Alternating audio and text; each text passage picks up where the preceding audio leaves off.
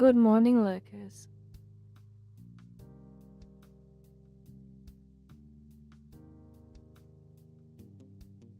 My plans changed.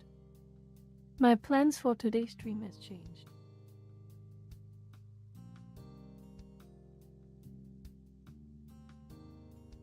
I originally intended it to be just about Imperial Palace drama nonsense. And by Imperial Palace, I mean VTubing nonsense, but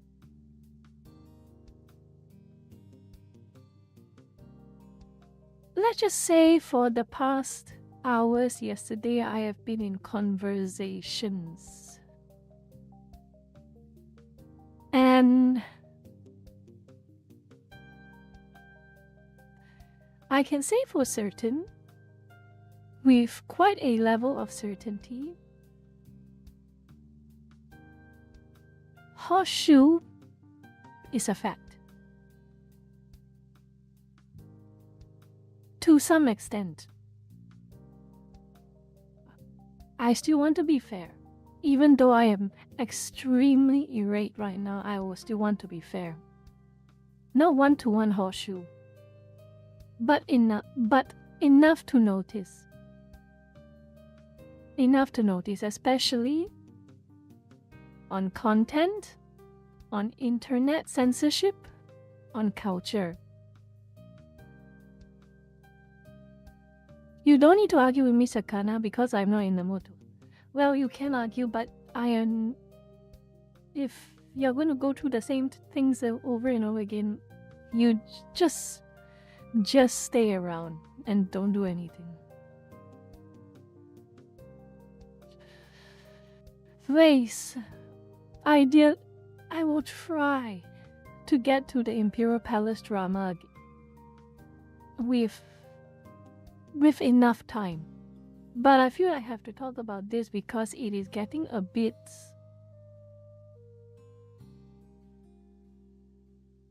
eye-opening. We are going to... I'm going to only start at the allocated start time. So right now I am just reading a response I have received. And I will show you the response at the start time when the stream officially starts. But right now I am just trying to read what this individual has sent to me, and I want to see what the argument is.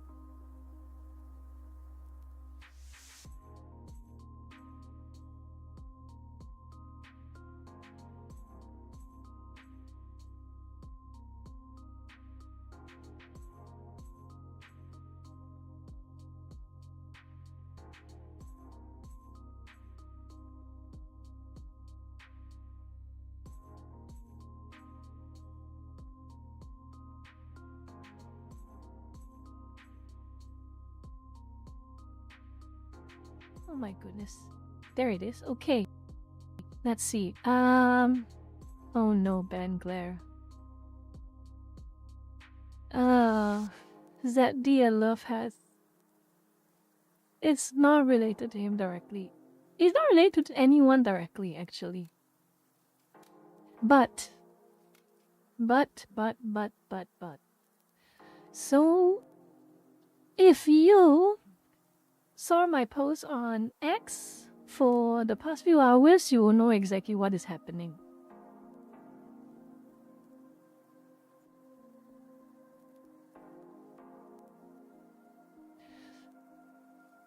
Here's the thing, Lurker-chan, I would have agreed with you, but there are certain people. There are certain people who have historically been consistently on one side of the aisle who are demonstrating this level of behavior. So, to an extent, it is blunting the proposition that it is a flip-flopping faction that causes issues. Let's leave it at that.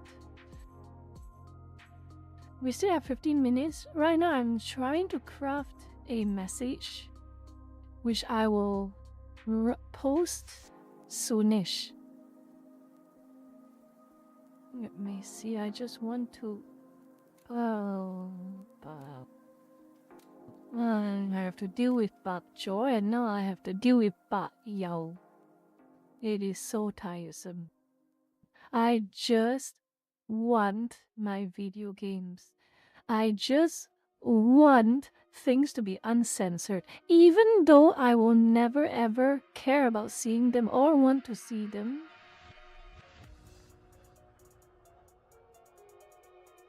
But how sure am I that they will not target things I actually watch and enjoy? How sure am I? I don't even know. And that is what scares me. That is really what scares me.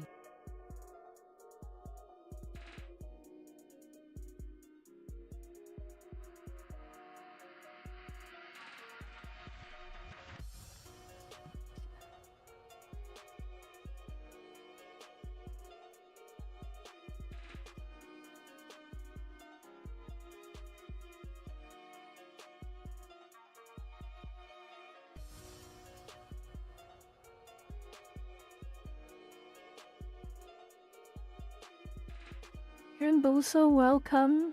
Danny. Daisho, when do you. Oh, who got suspended? 给我看, who got suspended? Who got suspended? Oh, you're still Oh, Love Harris, you're still suspended. I don't know who suspended you. They're so odd, randomly.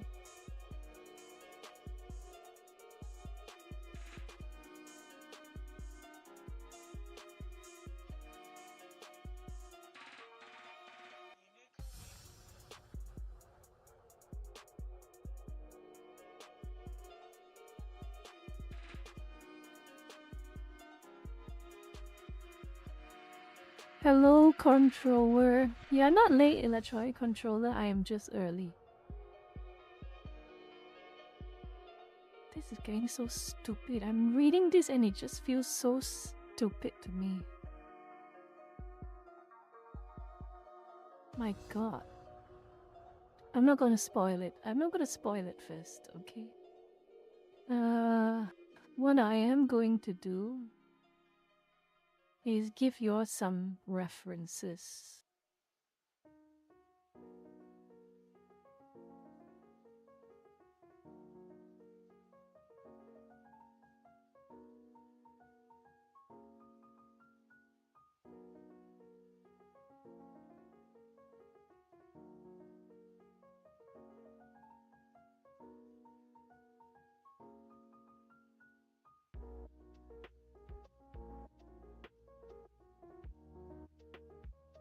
Okay.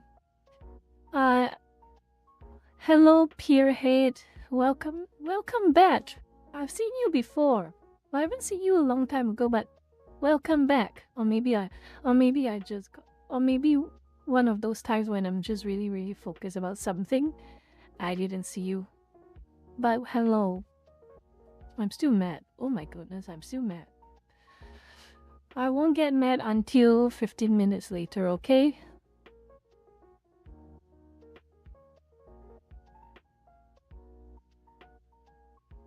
Wow, that is terrible. That is terrible. Love has, holy crap.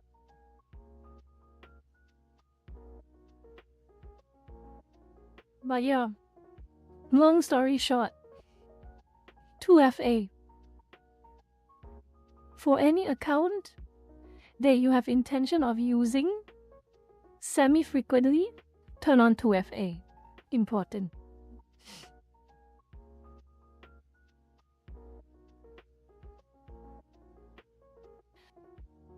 Oh, Zana, please don't say this. Please don't say this. But anyway, I will get to the molding and seeding later, because right now it is the pre-stream. I just want to tell you, again, I really enjoyed the Saturday stream. Even though every single lurker who joined my TF2 game has made my life miserable, I still enjoyed it. The anniversary stream was a very, very touching, few hours. Very, very touching few hours. And I'm still very, very moved and grateful by the video you have sent to me.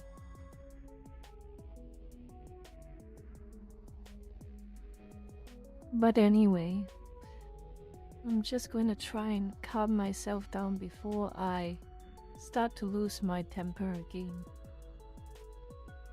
Before I start to lose my temper again.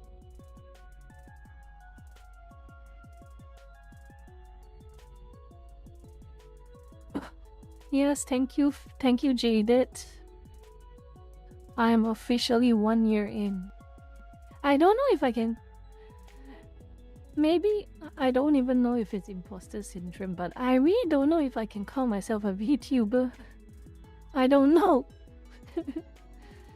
Because my memories of my days as a Facebook page and a V-tweeter is still fresh in my head.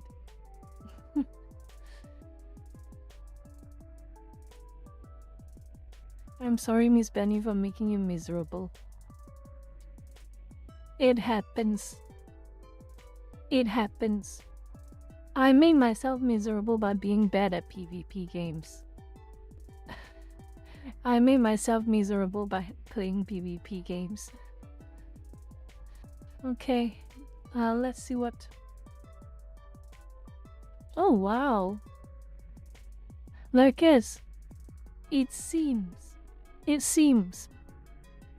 the Middle East war is officially over.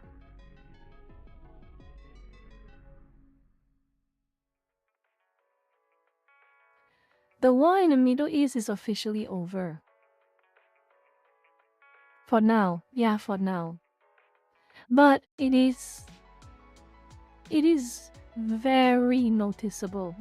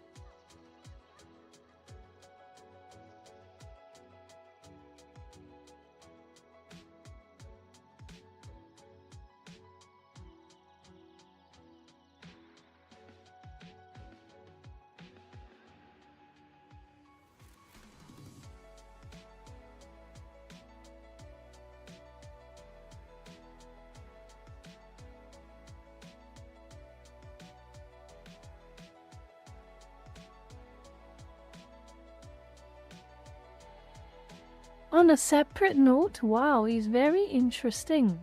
Very, very interesting on this whole Hassan thing. There are a lot of Twitch streamers from Pokemon to Valkyrie, or whatever her name is. They're all running defense for Hassan. So interesting. So interesting.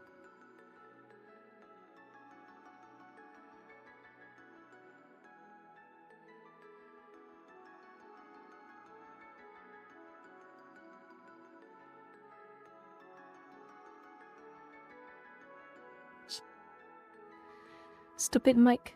Always muting on me. It's so interesting. It's so coordinated. All the timing is so perfect. I do wonder why.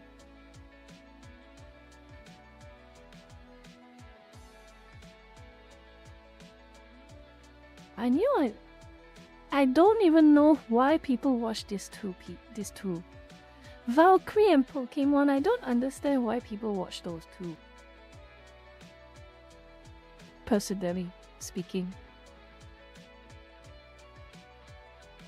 They are not likable individuals from my experience with them. They are not likable individuals. In fact, I would go a distance to say they are unpleasant individuals.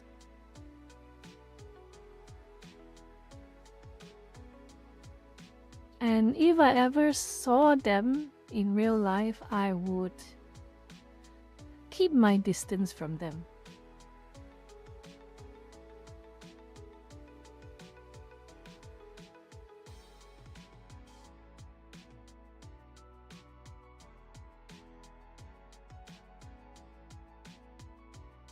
But you know what is very interesting? You know what is very interesting as I'm talking about the case of Ba Yao? I am very surprised that Ba Yao is so obsessed with what adults choose to watch on the internet and not their Antifa problem in their own home. It seems those quite literal communists have started countrywide riots in big cities.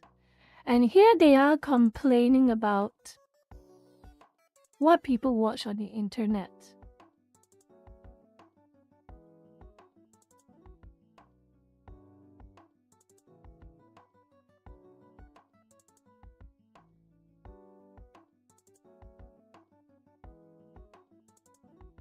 Priorities, am I right? It's just like UK all over again. And this is one thing I'm going to talk about. This is the change topic. It's going to be about Ba Yao. No doubts about it.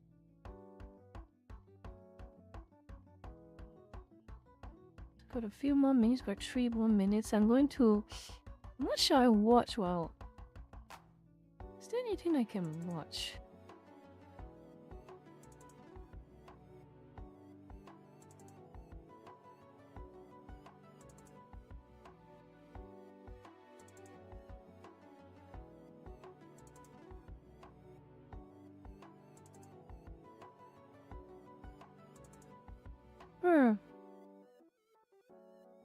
Oh my goodness. Plana OS, welcome to the stream. Have you developed... it would be nice to have an OS so intelligent and fast.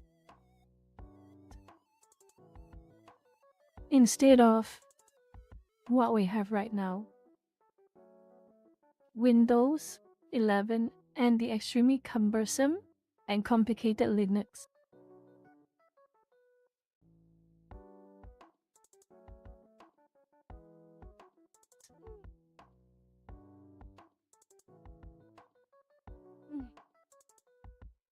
Arona would feel so betrayed by your statement, Lana. So extremely betrayed.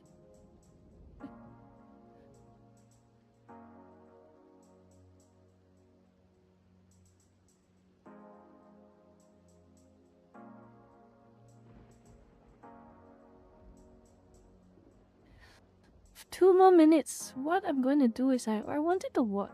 I'm kind of curious about what's going on.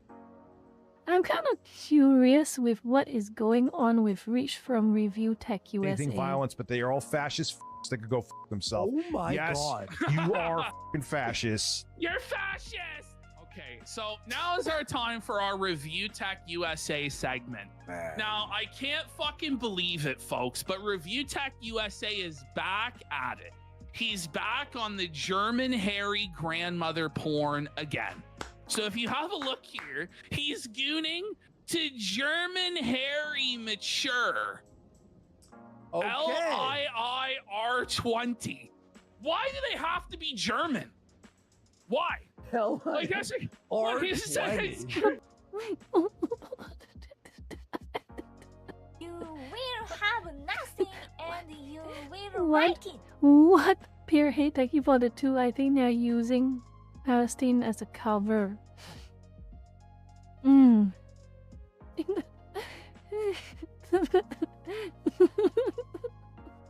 What is this? This is so specific. It's grandma German hair. Okay. Maybe for tomorrow. This will be maybe for tomorrow, but anyway, I want to start. It is officially time to start.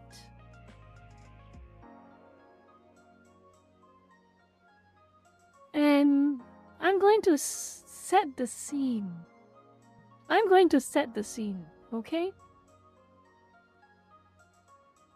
With some screen caps. First one is this. So, Arizona now requires age verification for adult websites in the whole state. And the highlighted text is most important.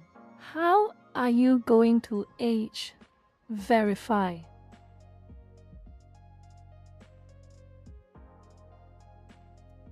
Government issued ID.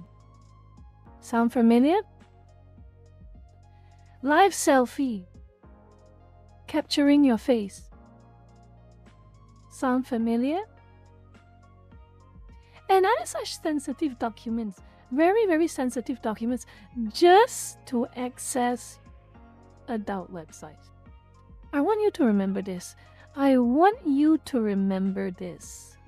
Only to access adult websites. It doesn't matter what you get off to. It doesn't matter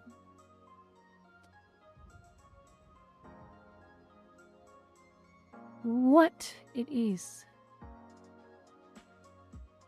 If the website is designated by the government as adult, you need to destroy your privacy and your anonymity to access that website in your state. And oh my goodness, pray for you if you do not have VPN right now.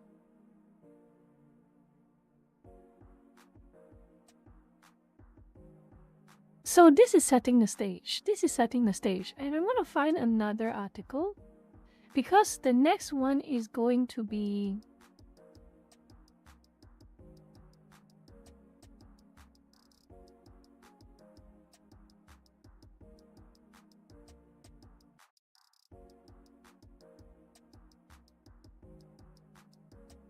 the next one is going to be, and this is the trigger point, so to speak. The highest profile reaction to it is that the Orange Hub, the Shrimp Hub, as some would call it, the Shrimp Hub has decided to block the entire Arizona access to their website because of this new age verification law, which I will again reiterate involves government issued ID, your face, your mortgage documents, your education records, or your employment records.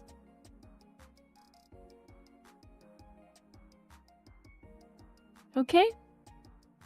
So according to the Shrimp Hub,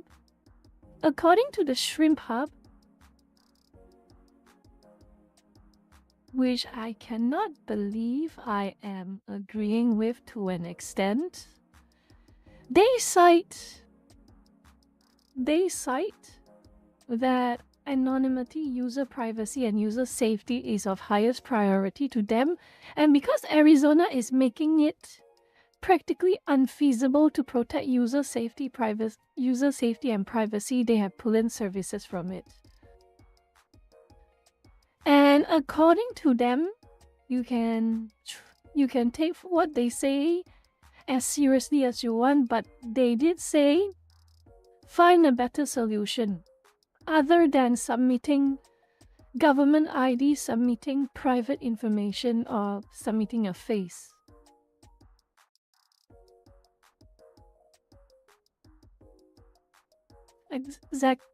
Exactly this part. Okay? Yeah, Shrimp Hub are doing politics. They have no problem asking. So, that's that. You know what? That's why I say I don't like Shrimp Hub. I do not like Shrimp Hub.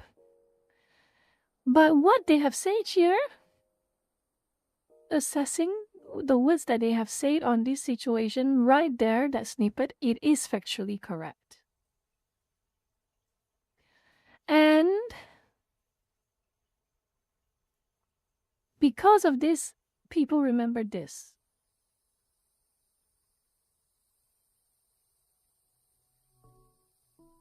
So yeah, these three incidents set the scene and set the stage. Okay? It set the scene and set the stage. Now I'm going to be digging into some tweets. Okay, we're going to be going on a tour. And while I read some of these tweets, we are going to talk about them. And oh boy, are we going to talk about them. Just so you know, Larkis, this was why I changed. This was why my plans for today's stream has changed. I hope it hasn't changed by too much because I would still like some time at the second half of the stream to talk about Imperial Palace drama. But I think this, to me, has a bit more priority. Primarily because it annoys me even more.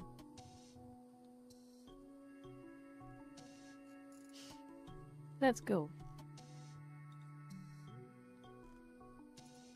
I'll make that post later. I'm going to start.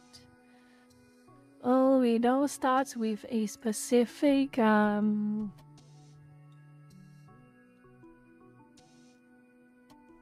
给我看，给我看，给我看。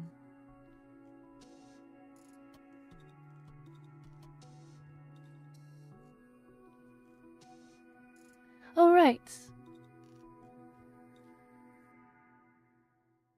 This is the flashpoint kind of. This 韓國人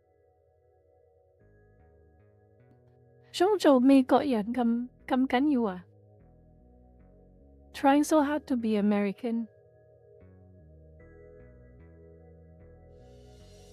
You know what I talked about in the past, Lurkers? You know what I talked about in the past, Lurkers?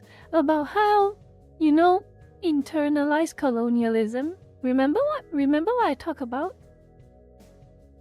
Remember what I talked about in the past, Lurkers, when I was talking about the Pak Jaw, the woke left, and how if you are from an Asian country, you go to a Californian university or any any American university, and you end up adopting their politics and basically becoming a gongjiu, becoming a banana. Are you aware of that talk I talk about? Because I want you all to remember.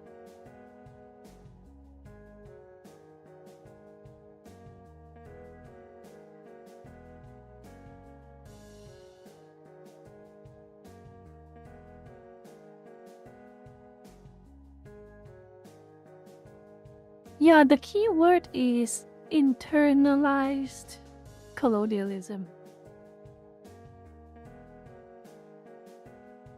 But still.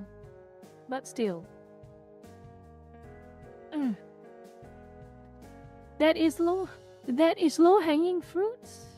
So what I'm going to do is I am going to talk about his opinions, okay?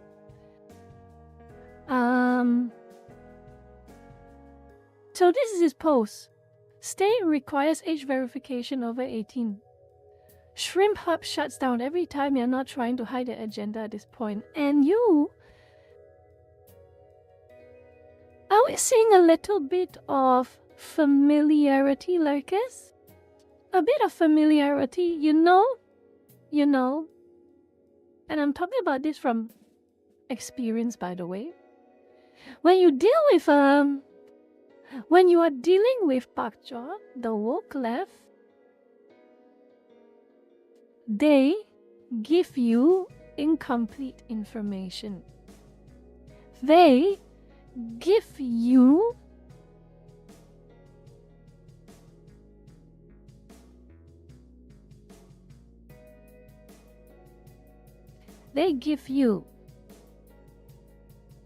they cut off context. They cut off important context. They want to push their own agenda as much as any woke leftist would. I want to draw reference back to this. This was what became a problem. But fairness where it's due, Shrimp Hub is also playing politics. Countries like the UK, countries with a left-leaning government, they do their HID verification, bend the knee. But when it's a right-wing government, suddenly they are talking about principles. It is the correct principle, by the way, in my opinion. Privacy online is important. And no amount of justification makes it any less important. Imagine giving your mortgage documents, your credit card information, your education information, and your employment records just to access these websites. As an adult,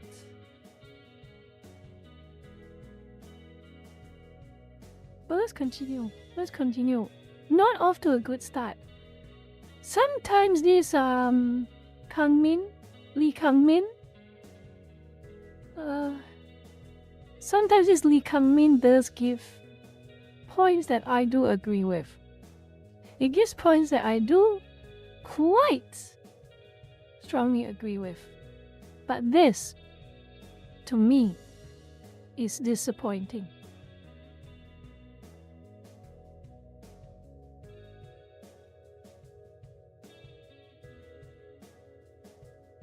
This is disappointing.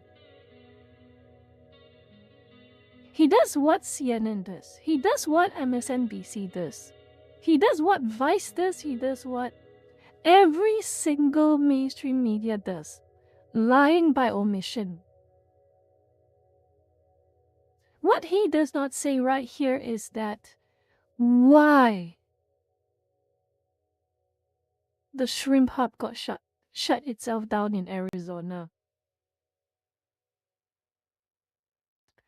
And what he does not show you is what is required of you to verify your age, which I have showed you right here.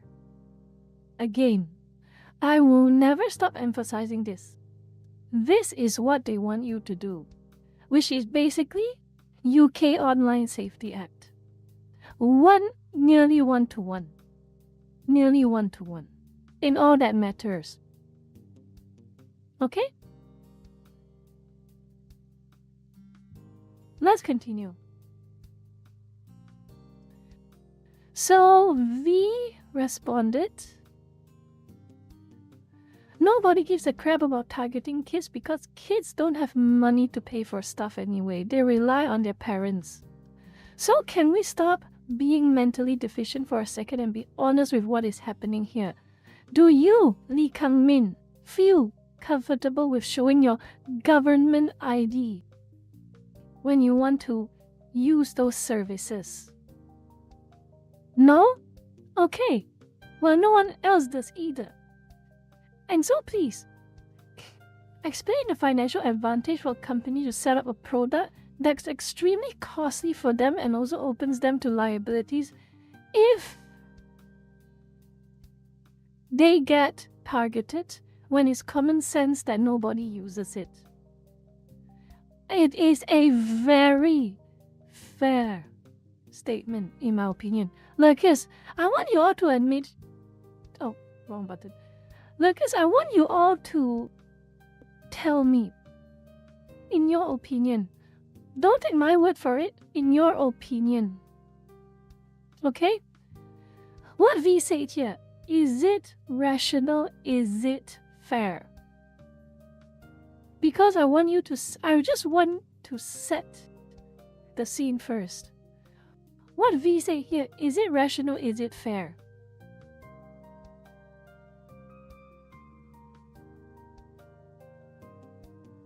Okay. Thank you, Orion. Anyone else want to say?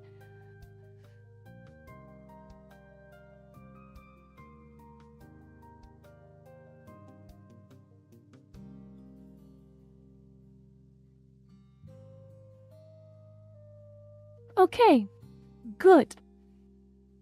Because this is what triggered me. Lee Kang-min's subsequent response. And I will again show you why I said horseshoe is a fact.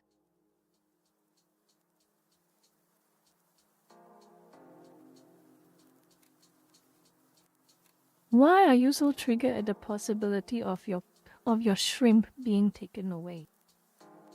You didn't answer his question. You didn't answer his question. In fact, you just gaslit him.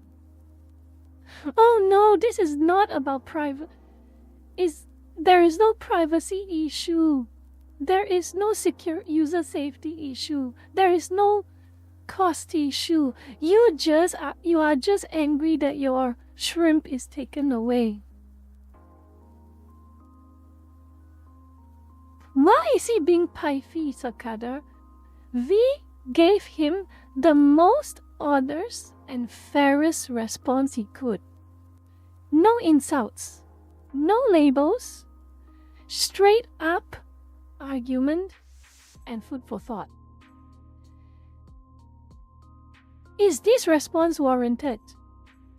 Is it? Is this response warranted?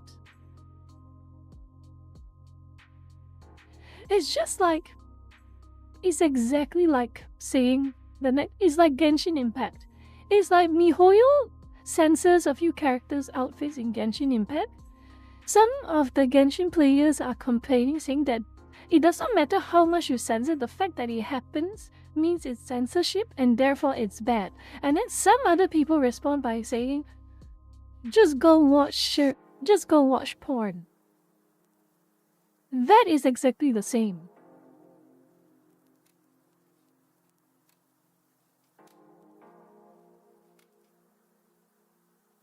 That is exactly the same reaction. And evidently, I was not pleased about this response. And of course, the man himself, the man, the myth, the legend, the rice man,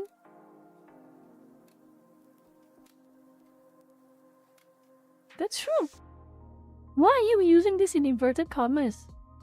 Why are you using this in inverted commas? Why are you using this in inverted commas?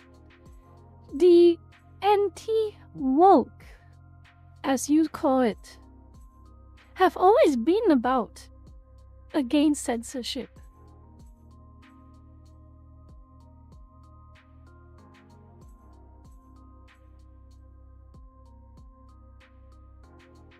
So you're saying being against censorship of things you don't like is a fake?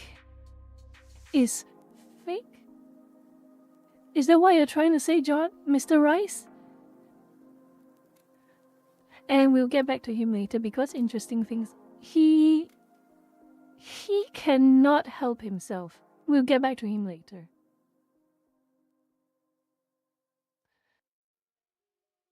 By the way, before I continue, I think I have to say it. Just to say upfront, because what I'm showing you, it is completely a case study. It is a case study. What I'm trying to show you right now on stream is a case study. It is an exploration of a specific type of behavior. Okay? It's an exploration of a specific type of behavior, a type of flaw in the behavior, and it is a warning to you not to behave in the same way. It is not in any way a call for you to go after these individuals, to target them, to harass them, to dogpile on them. You do that, I heavily disapprove. You have to understand that right now, before we continue. Some things they have said will be a bit frustrating, but remember, the point is not about them. It's partially, at least, because of what they claim to be. What they claim to be is what is relevant. But it's not about them personally, it's about what they claim to be, okay? All of this is, again, just for educational purposes. I hope. So, I just need your confirmation before I continue. And while you all give your confirmation, I would like to take this opportunity to spook some people. Remember to like, comment, and subscribe. Ring the notification bell button. If you don't do that, something is going to happen to you at 3 a.m. tonight. $5 a month. Alright, let's get back to it.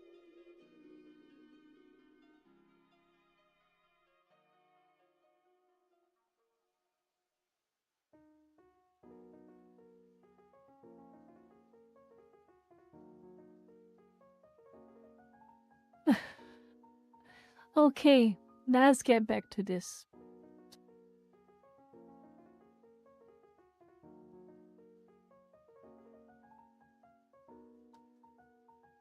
Oh, I have to scroll all the way back down because I don't want to spoil things.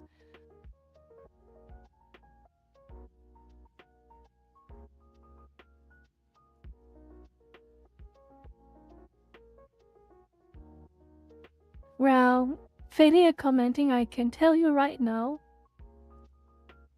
I would feel extremely guilty to do it unironically. Because YouTube made things the way it does, and I don't know. I don't know why they do this.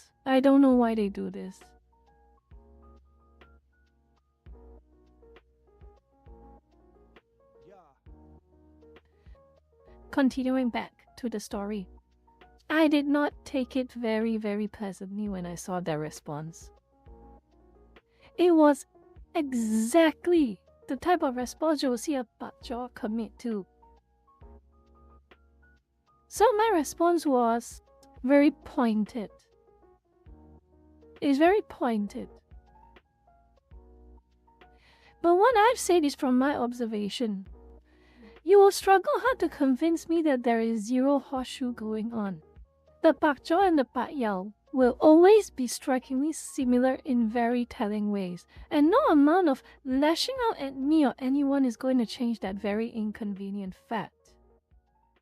So similar that fair number of them use the very same gaslight and strawman tactics like any member of the woke that they claim to be so different from.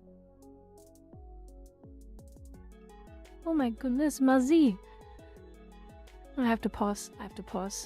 Mazi, thank you for the 5 gifted. I'm so appreciative. June, Kada, Lion, Roly Poly, Necro Trio 1. Thank Mazi for the gifteds. Let's continue. So similar that fair number of them use the very same gaslight and strawman tactics that many members of the woke they claim to be so different from, justifying their own brand of censorship and bans as well as condescending ridiculing of those who disagree with them. All it takes for you to see their similarities is when they have a crumb of power and relevance. This is the closest I've given to them as an insult, but even then I can't really I would like to think it's not really an insult, but I think it kind of counts. Go give the woke a hug, but yo. Both of you are before I make that last statement, I want to explore a little bit more first, okay? So this was that meme I made. This was that meme I made since Gunnergate over First Descendant. It has always been about this. It's like, how do I even put it? How do I even put it?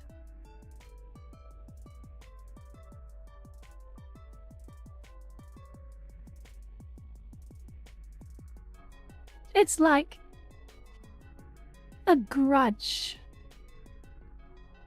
It's like a grudge that shows you their ugliest side. Do you know there are certain things that they're always like in shows, in drama shows, or maybe when you're interacting with real people, they can seem so kind, they can seem so gentle, they can seem so intelligent, they can seem so reasonable.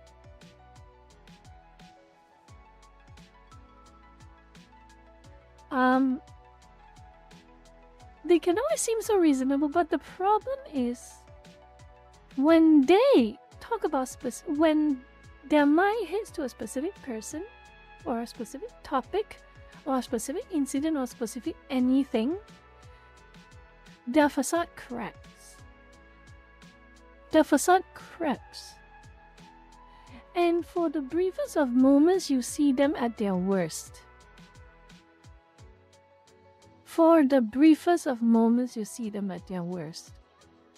And for these so-called common sense thread conservatives or right-wingers, their trigger point is shrimp, anime, and video games.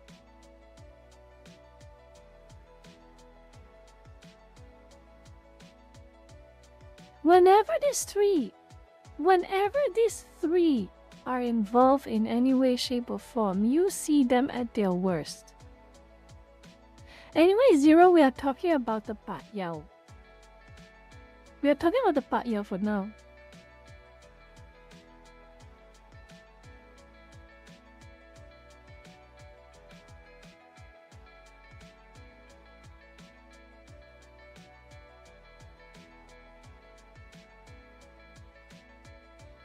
So I replied with this post, okay? I replied with this post.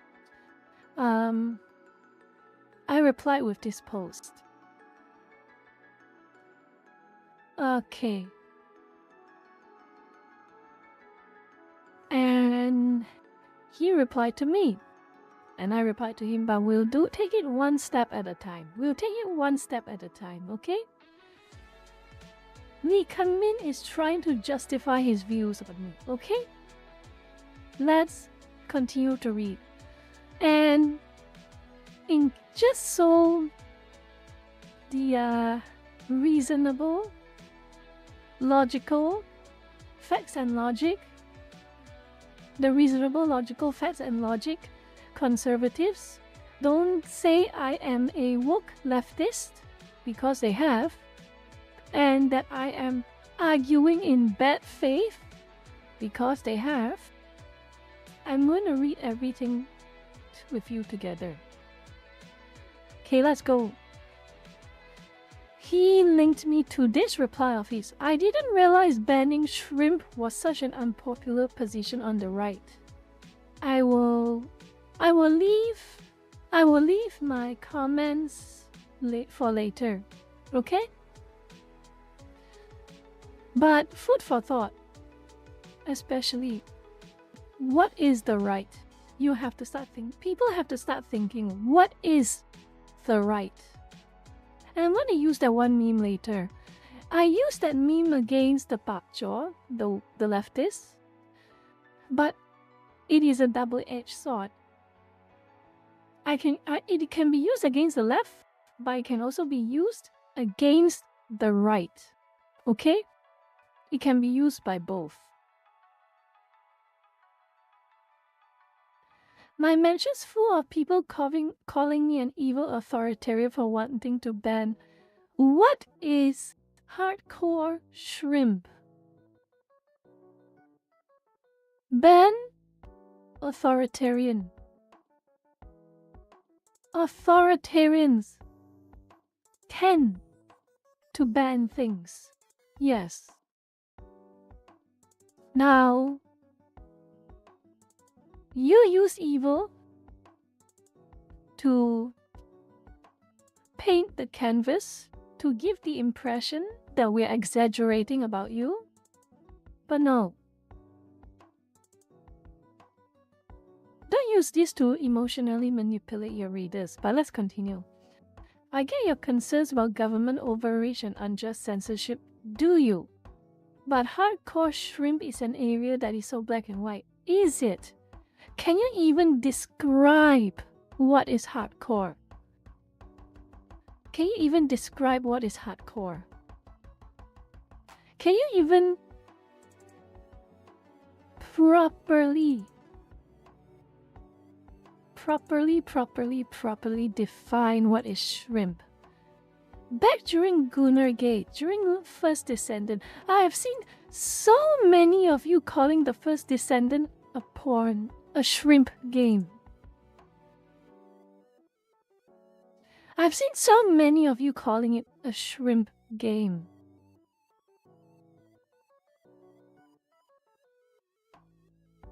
So many.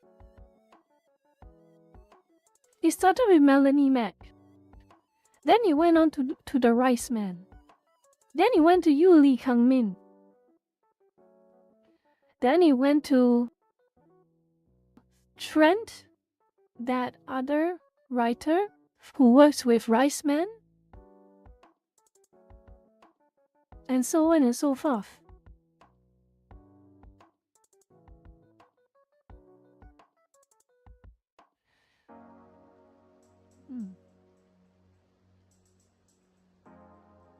The prevalence of shrimp has no benefits, only downsides, and it helps individuals, families, and society if we mitigate its reach. Mitigate does not mean banning. And also,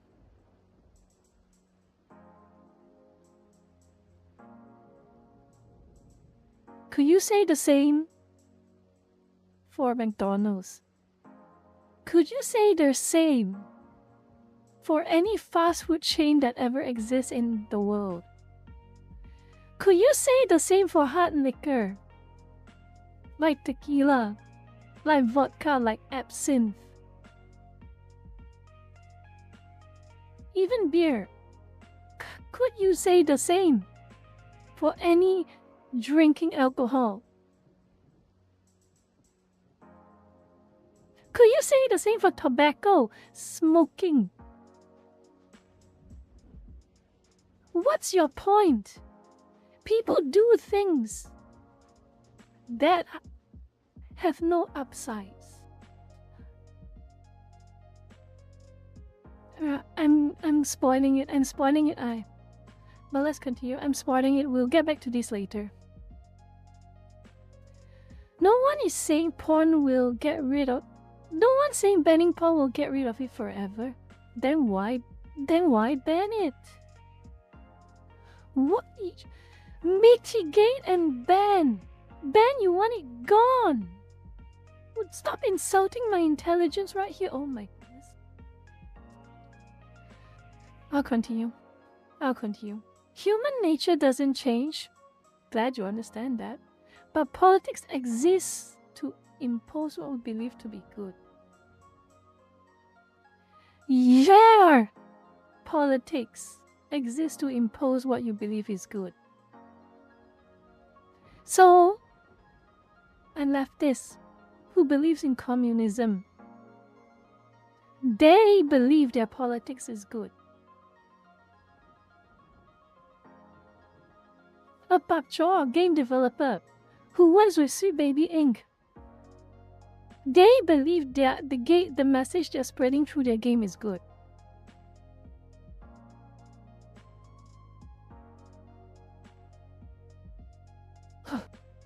And we can leverage power for the betterment of individual communities and nations. Rhetoric. Rhetoric, nothing of substance. This idea of moral neutrality that libertarians have is fundamentally dishonest. No, we're not talking about moral neutrality. We are talking about you praising, banning, and censorship. This is the problem. This is the problem.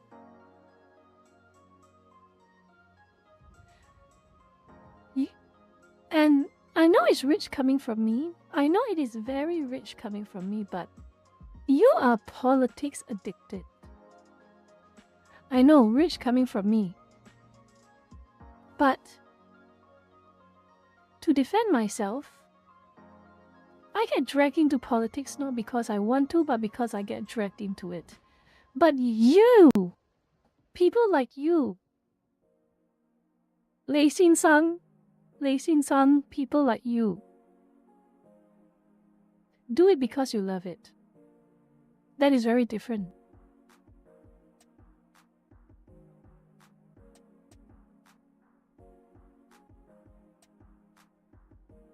Sakana, I have already explained my point.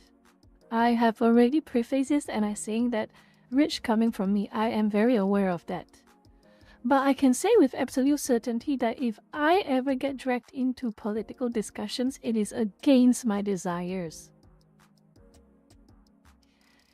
If there were no censorship problems, if there were no harassment problems, if there were no death threats over politics, if there were no death threats over socio-political and cultural discussions, I would spend every day talking about things I love and playing video games on stream. But we can't have that, can we? We cannot have that, can we? That's our difference. That is the difference between me and Lei Xin Sang.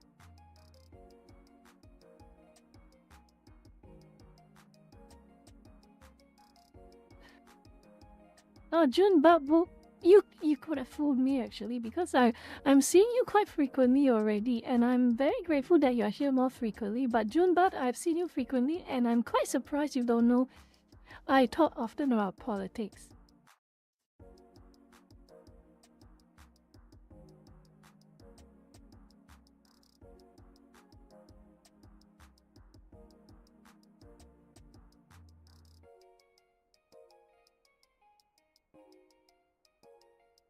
No, mind me, I'm eating something.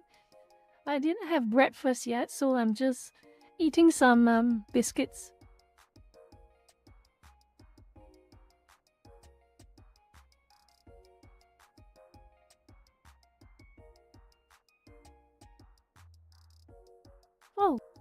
Oh.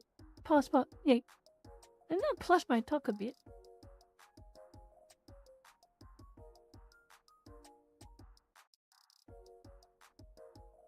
Electronic controller, Xanart George, is a YouTube problem.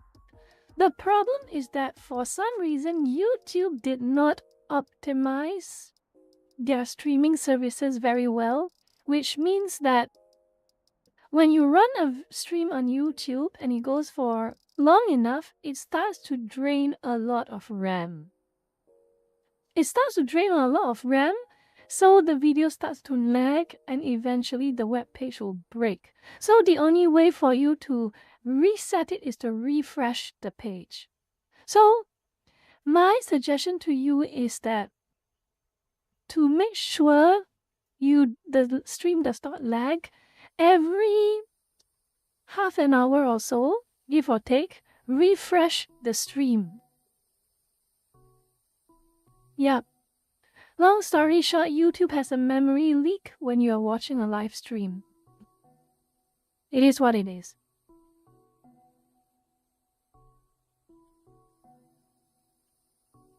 Okay, I ate a biscuit. Okay, we can continue.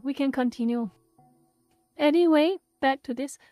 Thank you, 50 of you likers, for being here to experience this with me and listen to me talk and talking with me. But we will continue.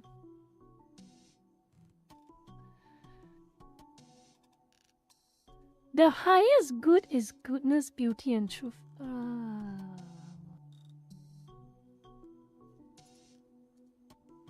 Lei Xin Sang, Lee Kan Min, Lei Xin Sang.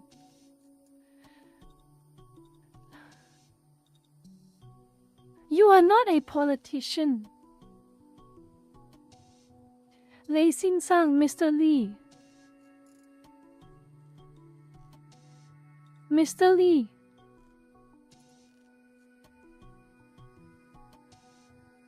You make 0 points here. It is just rhetoric. You make 0 points here. A leftist can say the highest good is goodness, beauty, and truth and freedoms. Anyone can spout rhetoric. It takes actual work.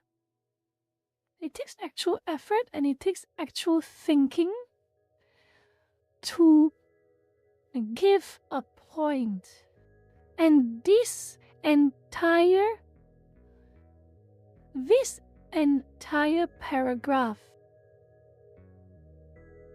has no point. It's all just rhetoric. It is all just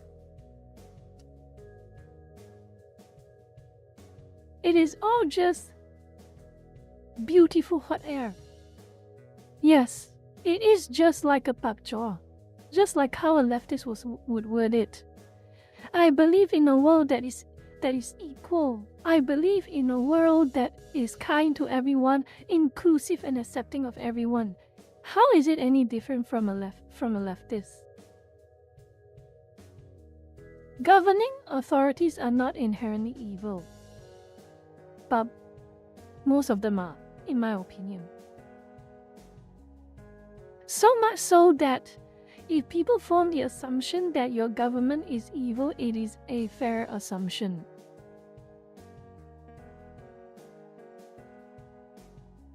And notice this. Lee Kang-min, Lei Xin-sang. I remember his post, like I say, I've seen his post crop up off at dawn. And some of the things, the posts I did agree with him last time is that he criticized a lot of governments. He called a lot of people evil in government. He said how the governments are authoritarian. Let me see if I can find a post. I recall a screenshot. 给我看. Let me see. I should have the screenshot out. Let me have a look. If I can find it. I might not be able to locate it on Twitter, but I recall reading it.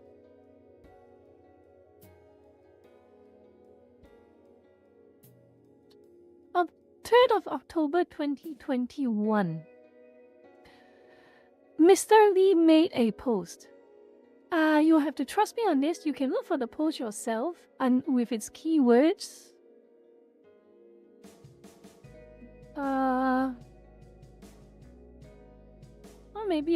Or maybe I should make it a. Maybe I should put in extra work and actually locate it. Let me have a look. I'm going to put in extra work to locate it. If he still has that post, let me see. Kang Min Jae Lee from.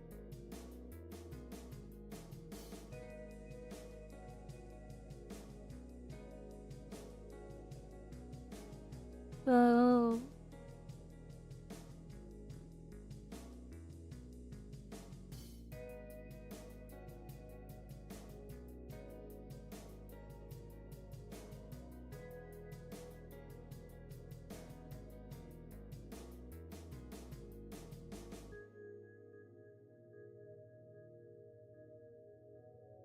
done. I found it. Thank you. Lucas, I want you to remember this. This is what he's saying right now, okay? Government authorities are not inherently evil. Exercising political power is not inherently evil.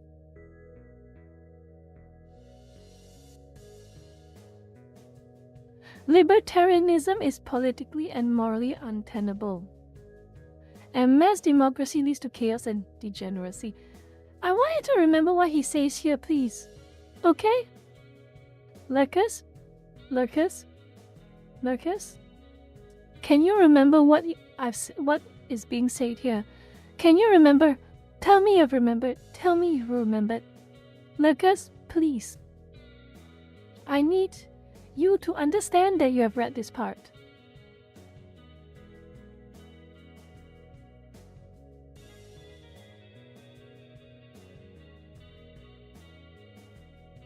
I need more acknowledgements in the comments before I move on, please.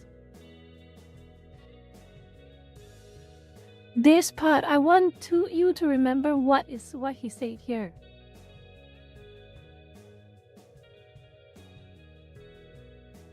Okay? Here we go. This was a post he made a few years ago.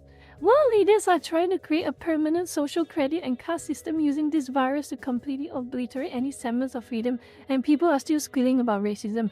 Good grief, people are brainwashed sheep.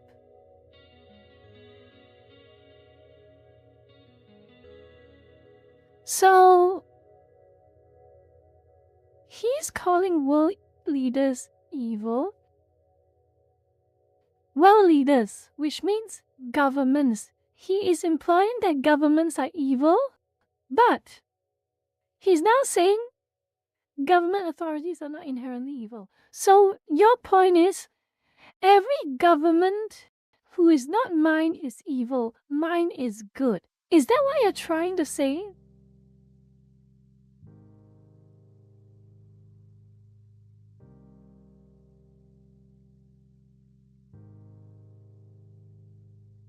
Is that what you're trying to say?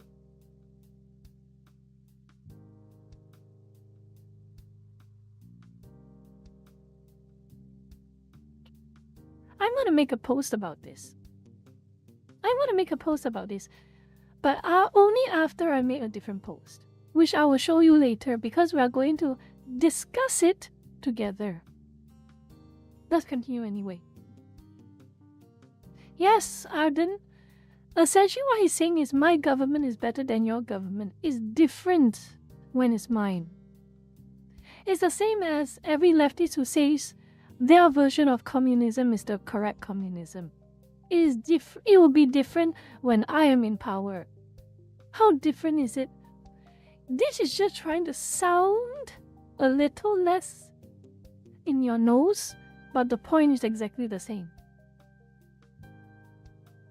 When I'm in power, I will do things differently.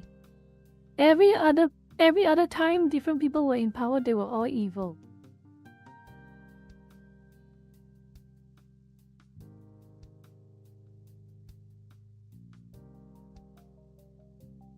I am right-wing traditionalist, not a liberal. Aha. Well, I'm sorry to say, but is if you want to make your side look so nostalgic, by that I mean late 90s, early 2000s nostalgic, you do you. I've been clear about this many years. No one is mistaking you for being anything else, okay? That no one is making that part. No one is mistaking you for anything else. You are a right-winger. An actual one. No one is mistaking that point. No one is mistaking that point. I don't believe in burning bridges with anyone whom I consider a friend or ally against a greater enemy. No?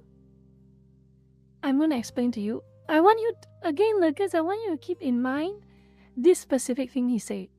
Because my response is going to cover everything. But it's sad to see that people will denounce me over a very norm. Is it? Is it?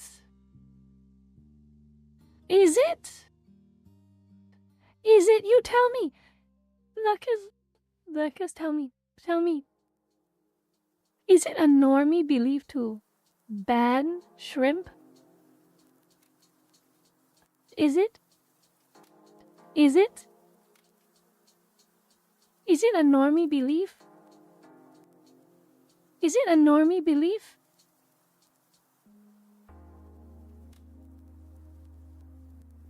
Sakana, I do not appreciate being lied to. Thank you. I do not appreciate being lied to.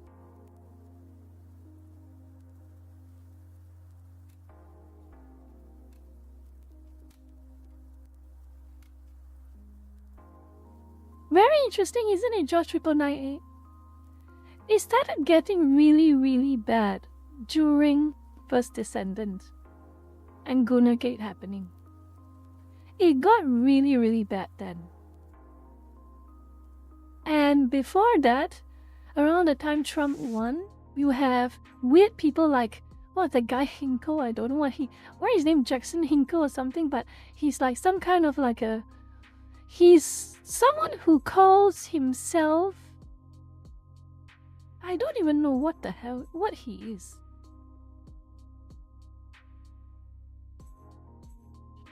He was starting to talk about how everything should be banned.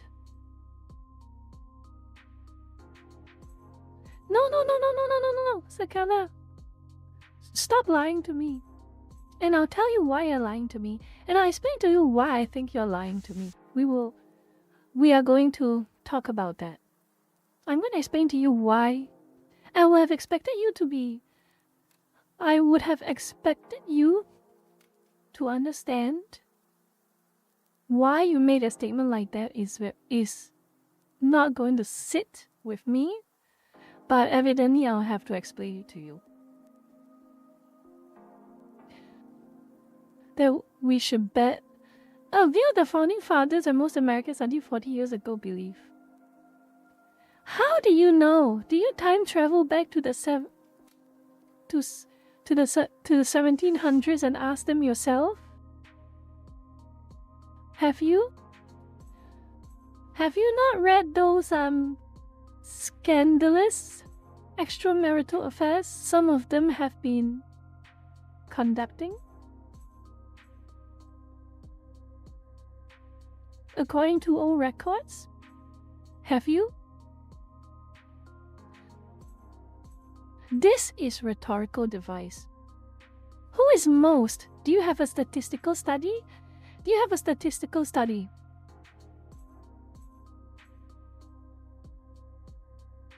Niveus Luna, that's exactly correct.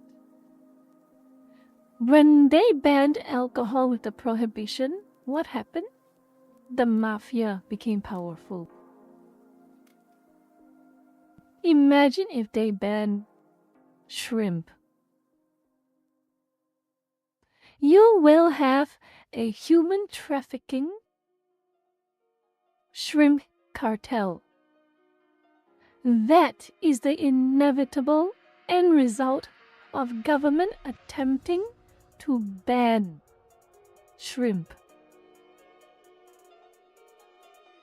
At that point, you'll really have people being victimized.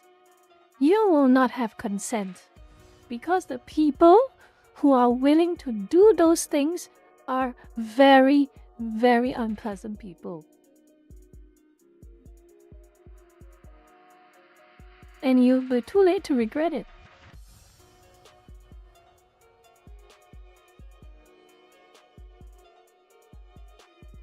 And you'll be too late to regret it when you realize the kidnap rates of young girls or women have skyrocketed. Meanwhile, there is whispers on the internet or whispers among your friends and families about black markets for shrimp trading, which involves things so horrible, so depraved, and so disgusting, it makes anything producible in an otherwise legal shrimp system look like children's cartoons? You will not have time to regret that. You will not.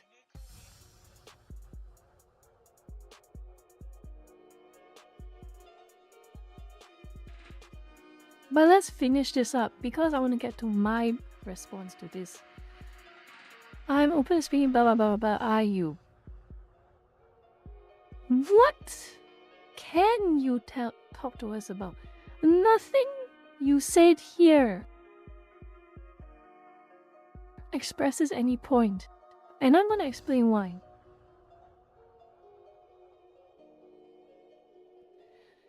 This is my response. As you probably see, this is the same post. This is my response to Lei Xin-zhang, Mr. Lee. Okay? I personally believe there are some things you really need to understand with this situation. And this is and I want you to remember those keywords. I want you to remember those keywords. Keywords being unpopular position on the right, governing authority is not inherently evil, burning bridges with anyone. I want you to remember all this. Here I go. I personally believe there are some things that you need to understand with this situation. The only reason the right... Oh my god, I'm out of breath. Oh my god. The only reason the right had even enough power and relevance to even shift the pendulum away from the extreme left or slow it down. I wanted to add or slow it down.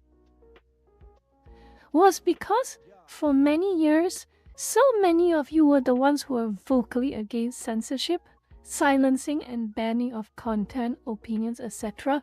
that are completely lawful and involved consenting adults. And one more thing I want to remind you. If shrimp is banned and every single shrimp becomes black market, no one will care about consent. Understand that. Okay? Understand that. No one is asking you to like it, for sure.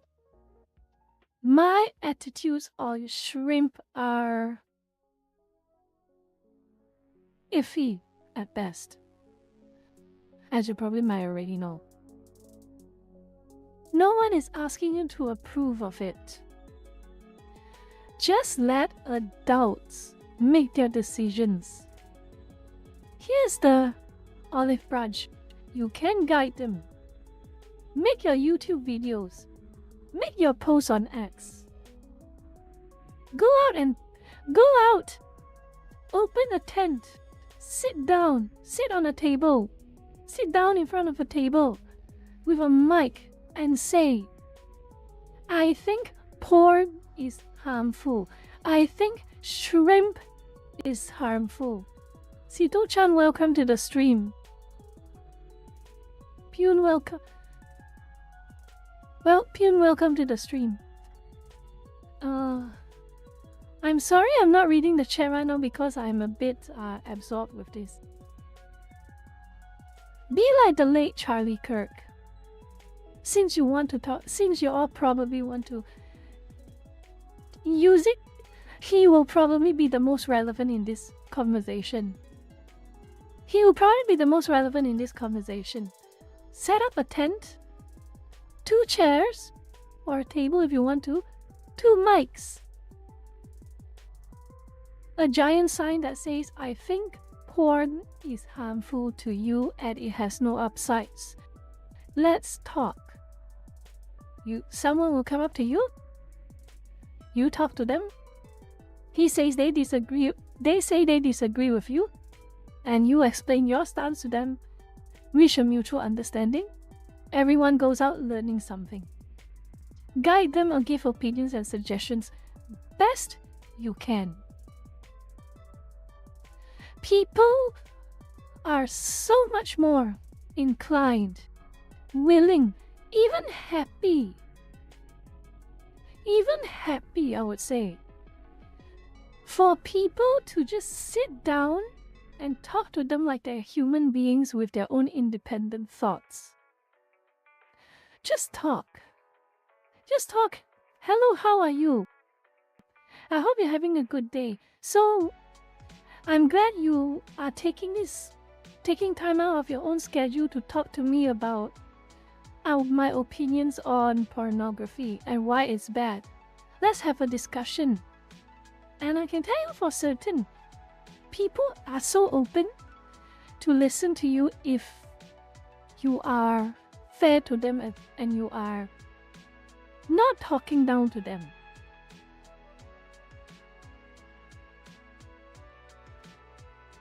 But you know what people will not accept? You know what they will not accept? They will not accept arbitrarily restricting or forcing behaviors, all because you think you know better than them. Make no mistakes and misconceptions.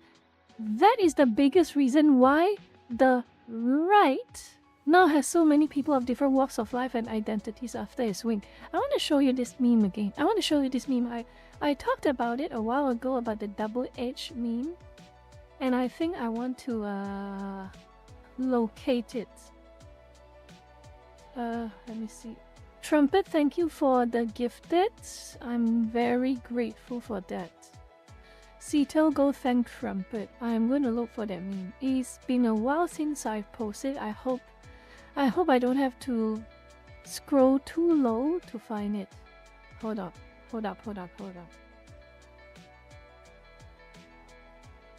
I've made so many posts, it's... Whew.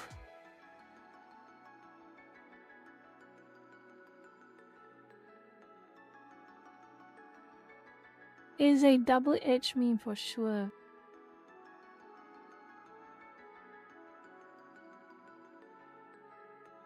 It can apply to the left as much as it does apply to the right.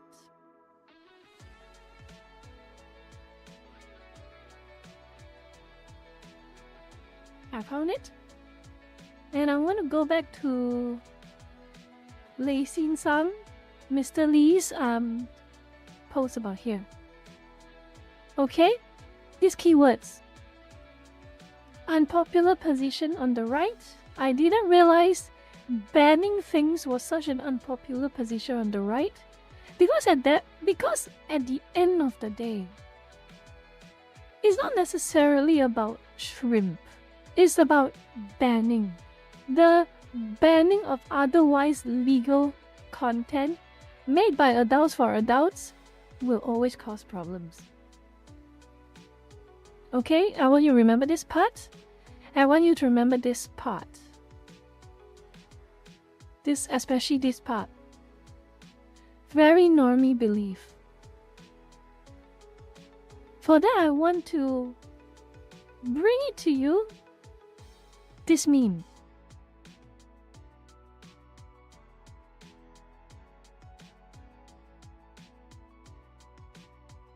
I was not lying. I was not lying. And I'm pretty sure a lot of you understand that I was not lying.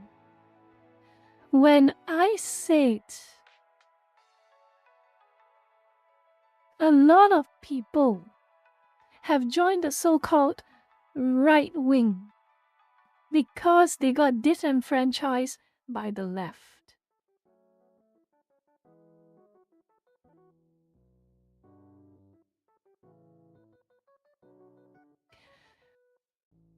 A lot of you were a lot of you Pap Yao and right-wingers were so happy when I posted this.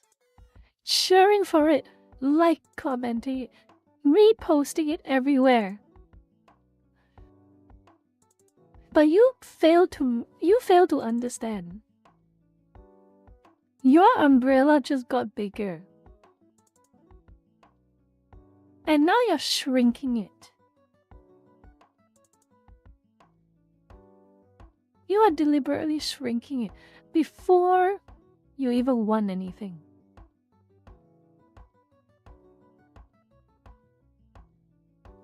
It's like a coalition. Do not, Lei Xin-sang, Mr. Lee, do not mistakenly believe that. Do not mistakenly believe that everyone in the so-called right wing are right-wingers. It is a coalition. This is something that you are unable to understand. What is now considered the right wing is a coalition. The only thing right wing about the coalition is the label the leftists have used to call everyone.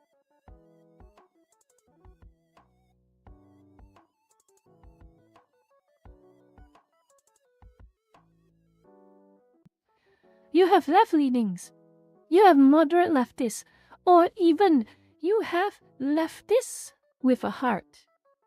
You have leftists with a brain. You have leftists with a conscience. Even those.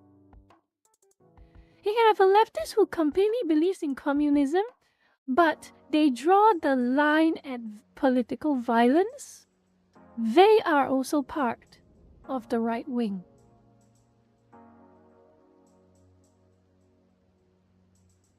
So no, Mr. Lee. Mr. Lee, you overestimate the influence and power of the actual right wing. And I'm not saying this to insult you. I'm saying this as a statement of fact. Well, the fact from the way I see it.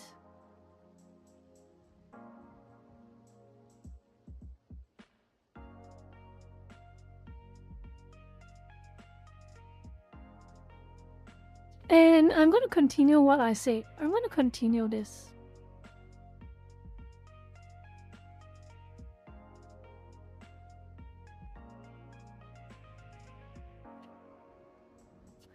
So here, make no mistakes, that is the biggest reason why the right has now so many people of different walks of life and identities under its wing. This meme, which everyone says is accurate. Well, not everyone, but a lot. I would say the vast majority. And doubly make no mistake that it is temporary and contingent on your conduct and behavior. That's how coalitions work. Okay? A coalition is formed when different factions work together over a common motivation and goal. And when one of them directly has a new goal that is in conflict with the rest of the coalition will abandon that faction. And in this case, it is the right wing.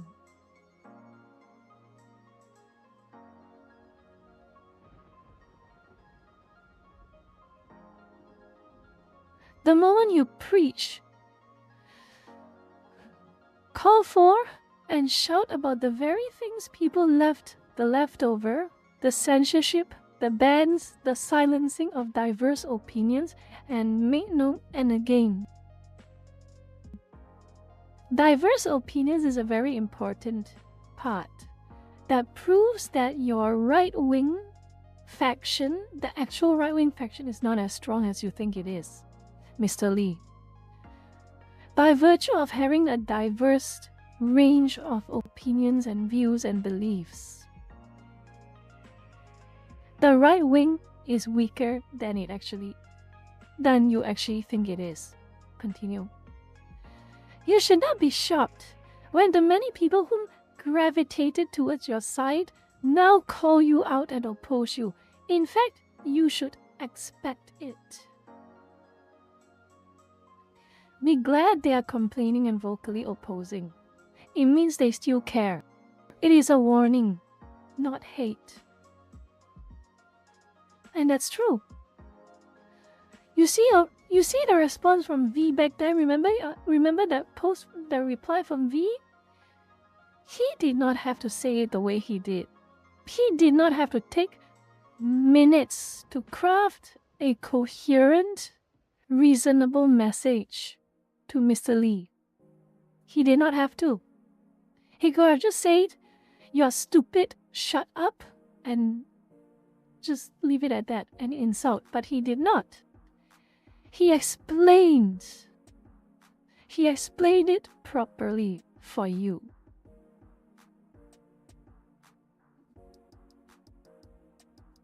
That shows he cares.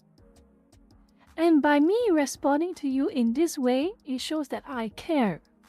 I would hope you understand that. The majority, who are not extreme and not dogmatic, exited the extreme left for the very things your side are slowly demonstrating in small steps. And they will call you out for heading the same path the extreme left did.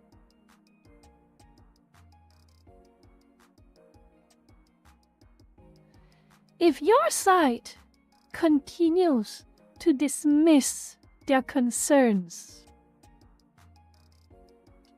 attack their worries, I call them porn addicts, or ignore them, and you keep going on that path, the majority's protests, campaigns, and their warnings will go silent. And you know why they will go silent? They will go silent because they will no longer be there. They would have left, like they did with the extreme left. Your relevance will again, like back in the early 2000s, erode and become a laughingstock. History on repeat. That is my point.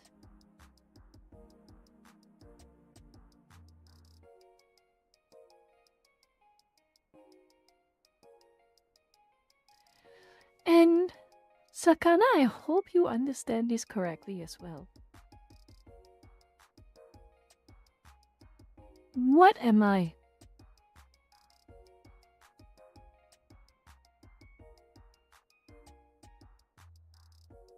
As I am streaming right now, what am I?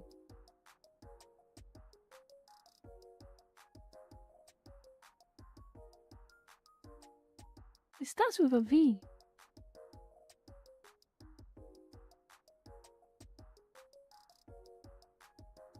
You think I will ever advocate against my own interests? You really think that? The biggest asset of a VTuber is relative anonymity. Being able to separate who you are from whatever it is in reality. That is my interest. I don't want my specific location in the back rooms to be identified.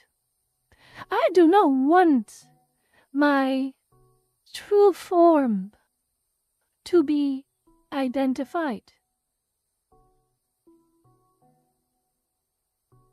And because of that, I appreciate the value of being anonymous. I appreciate the value of privacy.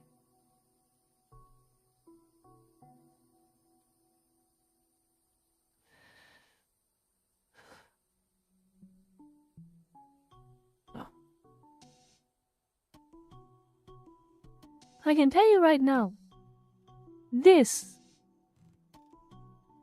is a slippery slope. UK proves It is a slippery slope.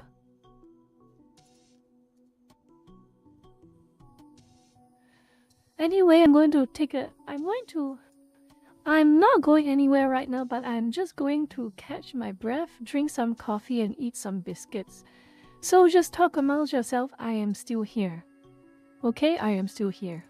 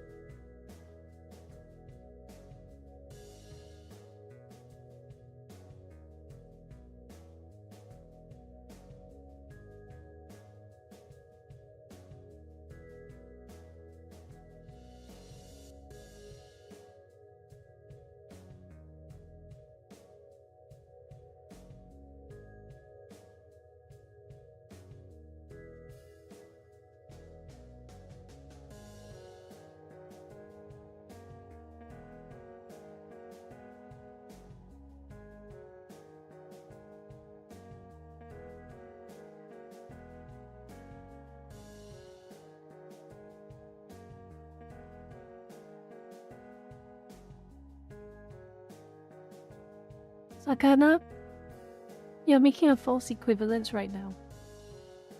You're making a false equivalence right now. The problem with online ID verification is that the data is taken. You can't just show it to a human. You can't just show it to a human and the human eye is just going to register it and give you your goods. To say that online and offline ID verifications are the same is not a good point. It is not a good point.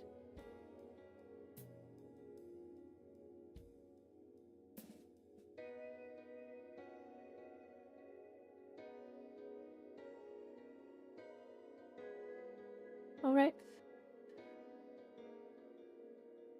Caught my breath a bit, so let's continue.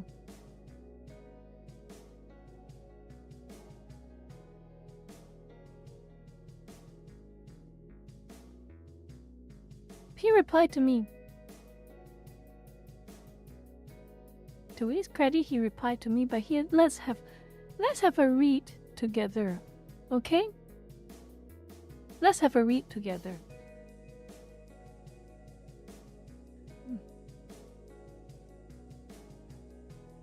The entirety of your post is a red herring. You don't address anything I mentioned in my post at all. What have you mentioned? It's all rhetorical.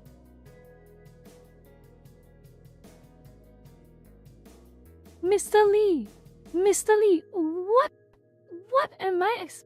what do you expect me to say? Mr. Lee, what do you expect me to say? Nothing you have said has any substance. You are just appealing to emotion, and that's not going to work on me. Appealing to emotion is not an argument. You do not have a point. You are just using rhetoric, and rhetoric is glorified hot air. Rhetoric by itself does nothing.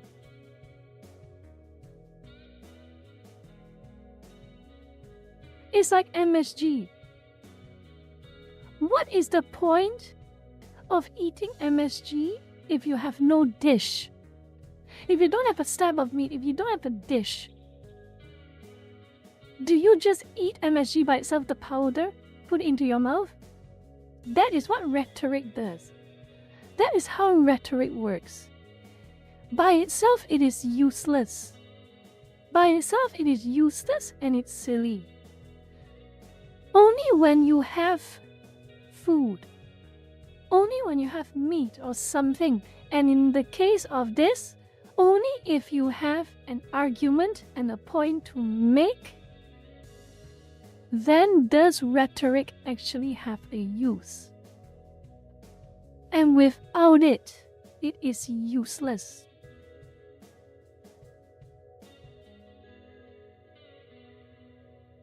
Let's continue. The entirety of your post is a red herring. You don't address anything I mentioned in my post at all. How am I supposed to address your rhetorical opinions? It's actually funny how you don't see the irony that you're imposing your worldview of this utopian ideal of moral neutrality and live and let live onto me.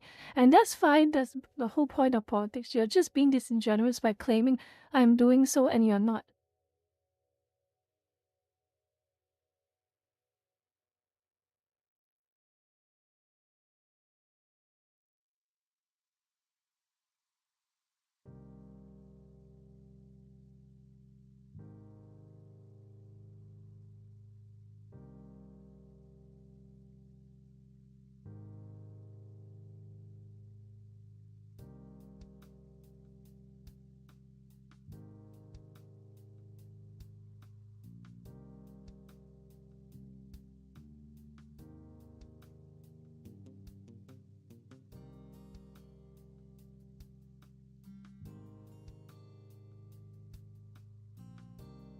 Mr. Lee, don't insult me. Please.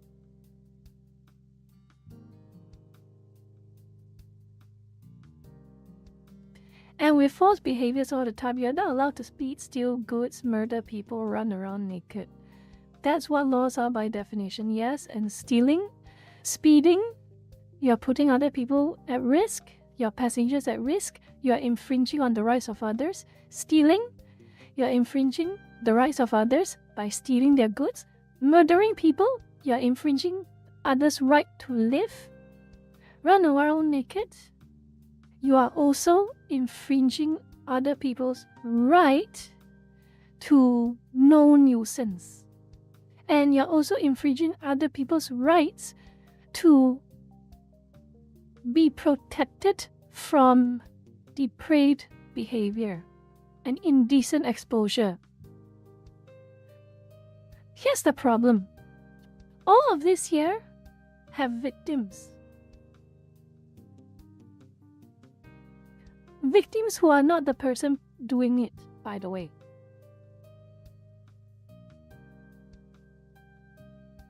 You rebuked your own point.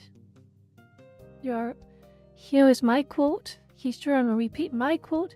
Your view of history is relegated to the past 20 years. Well, there is a certain word I'm not sure if you understand, Mr. Lee, or maybe you chose to not understand right now. It's called contemporaneity. Contemporaneity means that things that have happened relatively recently holds greater weight and relevance in the prediction and analysis of current day behaviors.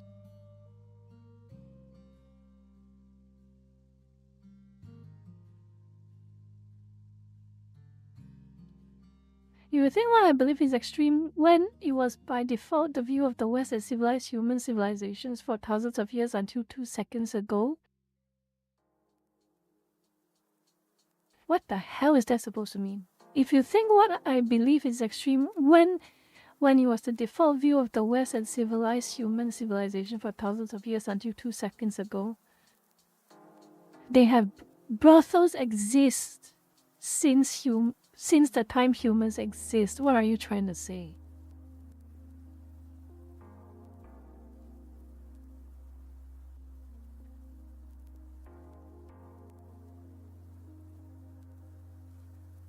Do you know your history, Mr. Lee? Do you know your history? You are not saying anything to me. You are not saying anything to me. The first thing you say, this is the only closest thing you have to an argument, and it's already a fallacy. Of course I'm going to bring up the past 20 years because they are the most relevant and recent, and culture has not changed so substantially that it renders things that happened in the past 20 years completely irrelevant. You are using things that happened 300 years ago. Who is making the bigger fallacy right here? Me, who is using things that have happened for over the span of 20 years from now? Or you, who is trying to use things that happened 300 years ago with people who are long dead? Who is the one committing a fallacy right here?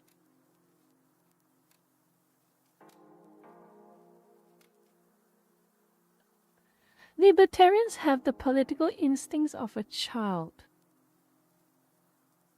Well, tell that to a libertarian then.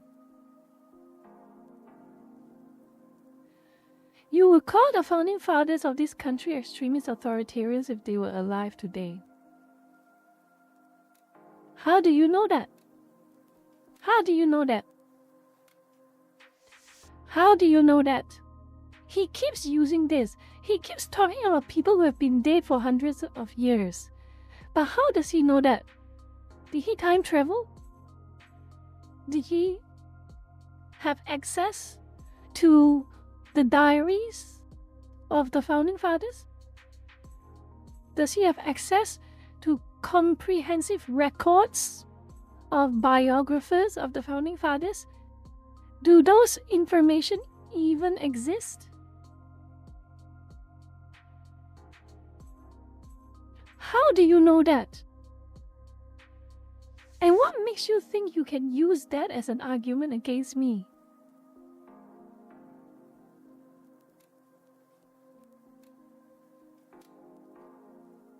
How are you going to use something that you do not even know as an argument against me?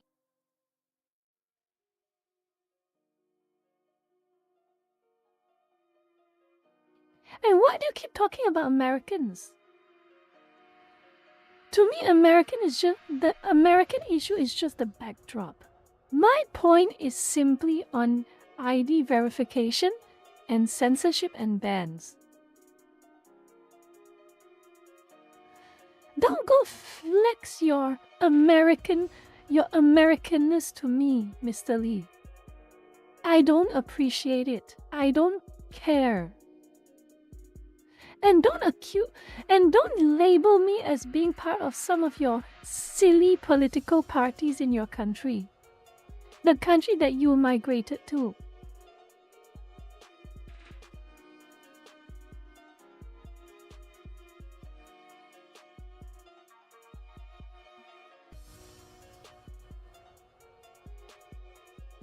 It's 2025. Oh, great.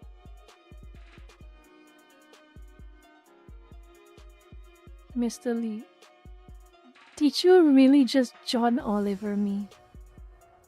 Mr. Lee, did you just John Oliver me? Did you just Justin Trudeau me?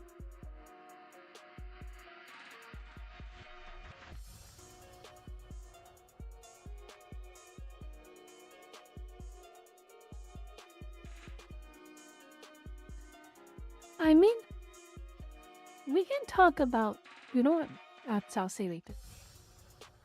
Really,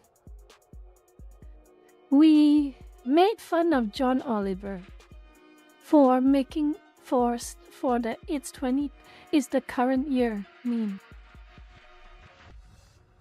We made fun of Justin Trudeau for it's the current year response. I know you made fun of it. Pretty sure, at least once, in a comment or in a post. Back when Justin Trudeau made it. Back when John Oliver made it. I know. I know you probably made fun of them. Or someone you follow made fun of them and you agree. I know. And now you're using it.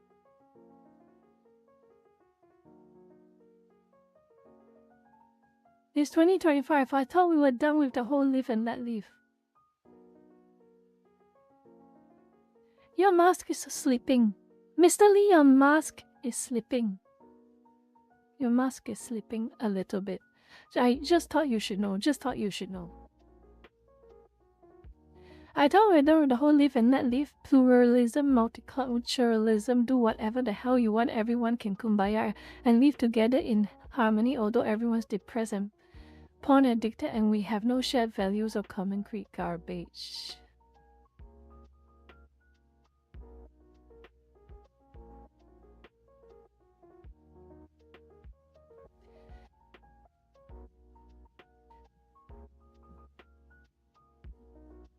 Hold on, I'm going to try and wait.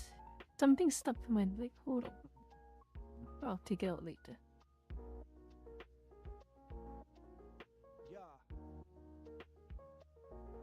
Explain this, please, Mr. Lee. Explain this, please, Mr. Lee.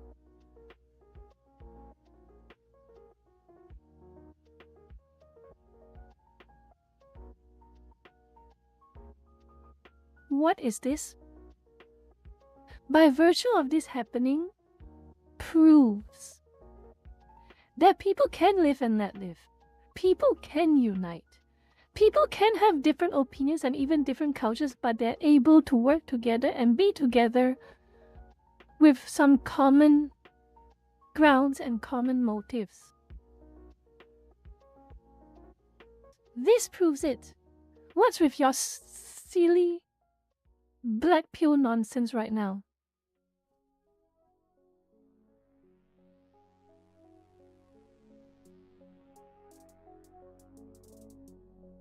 What's with your silly black pill nonsense right now?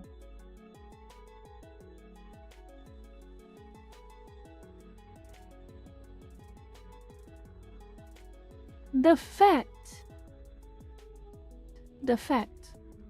and you will deny it all you want. You can deny it all you want. Every single one of you, but y'all can deny it all you want. Okay? Every single one of you can deny it all you want. The fact that Trump won both the Electoral College and the popular vote was because of live and let live, pluralism, multiculturalism, do whatever the hell you want, everyone can kumbaya and live together in harmony.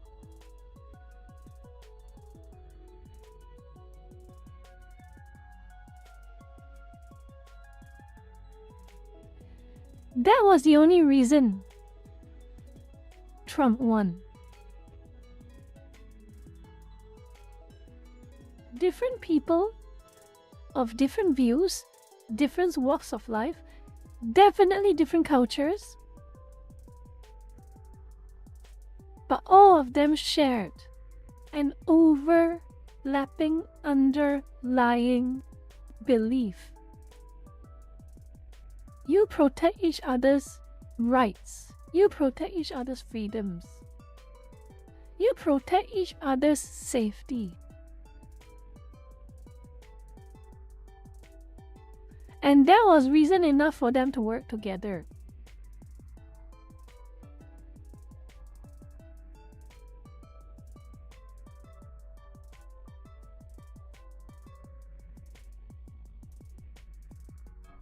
It's the same case.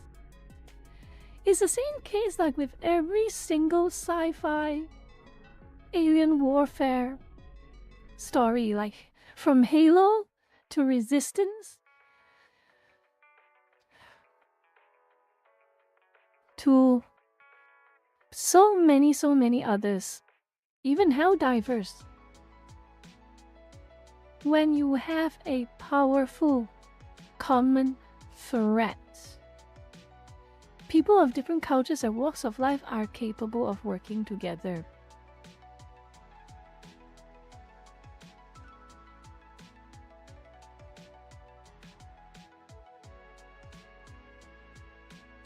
Alcove Creed, you understand that point as well. You understand it. You understand that point. People, Trump did not win the election because there were a lot of MAGA Trump supporters. Trump won the election because a lot of people understood that the alternative will be destructive.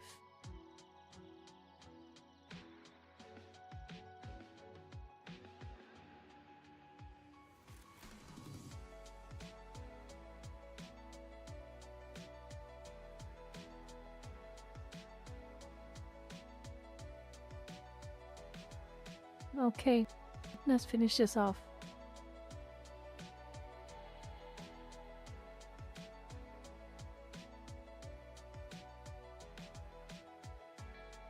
You are trying so hard to pretend to be fair. You're trying so hard to be pretend to be civil. You're trying so hard to pretend to have an honest conversation with anyone and everyone who honestly engages with you. But this year,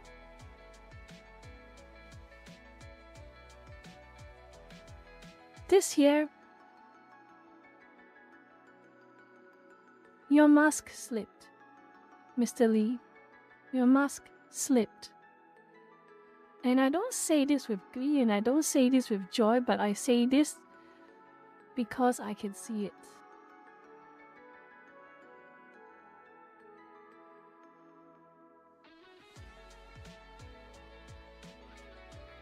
This is the problem with a populace who tries to live out liberty without virtue or a proper understanding of what liberty is. So, it's the same thing as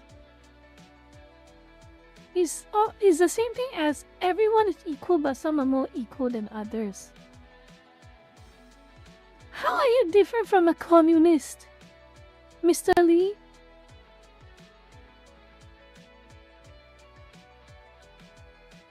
This is your point. This is your entire point. The problem of the populace who tries to live out liberty without virtue or a proper understanding of what liberty is. In other words, you are saying everyone is born free, but some are more free than others.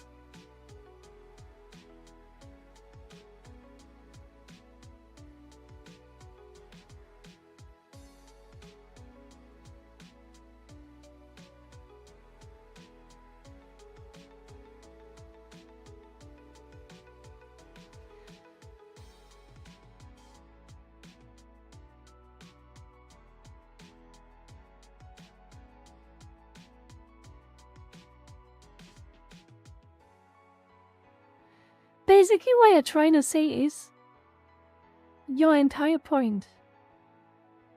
Everyone is born free, but I believe some people do not deserve that freedom. That is your point, hiding away with an attempt at sounding gentle. That is your point. That's really your point. You're basically saying is that some of you do not deserve your freedom because I think you are abusing your freedom.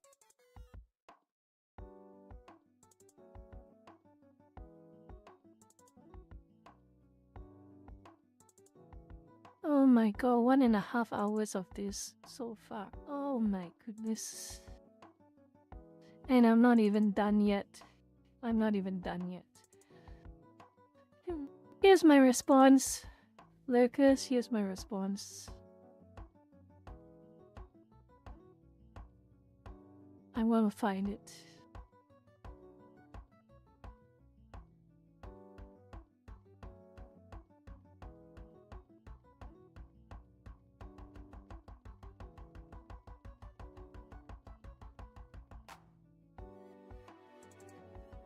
Okay. Make no mistake, it's the red herring. So you know I'm directly responding to that, okay? Lakers, I'm directly responding to that, okay? Just so you know.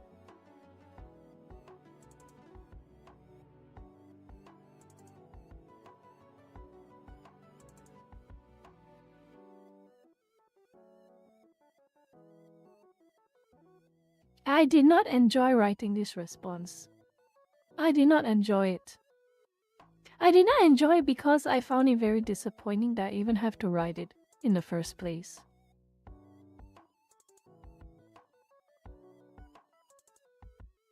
It's actually funny how you don't see the irony that you're... This was his quote, okay? This was his quote.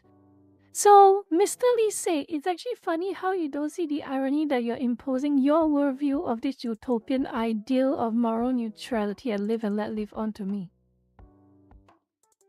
I understood the bullshit immediately. What? Do not restrict me from restricting you is your response? By your logic, no one except you is allowed to have an opinion you dislike. Because by the mere act of me voicing a disagreement, you have just thrown the "you are imposing your worldview on me" clap back. And I think I'm correct. I think I'm correct. He is trying to shut me up by saying that by virtue of me disagreeing with him, I am imposing my views on him. That's the tactic of cowardice I see from a Wookiee, seriously, a Pakja. A Pakja uses this every single time. If they're not insulting you, their attempts at argument is basically saying this.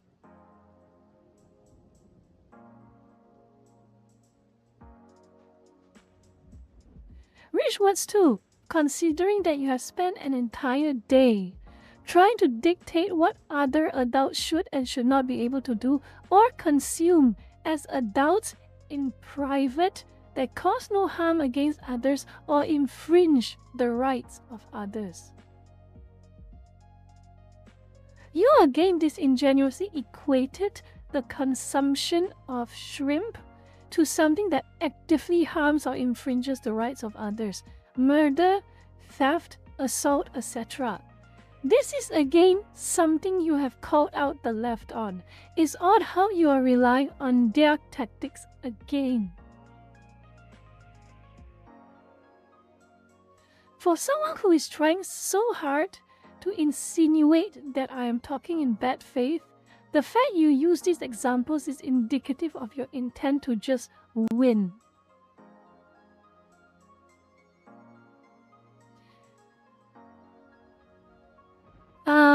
Zenart. Because it sounds like prawn.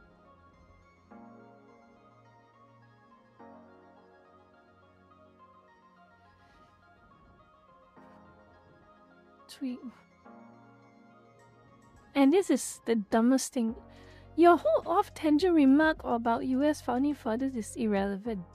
It is just pure rhetoric. It's your opinion and speculation of what you think long-departed people would hypothetically behave. Also, people rely on historical cultural shift information from the 2000s because their contemporaneous are still hold enough socio-political and cultural relevance for making predictive observations. Like I just said, it's close enough. The culture hasn't shifted so dramatically and intergenerationally that it becomes irrelevant.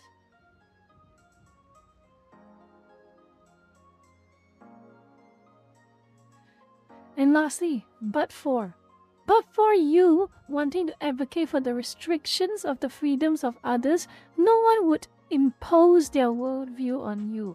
Even then, they aren't imposing their views on you, they are exchanging. You chose, Mr. Lee, to opine on social media. Others can equally choose to reply to you with varying levels of agreement. I reiterate too, you are one of the few asking things to be banned, not the people responding to you. Their responses to you can be summed up as how about no? And that's true. Every single response to you was, this is a bad idea. Don't do it. Have you seen what happened to UK? Digital ID destroys privacy. What if my info gets hacked?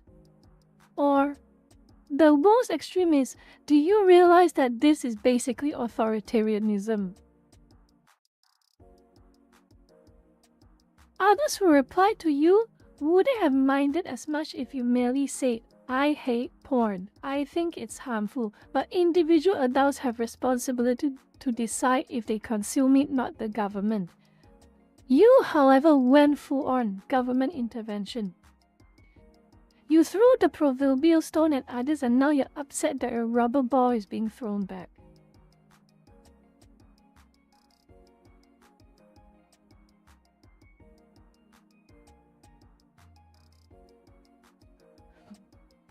I don't even know why this is... I don't even know how... You know...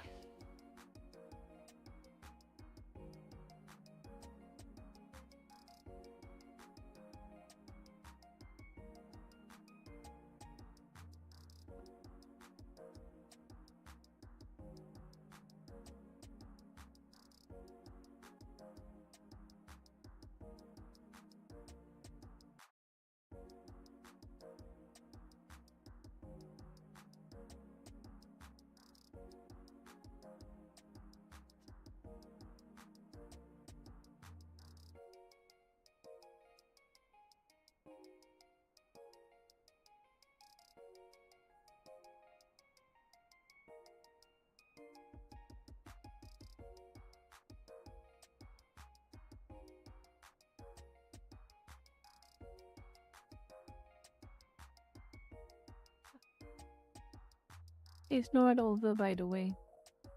I'm going to go to a different person. I want to go to a different person. But I need to eat something first. I'm going to eat something first.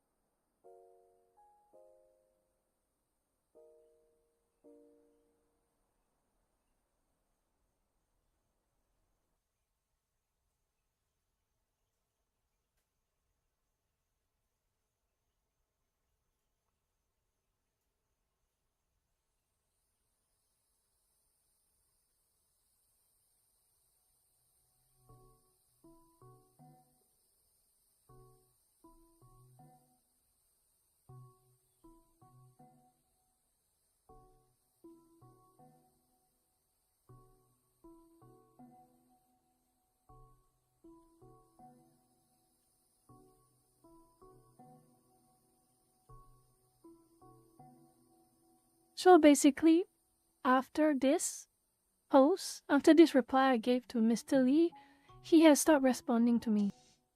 He has completely stopped responding to me. He has completely stopped responding to me. Fine.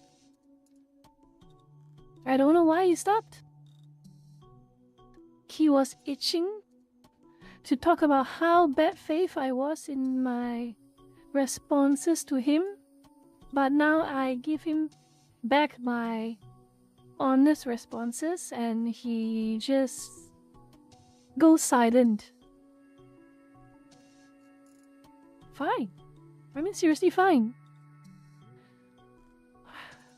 So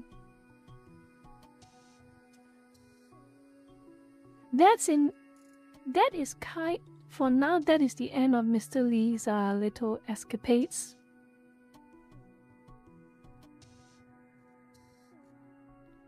I'm gonna move to a different person.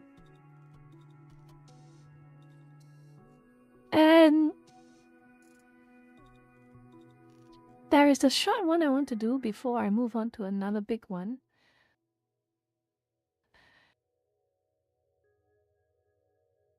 Because we are going into some really, really one-to-one babjaw type of behavior. And I'll show you what I mean.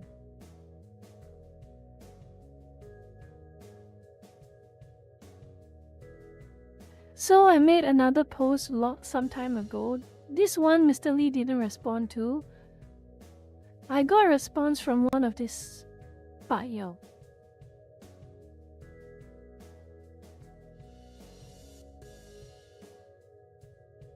Equating the banning of shrimp to the banning of... Yeah, you can read that. I'm pretty sure you can read that.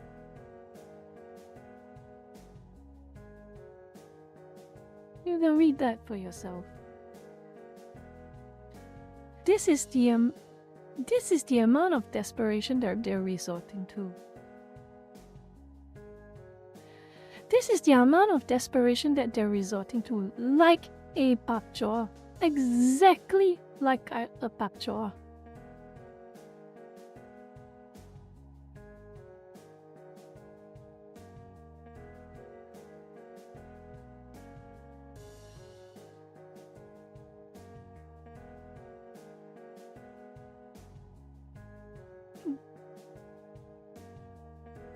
Here's my response.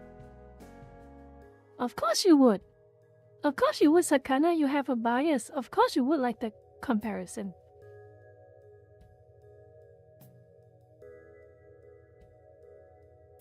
I would be pretty shocked if you did not like the comparison.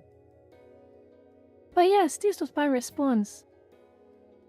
And I draw attention specifically to this part.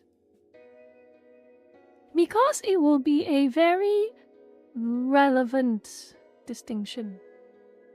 It will be a very relevant distinction. And by relevant, I will show you exactly.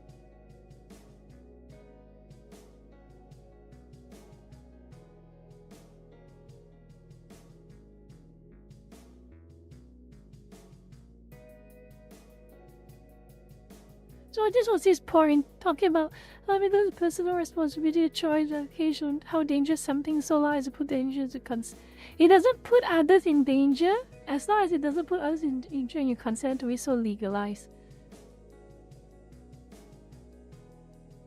He walked right into this one.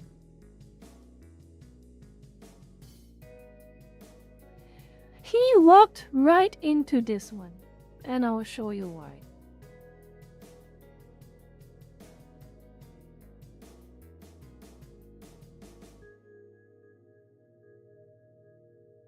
Long story short, a lot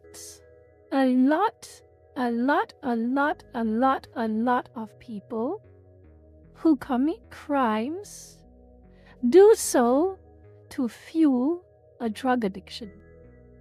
Such as that one.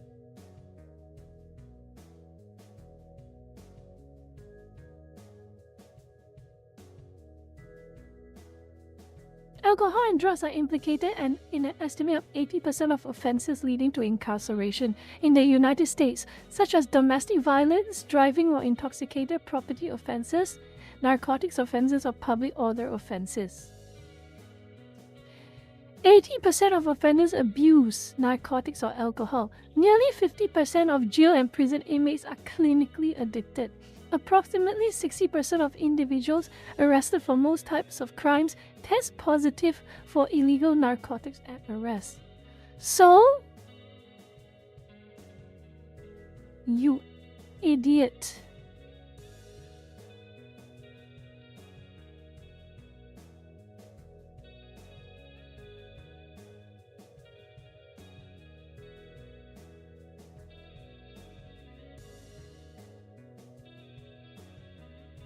I'm not afraid to use the word idiot because that is a horrible, horrible analogy.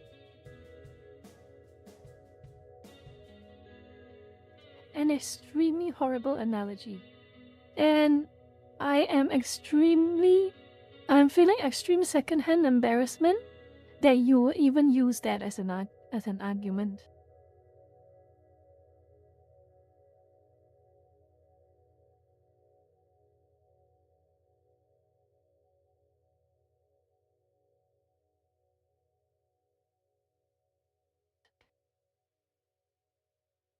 It doesn't put others in direct danger. If you use them in the privacy of your own house, who's gonna give them?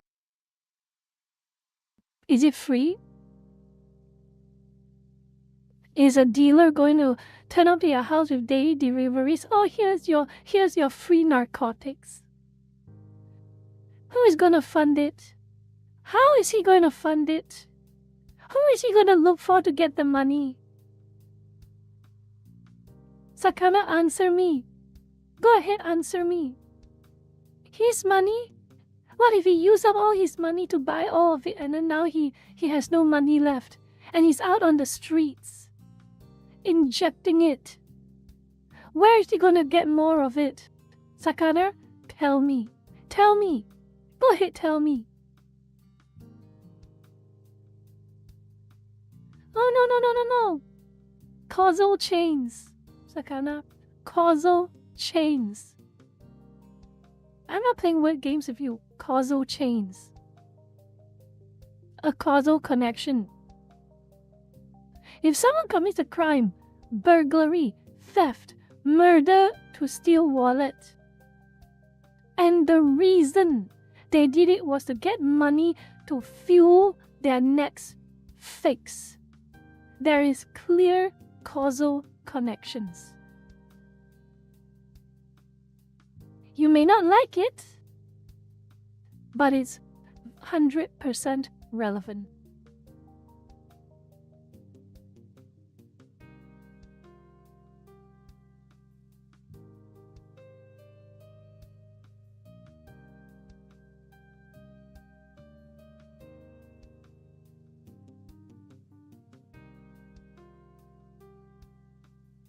As a Kana, I think you're starting to argue in bad faith, in my opinion. If you want to keep doing this, I'm going to ignore it. I'm going to ignore you. If you are going to continue with this line of arguments. So please, I will tell you that you should stop, but I can't stop you if you don't want to stop. I'll just not reply.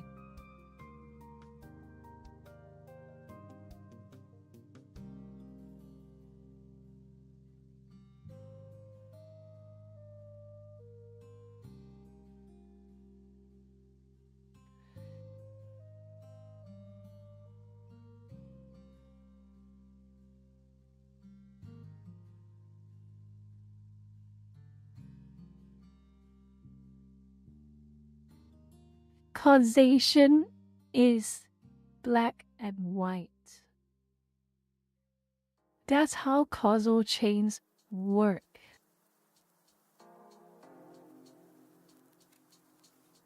That's how causal chains work.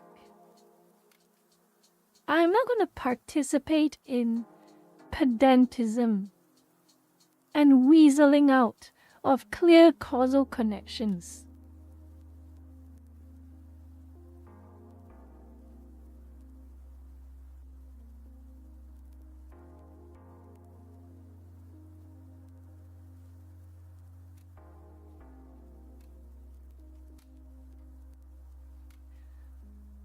But anyway, I'm going to take a very short break actually. I will be back in a few minutes.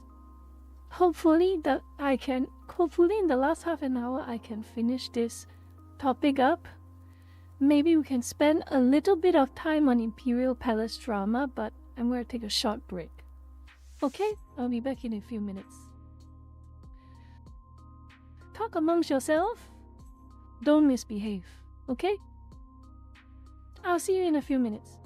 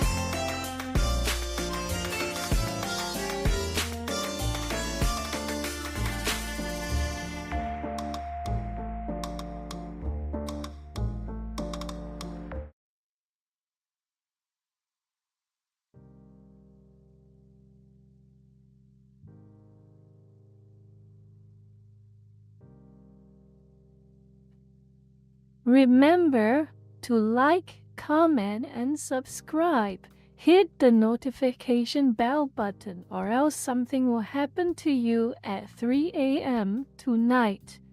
$5 a month.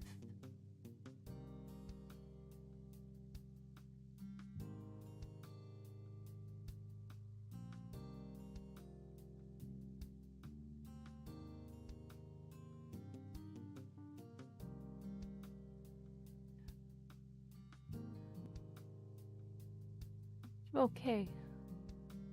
We will continue. Hopefully, I'll be done with this by half an hour and we can move on. My goodness, this is horrible. There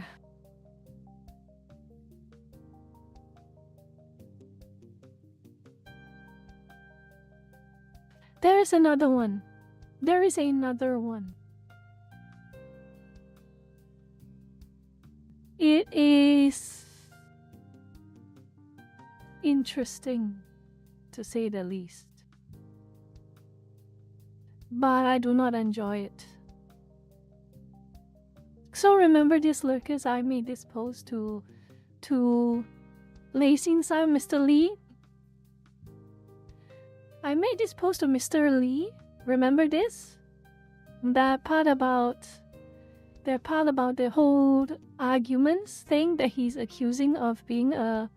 This is his so-called red herring argument I gave. So I got this response in a quote. Oh my lord, libertarians continue to pretend they have more power than they actually do. Libertarian? Libertarian? Anyway, let's continue. Hey, if you don't want the left to regain control, you need the right. We do not need you.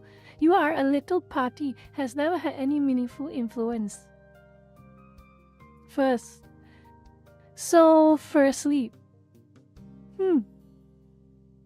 you assume I'm a libertarian. You assume I'm an American. You assume I'm a libertarian. Why? Even why do you assume I'm an American? The spelling should have been a dead giveaway. And I go back to this. I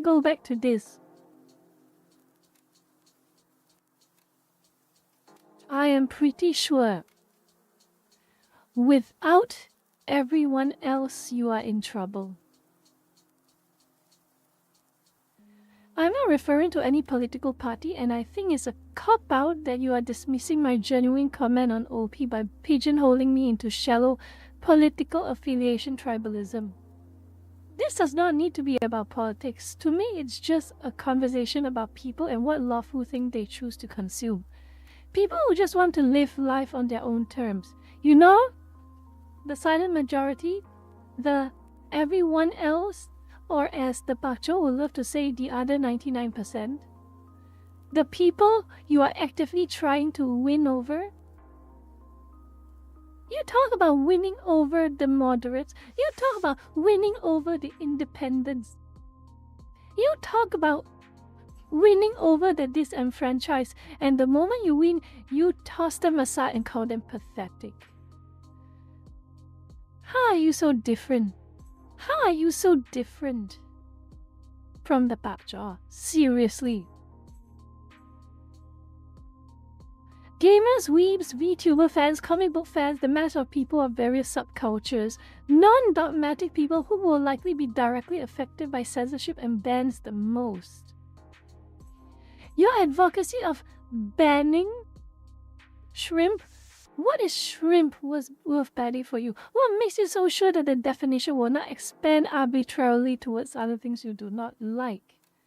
The definition has already expanded, in fact, so much so gamers and anime fans are affected now. For instance, I've given examples down here. Gamers are experiencing this very situation with payment processors as Steam and Twitch.io.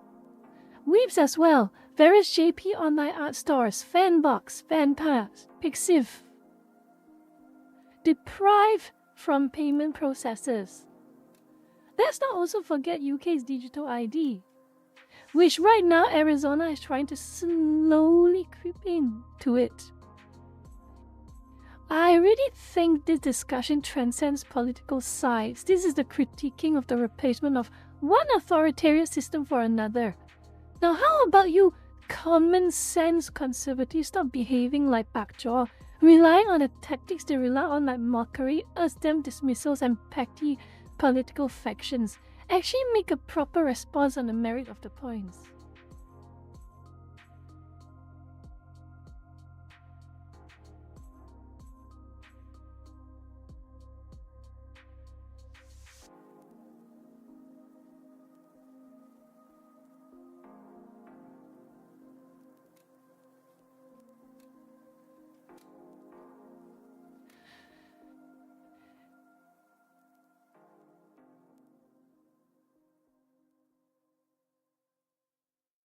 And of course, very quick to go mask off.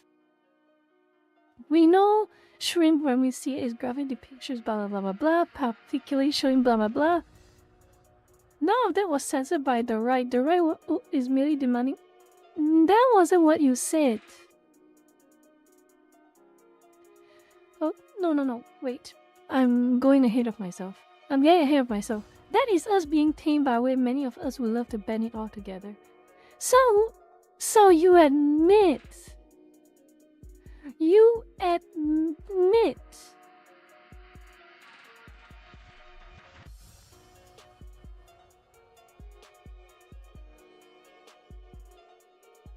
You really admit it.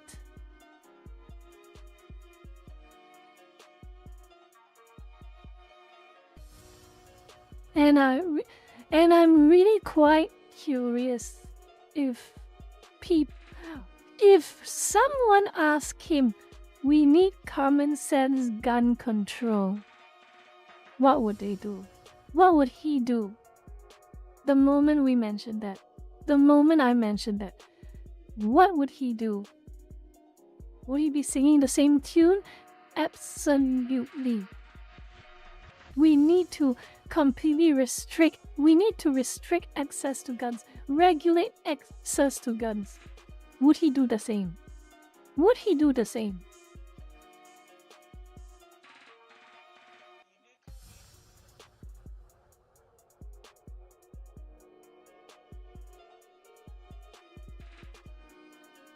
It's not the end yet.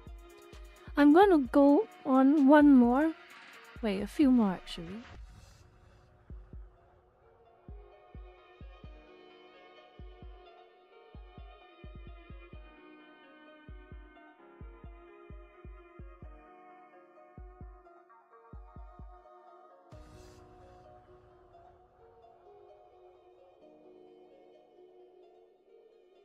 So again, talking behind quote posting me. I'm gonna read out to you, and I want you to notice. And I want you to notice. These are the people who claim to be so much better than the woke left. I want you to understand this. They will repeatedly tell you they are so much better than the woke left. They will repeatedly tell you that they are so different from the Pakjaw.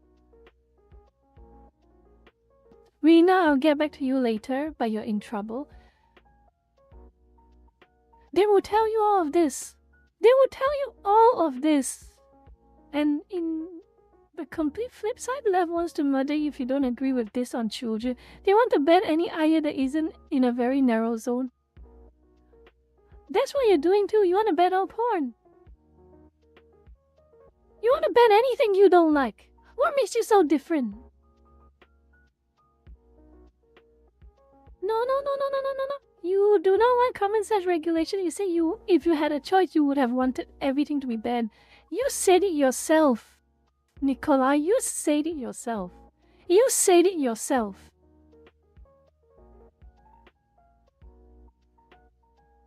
You said it yourself. Look at this. Attempts at insults. Look at this. Correct. Correct, Gossam. You sound exactly like a Democrat. We just want common sense regulations on guns to protect the children. What difference does it make? And also, my response was quite straight to the point. I will not let you gaslight me. Okay? Pak Yao, I do not let a Pak Chor gaslight me, and I will not let a Pak Yao gaslight me. Remember, I want to make sure none of you miss this point beneath all the gaslighting, misrepresentation, and strawman the common sense Pak Yao have been conducting. The Pak Yao are defending the destruction of privacy on the internet because they hate shrimp or anything that's even remotely violent or not safe for work, in fact. We know from history. And they unironically think so far through their defense that going UK's direction is their avenue to that. They are praising this. Make no mistake, the Pak Yao are praising this. Submit your government issue ID, submit your face recognition, submit your mortgage documents, submit your education records, submit your employment records. That, make no mistake, is what they are supporting.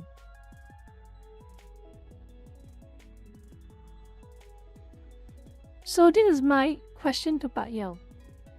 Have you considered being better parents? Or pushing to give parents incentives or educational care for their children better instead of what? Giving them an iPad and calling it daycare? And also instead of, destroying other adults' privacy with digital ID and ID verification?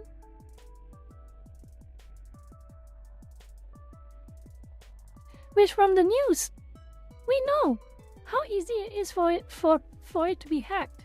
And for everything to leak out. How easy it is.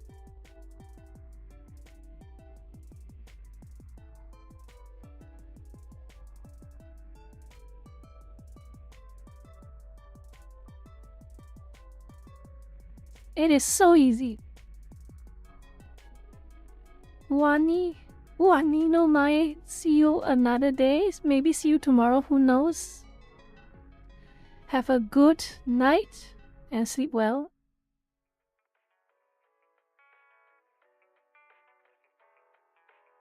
Oh yeah, $200. And all it cost was all your data. Well, most of your data. Continue to miss the point and guess me like the woke do Pak Yao. At the end of the day, both of you share quite striking similarities in terms of how you argue online.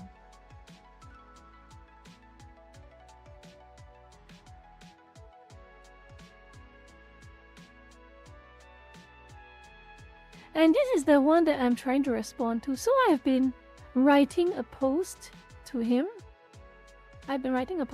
Okay? And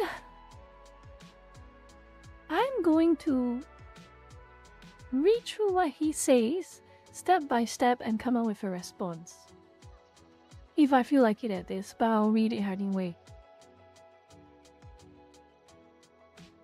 Alright, let's see what his excuses.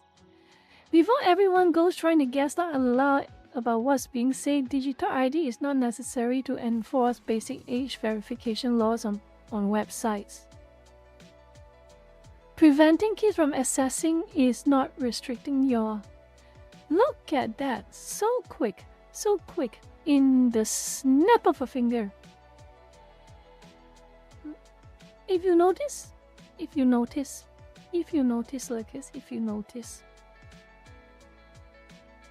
I didn't insult him. But look how quickly, in his first response, look how quickly he resorts to insults.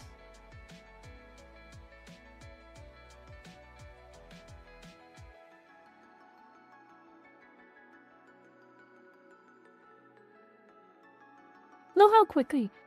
Not over by a way, let's continue. Just to shut him up and say I didn't argue in bad faith.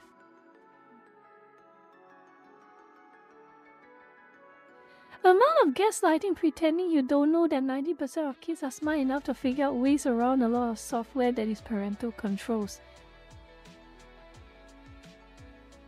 How about not giving your kids an iPad?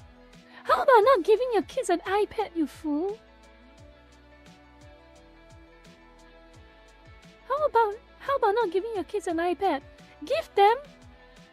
Do not give them an iPad. Organize with a school for them to give them a school-issued iPad if they have to do homework on it. Back when I was in school, we didn't even have mobile phones. Come on.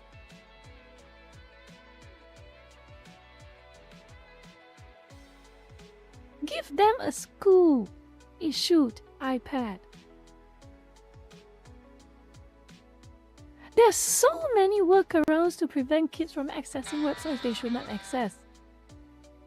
Step 1. Never give your kids an iPad. Don't even give your kids an iPhone. I don't understand this. Back in my days, in school, some kid brings a phone to school, it's considered luxury.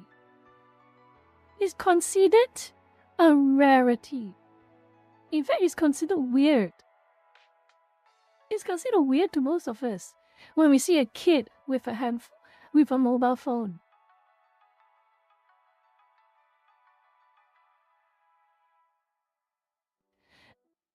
You do not understand. I do not understand you. Okay, I'm gonna write about this. I'm sorry.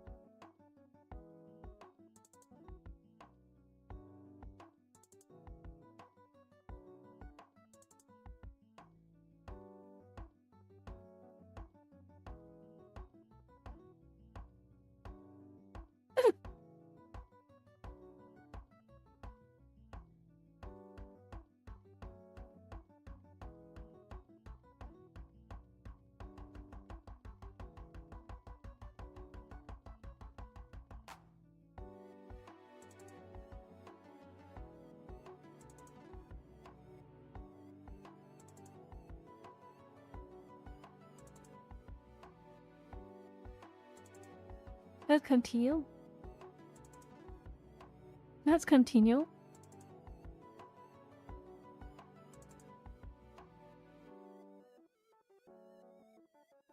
Here's the inconvenient truth for a lot of you Western families. Here's a bit of an inconvenient truth for a lot of parents, actually. It's a very inconvenient truth. The best parents in the world will not give their kids an iPad. The best parents in the world will not give their kids an iPhone. The best parents in the world will only allow their kids to play video games during the holidays.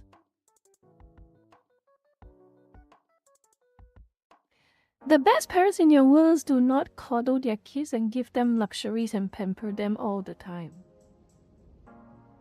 The best parents in the world make sure that their kids are properly taught to be the best they can be by the time they reach adulthood, who can do everything in moderation and do everything with conscience. And that is the role of the parent. That is not the role of the government.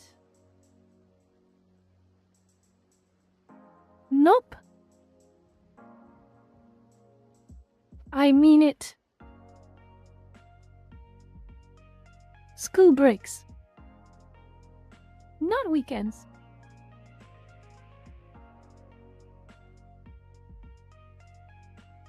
That was how I was taught. That was how I was taught. That was how I grew up. I didn't know what a phone was. I didn't know what a mobile phone was. I didn't even know how to use a mobile phone. I only got a mobile phone by the time I was in high school.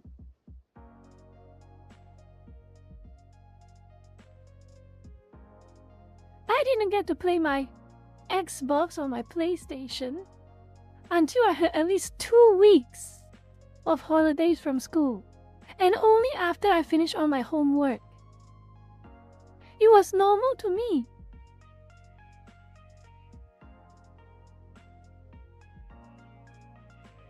And the fact that some of you think that is too harsh proves my point.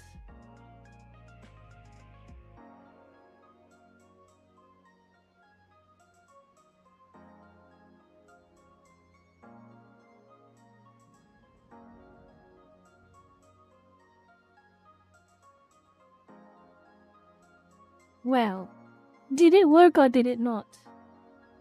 Did it work or did it not?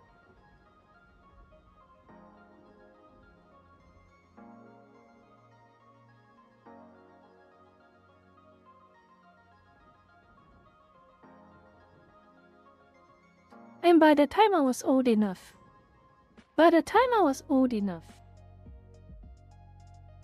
was let go. As in, I had all my freedoms given to me. And at that point in time, I knew how to exercise moderation. I like to think I knew how to exercise moderation, and I knew how to exercise self-control. But that is how, in my opinion, you should teach your kids.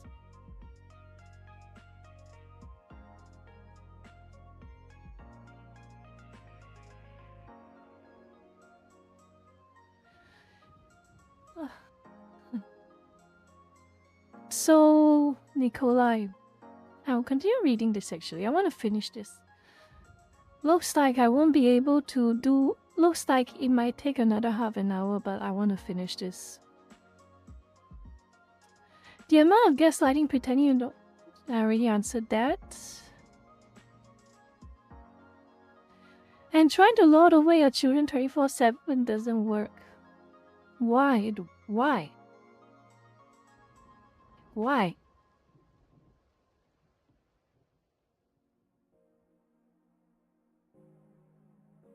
Why? It doesn't work because you assume it won't work, or it doesn't work because you tried and it didn't work. Big difference. Why?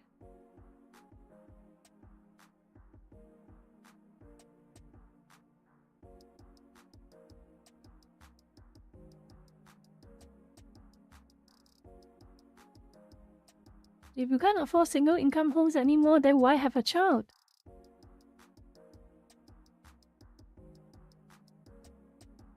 What I learned is that the moment you are rich, the moment you are well off enough, the moment you are prepared enough, financially, spiritually, mentally prepared enough, physically prepared enough, then you have a kid.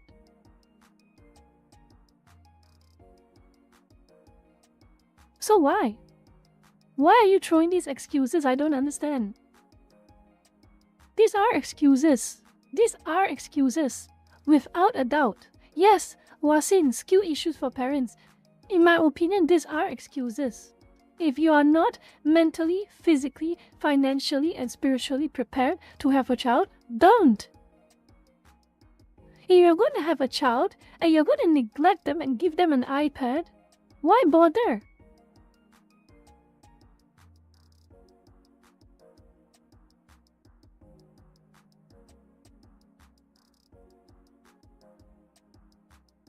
You know what's even fun? You know what'll be so...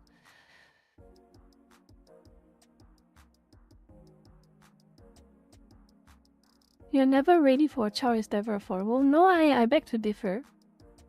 I know a lot of people who have had children, and they weren't ready for them. They weren't ready for them. Someone was always there to watch over them. Someone was always there to take care of them and make sure they made no mistakes.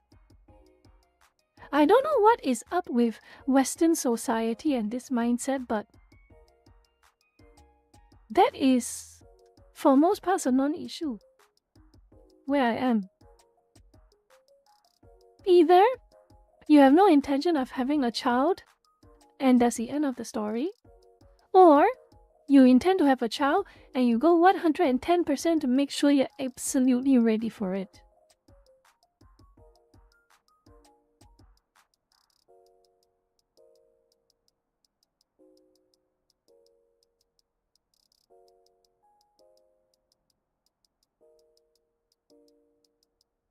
Let's continue.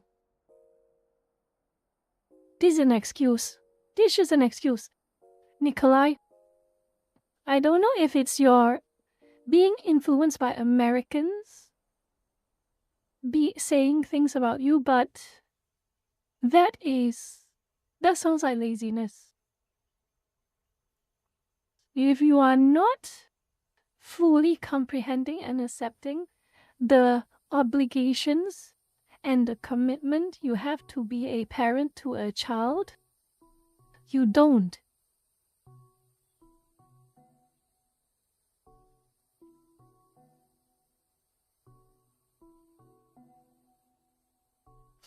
To be 100% clear, oh, this is an interesting one. This is the interesting part. To be 100% clear, I work in industries that do age verification. Hmm.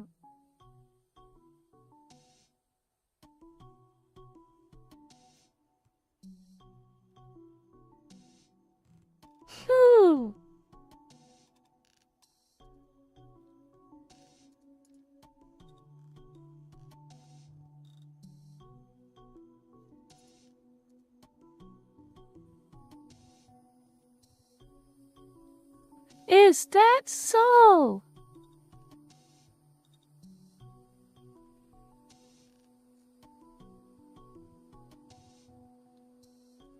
Is that so, Nikolai?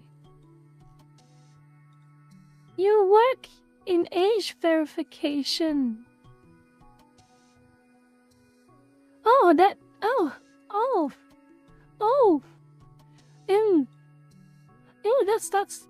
starts to make a little bit more sense now, doesn't it? That really starts to make a little bit too much sense.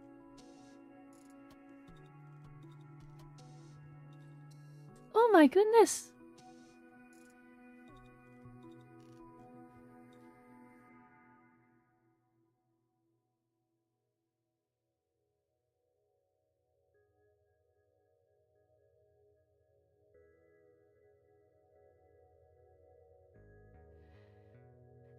The thing is Nivius, I think you have made an interesting point. The thing is right, you don't need to store data, which means that everyone ever is implementing it wrong. Or they know. They want your data anyway, which means we cannot trust them.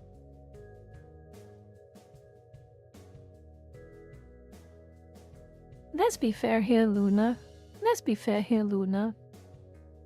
Lip service as a figure of speech exists for a reason. You don't know if they're collecting your data, and they can just tell you they are not, but they actually are.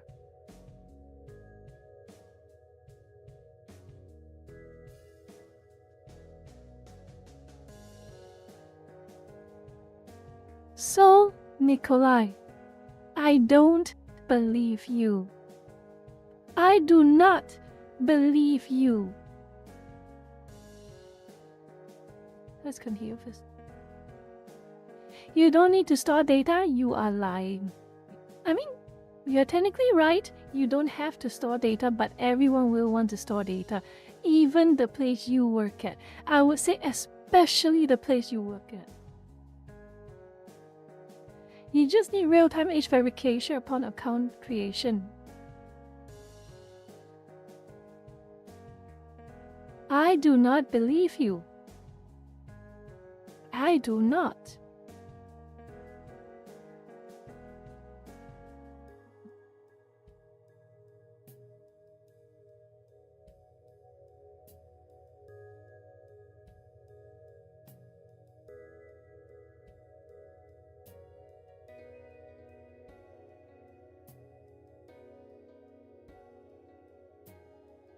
I got so much to write. I got so much to write.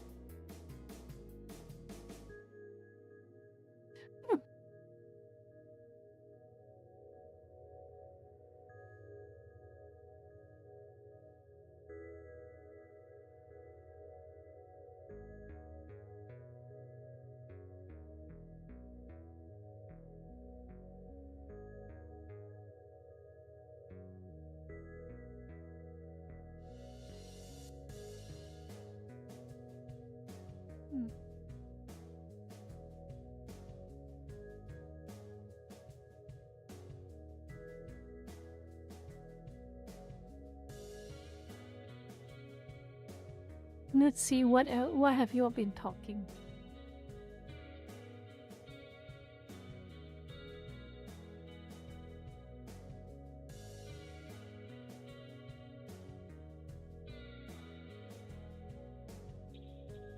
Let me check out my reply to his post. You had me on screen for a while. There is a question that I have yet to see good answers to.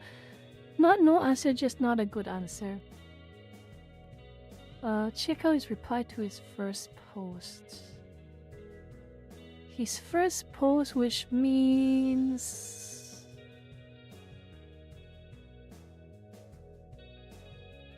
this one?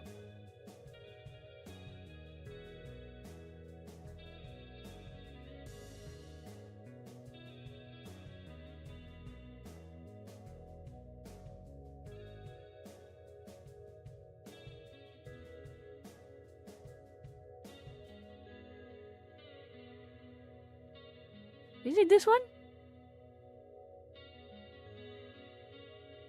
In the thread you were just in the top level one.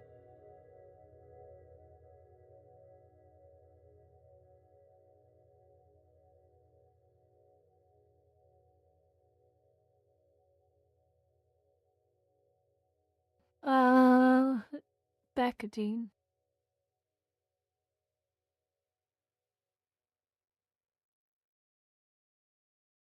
This one?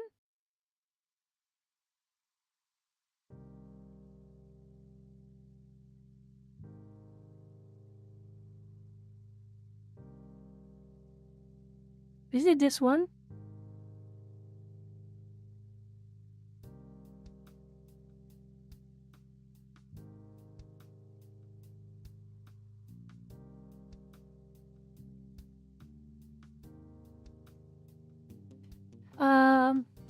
Rena, can you shut up? Good night, George. Oh my goodness.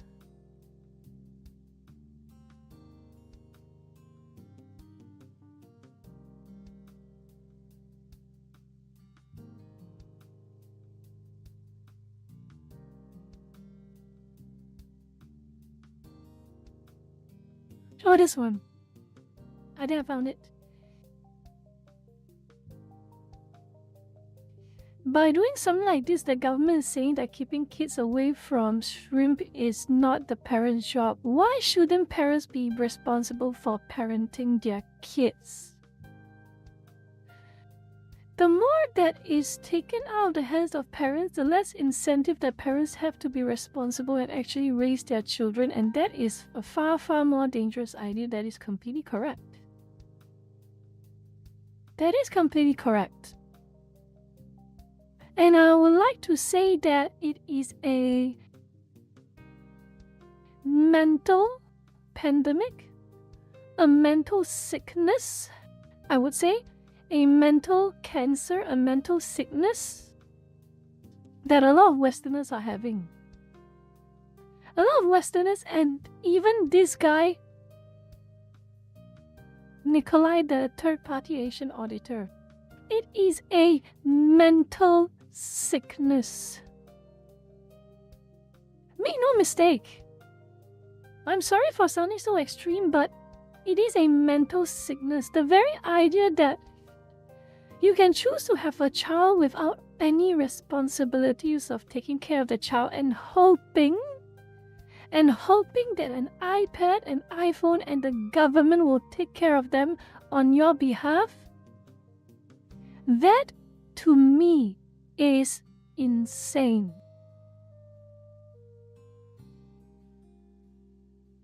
That is stupid.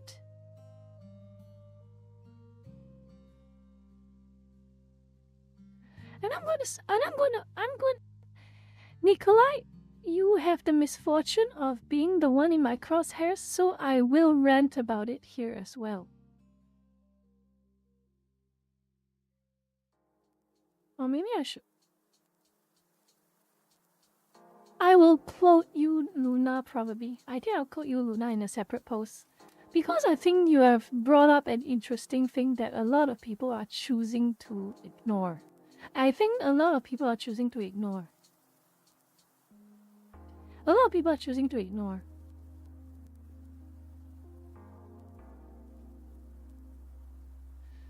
Let me read again. I want to keep track of what I'm reading. There you go again. As far as I know, I have not used a single insult against you, but every single reply you have sent to me or quote at me involves some mean-spirited, derogatory label or hostile condescension.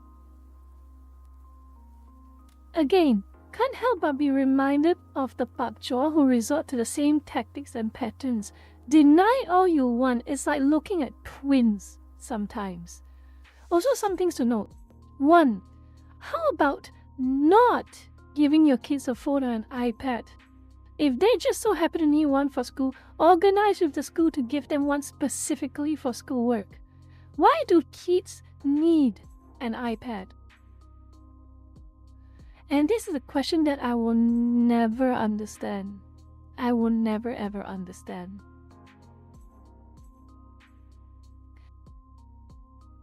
We have textbooks, we have workbooks, we have blank exercise books to write notes on.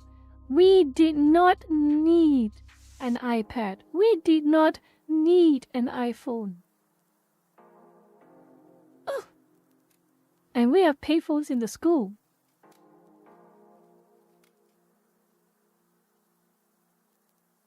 And trying to lord over your children 24/7 doesn't work. Why does it not work? Are you saying from experience, or are you assuming just because you deem it too much of a hassle, you want your me time too away from children, away from your kids? Having children is greater than a career level commitment. If you do not have the physical, financial, mental, and spiritual preparation to have one, I don't think you should. And I want to continue this part.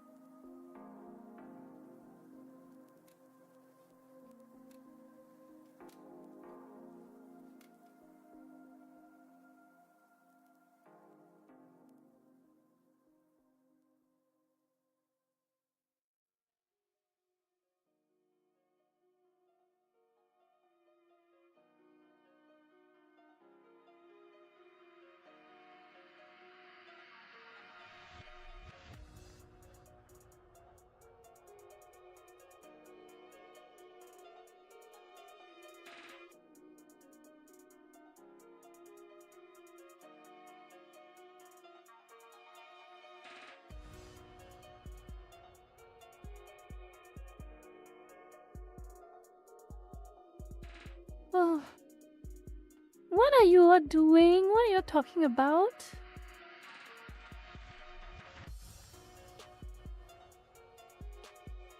Zanaj. Zena, I agree with you. I agree with you.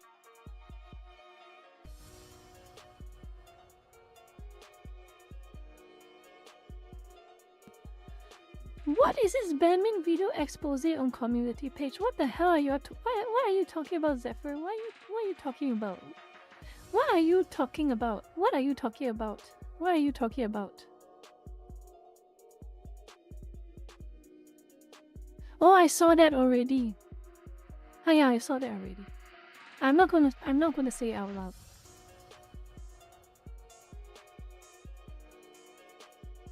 I want to continue this anyway.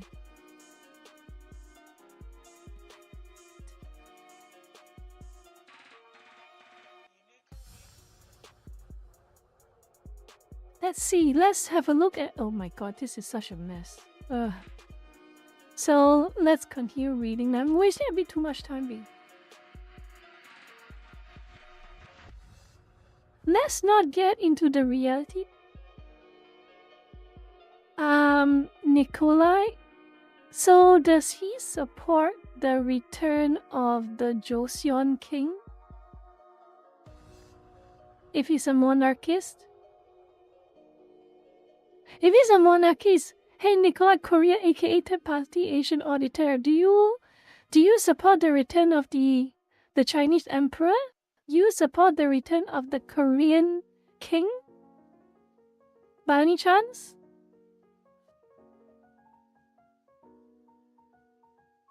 He probably won't answer the question.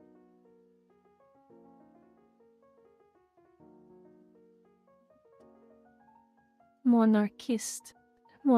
People come up with some of the funniest things to sound so special. I bet he doesn't even... Does he even know what he's actually asking for? Monarchist. A monarch for which country? For Korea?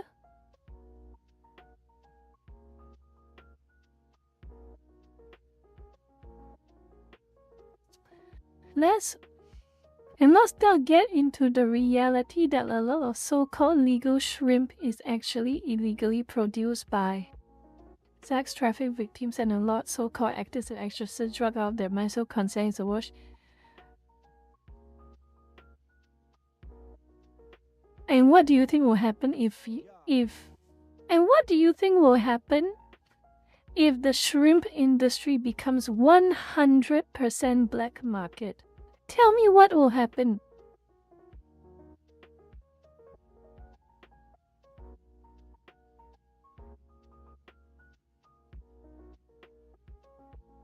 You tell me. What will happen?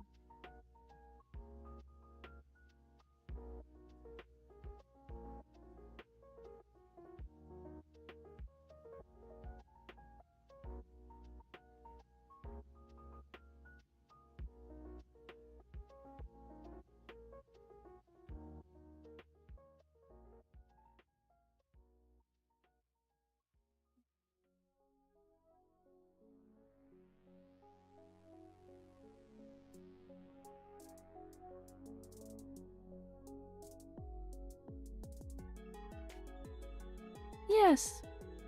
If you thought it was bad now, it's gonna be a lot worse. And I doubt you are that idealistic and naive in believing that banning it is going to make things better.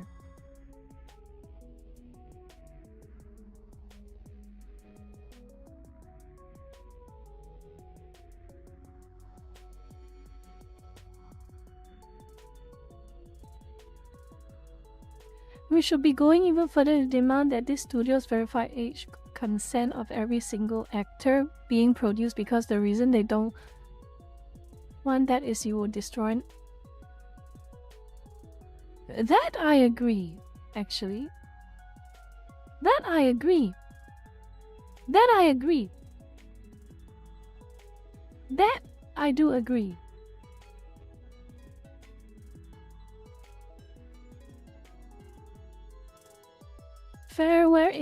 Fairness where it's due, I do agree on that.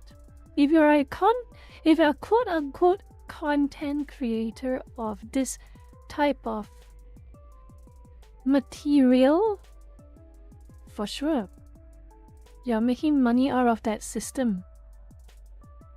You're making money out of the system. So yes,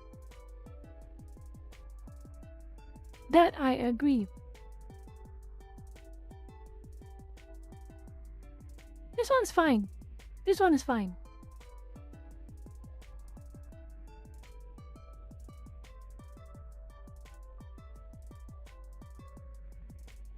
This is...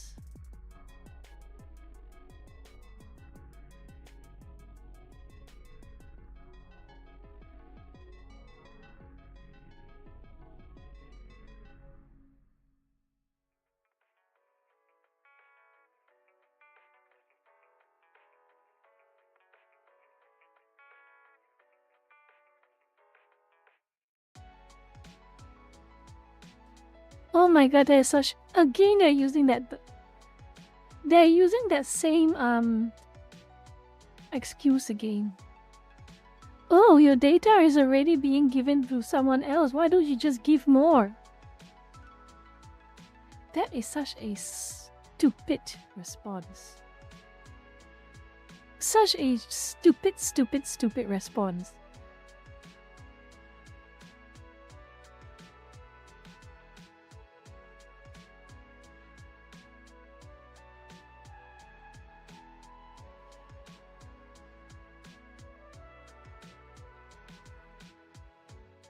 I don't even know what to say. That is such a stupid response.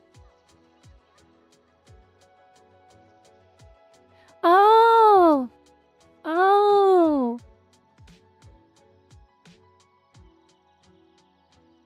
Now he cares about the privacy. Now he cares about privacy.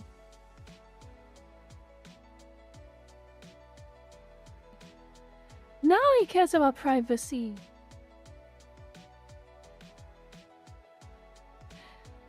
When it's used against him, suddenly he cares about privacy. Who followed me? Thank you. Katakana name. Sorry, I forgot how to read katakana. Sorry.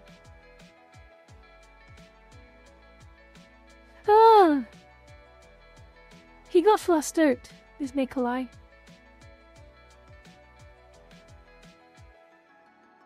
I'm gonna finish this message.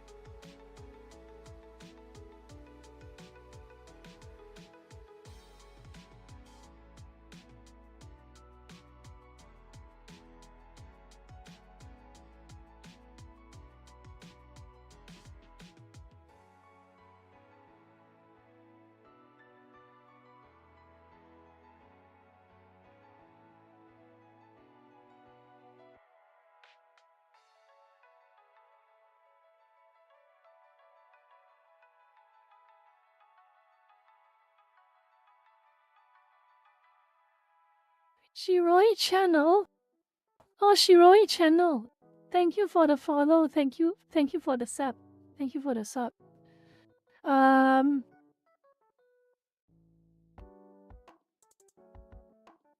Why? Oh no, I'm back to the scared emoji again.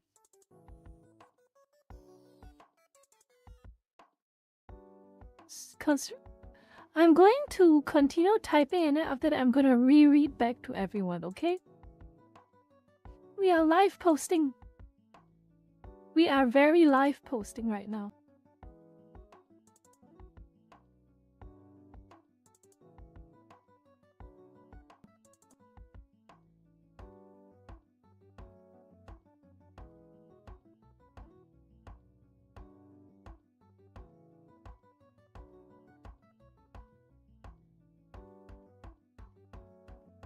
I do not trust you.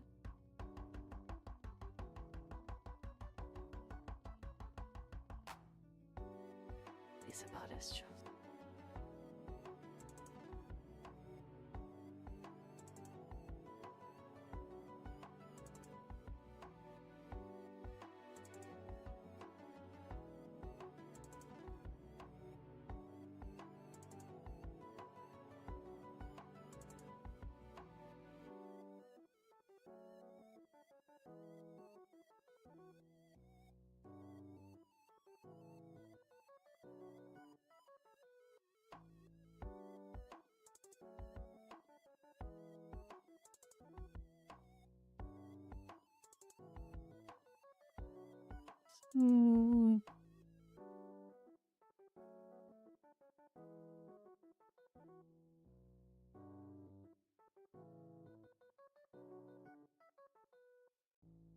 I'll know evidence of wrongdoing. What's the last point I want to make?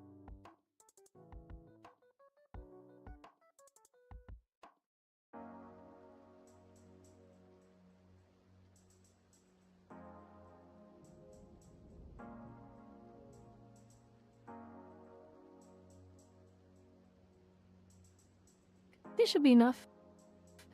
There you go again. As far as I know, I have not used a single insult against you, but every single reply you have sent to me or quote at me involves some mean-spirited derogatory label or hostile condescension. Again, can't help but be reminded of the bakchor who resort to the same tactics and patterns. Deny it all you want. It's like looking at twins sometimes. Also, some things to note. 1. How about not giving your kids a phone or an iPad? If they just so happen to need one for school, organize with the school to give them one specifically for schoolwork. Why do kids need an iPad? And your quote, trying to lord over your children 24/7 doesn't work. Why does it not work? Are you saying from experience, or are you assuming just because you deem it too much of a hassle and you want your me time too away from your kids? Having children is greater than a career level commitment. If you do not have the physical, financial, mental, and spiritual preparation to have one, I don't think you should. To be 100% clear, I work in industries that do age verification. Is that so? I'm starting to wonder if that's the reason why you're pushing so hard all this ID verification being spread around, and not just in US and UK but globally too. To me, you seem to have quite the vested interests. 3. If you don't need to store the data, you just need real-time age verification upon account creation. They don't need to. They want to. They have every financial incentive to hold on to everyone's data, and they will lie about it because there is no way a layperson will be able to catch them red-handed. Considering you work and have a direct vested interest in the success of ID verification businesses and corporations, I do not trust you. It's about as trustworthy as the corporations as a corporation saying, "We investigated ourselves and found no evidence of wrongdoing."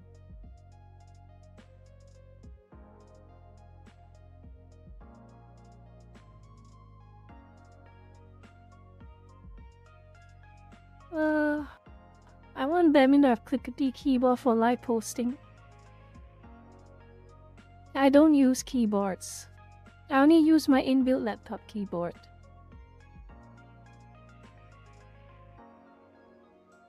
Let me see, have I missed anything?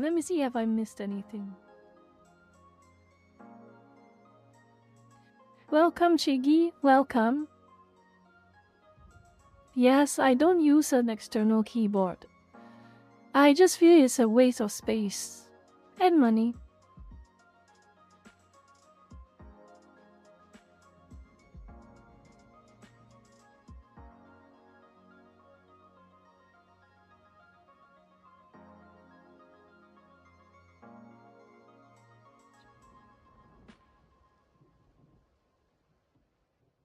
But I don't remember Sister Claire. Sister Claire has one of those keyboard streams which was quite relaxing. Yeah, make sure you have enough sleep, Chiggy. I think that's enough.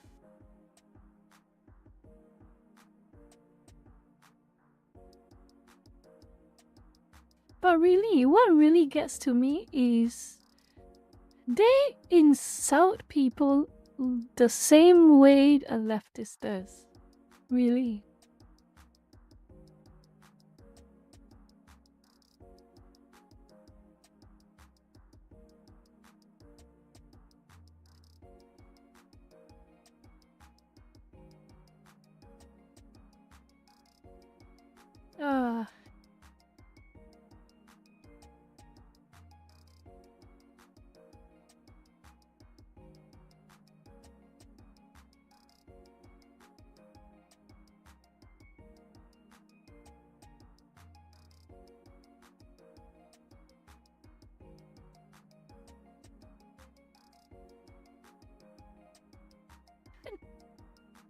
Oh, is that so? Is it really that hard to play on a laptop keyboard? Okay. I'm gonna post it.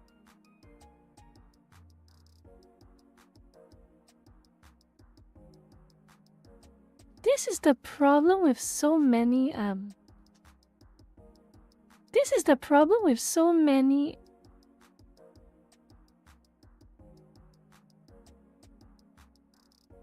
if they're every behavior reeks of leftists, why should I believe that they aren't one? Unless the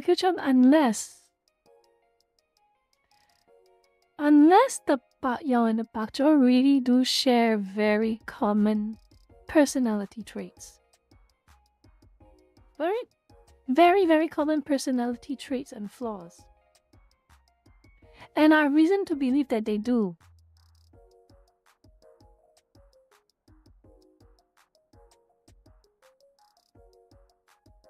I don't have a room big enough, that's the problem. I don't have a room big enough to attach an external keyboard.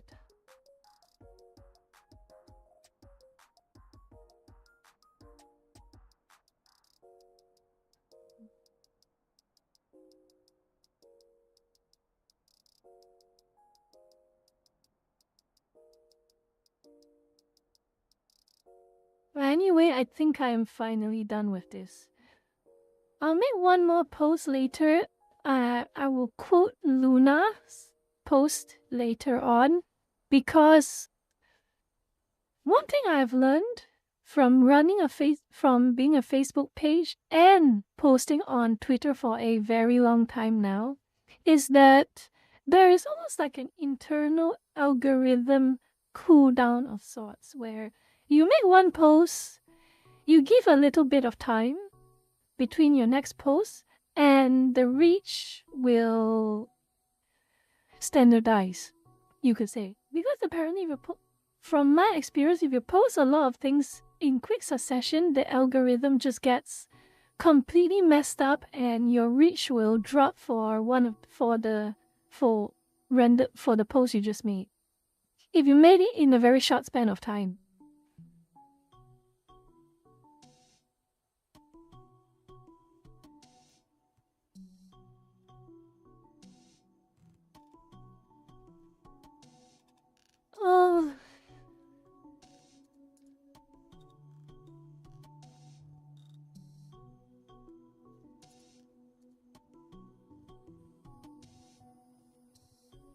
So what I'm gonna do is one more break. I need it. I really need it. I really need an extra few minutes of break time, okay? After that, oh boy, after that we are going to get into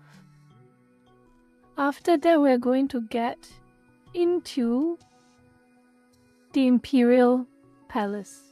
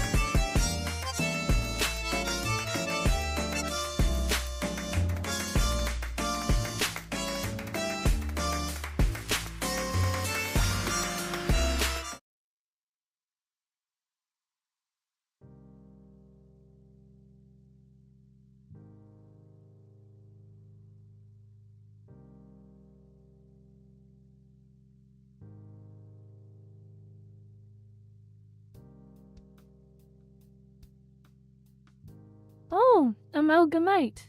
Welcome, welcome to the stream. That is a pleasant surprise.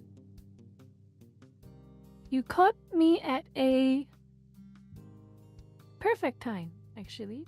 I just finished my previous topic, and now we're actually getting into the Imperial Palace stuff, which is surprising.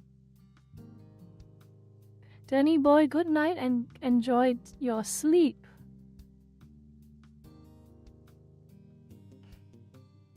Anyway, I'm going to get started.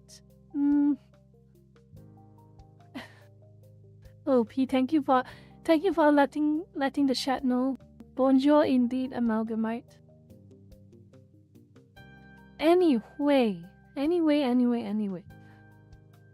I want to start with a story. A bunch of stories, actually.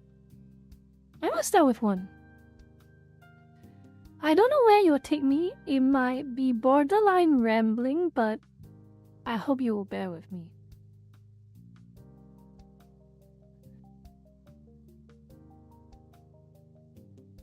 Anyway, thank you for the raid, Amalgamite. And I hope you are doing great with your streaming too.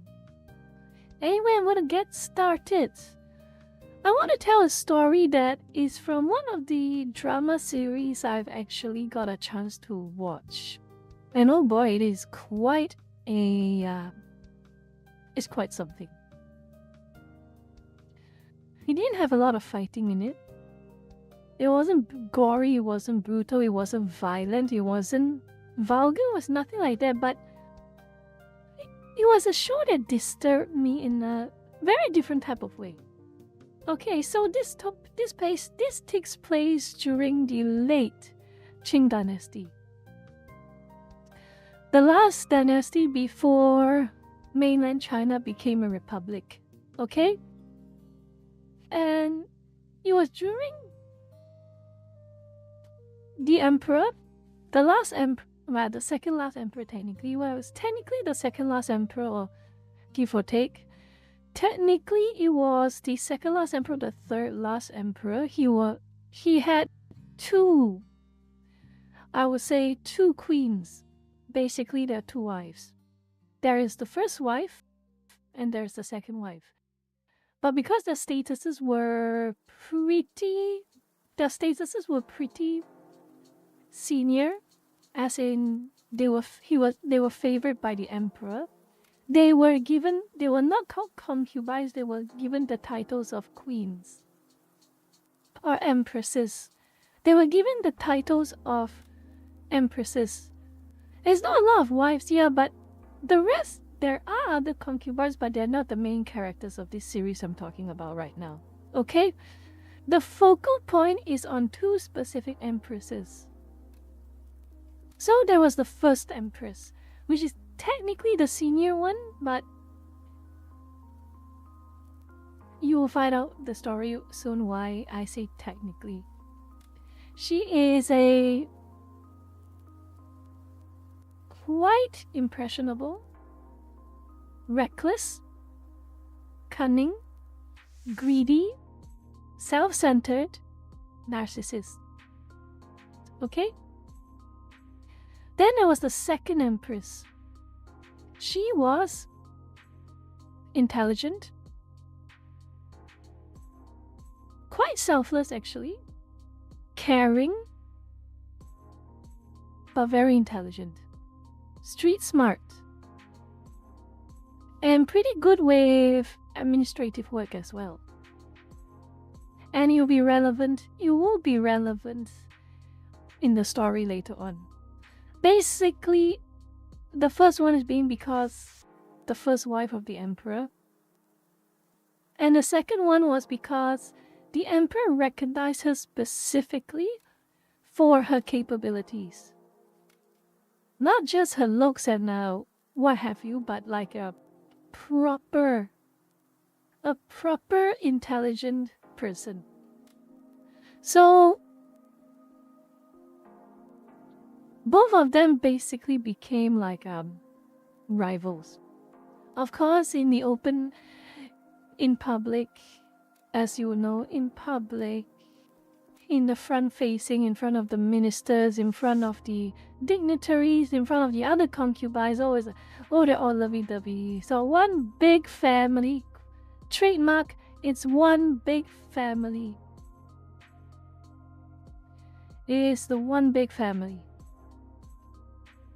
And by the way, Lucky-chan, I am just oversimplifying it for the sake of it, for the sake of the point. But no, the story is going to get a little weird, okay? It gets quite weird and quite gritty, quite twisted in a sense. So eventually, because one of the empresses was capable and able to give advice to both the emperor, the aging and dying emperor, but also eventually giving the emperor a child, a son, she was in his very good graces. She was in very good graces. So, of course, being the first empress, how would it make you feel if you were the first empress? You are supposed to be the number one, but your number two is taking all of your thunder. And you know what's the funniest thing about it? The ironic thing about all of this is... The ironic thing about all of this is the second empress treated the first empress well. Treated her with a lot of kindness. She's respectful to her. She always looks after her well-being whenever they were around. Tries very hard to just be a good family member. But as they say, when envy is playing a very strong role in your little story, in your little situation, you kind of stop caring. So here's the thing. The second empress has a personal eunuch of sorts. A confidant, if you will. Yes, a confidant. So he's a personal eunuch who is extremely loyal to her, thinks for her, takes care of her, and protects her with a lot of the usual politics of an imperial palace. And the first empress, not happy. She was already not happy first and foremost. She was already not happy first and foremost with how the second empress is overshadowing her in almost every single way. And now she is also equally annoyed that she has the loyalty and dedication of some of the people in the palace, especially this specific eunuch who is her personal attendant of sorts. So she concocted a story with a very corrupt, power-hungry,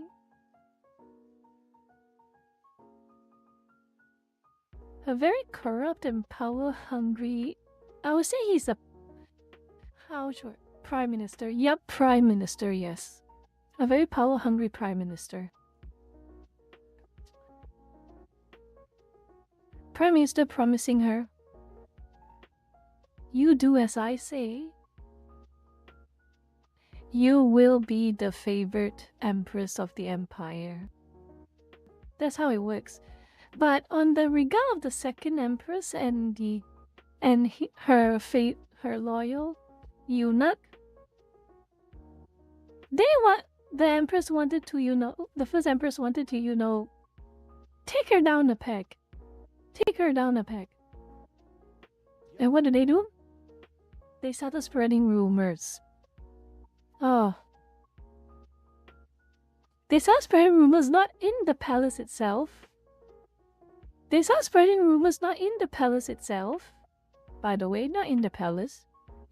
But outside the palace, throughout the cities, throughout the provinces of the empire. They spread it through song and dance and poems. They're trying to put it as if that, because obviously when If you're a eunuch working in the palace, people already know you are a eunuch, so it doesn't work in the palace, but PR, people relations, is still a problem, even back then. And the song and dance, the poems, they were basically talking about how the second empress and this eunuch were having an affair. That's the only reason why this second eunuch was so dedicated to her, so loyal to her, and it not because of any specific true mutual respect, but it is extramarital. Oh no, the second empress is having an affair with a eunuch. The eunuch is actually not a eunuch. He's actually a person who pretends to be a eunuch to sneak into the royal palace and to have an affair with the second empress. Oh, that spicy story. Oh, that spicy story. And the problem is, there is no internet. There is no community notes. There is no fact checking. It is all through rumors. It is all through poems. It is all through music, and it's all through singing. And as the saying goes, you lie, and you lie, and you lie long enough, the lie could very well become the truth. And that is a tragedy. But still, eventually, enough people took the lie seriously. And because they took the lie seriously, word spread like wildfire. The unfaithful second empress having an extramarital affair with a eunuch behind the emperor's back. The eunuch is actually not a eunuch. Don't know how he managed to get in there, but he's having an affair with the empress. Oh boy. At that point in time, there was too much damage. It was too primed. It was too messy. The imperial court was in a uproar. A serious uproar.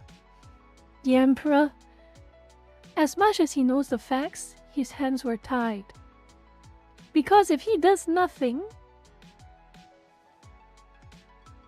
the citizens will start to question his authority.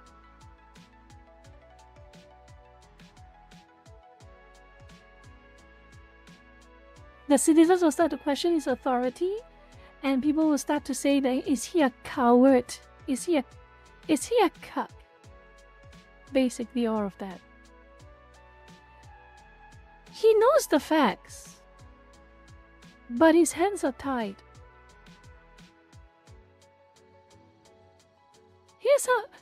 That's not how it works. I thought that too, but you can show it to people in the palace. You can show it to people in the palace. You can show it to people in Beijing. But what about the entire province? The rumors continue to spread. The stories continue to go around.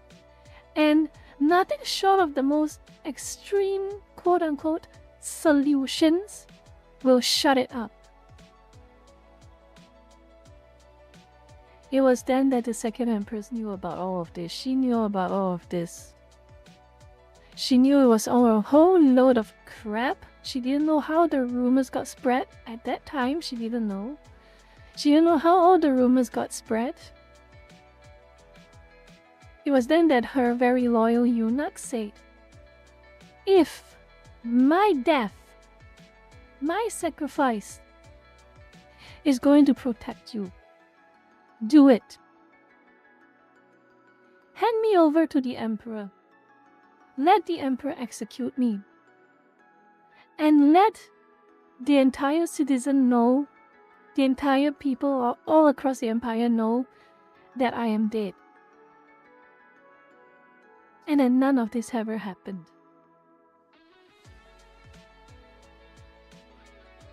Of course, cue the drama, all of the crying, all of the drama, all of the you can't do this, you cannot do this, and you cannot do this, you cannot do this.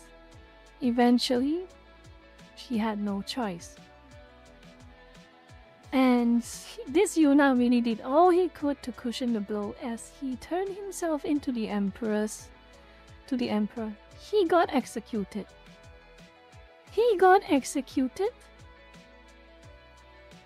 And his headless body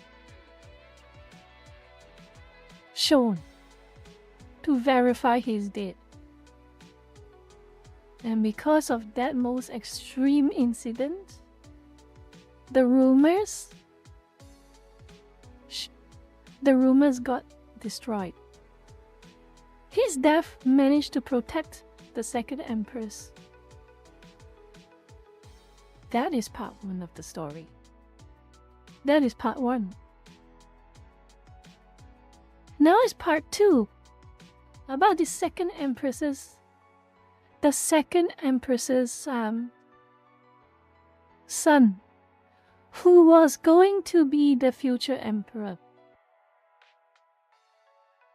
So some time has passed. Quite a lot of time has passed actually. Some time has passed, and the aging emperor dies. But the problem with the current emperor, the second empress's son, is that he's really young. Early teenage, adolescent. I would say early teenage years. Just after adolescence. So, he was still the face of the empire. He was still, quote unquote, calling the shots. He was the emperor. But the problem is, he lacked the experience. He lacked the knowledge. He lacked the intuition that is required to run an empire. So, the two empresses were to be his regents. Two queen regents, basically. And the biological mother, which is the second empress, is a very tough mother. Teaches him everything, tells him to work hard, tells him to study, tells him to learn everything from every single minister, tells him to know the ins and outs of the empire, from finances to military to logistics through to how to keep the population relatively happy. Which means at a pretty young age. Around teenage, young adult, teenage maybe. Suffice to say, being a young person, a young guy, and not having anything fun to do, he does not like his mother very much. He really does not. And of course, in comes the first empress. Off and on, meeting with the emperor, saying nice things to him, saying how, oh, it's such a shame. You have so many years ahead of you. You have your whole life ahead of you as the emperor. You are young. You should have the right to enjoy yourself, to have a good time once in a while. It's such a shame that your mother does not give you any of those. It's such a shame. You have a right to do that. And just so you know, your first auntie, I am there for you. I am there to support you. I am on your side. Don't you ever forget that. And the emperor was like, oh my god, you understand me, first auntie. My mother could never understand me, but you do. To be completely honest, I'm just so sick of my mother, you know? Why couldn't I have a mother as caring as you, as kind as you? Uh-huh. Things get spicy from there, as you probably already know. His actual mother teaches him how to be a good emperor, to do everything correctly. Do everything correctly. While the first mother pampers him so much, gives him gifts, lets him sneak out of the palace to have a good time, and saying all of the kindest words, all of the gentlest words to win him over.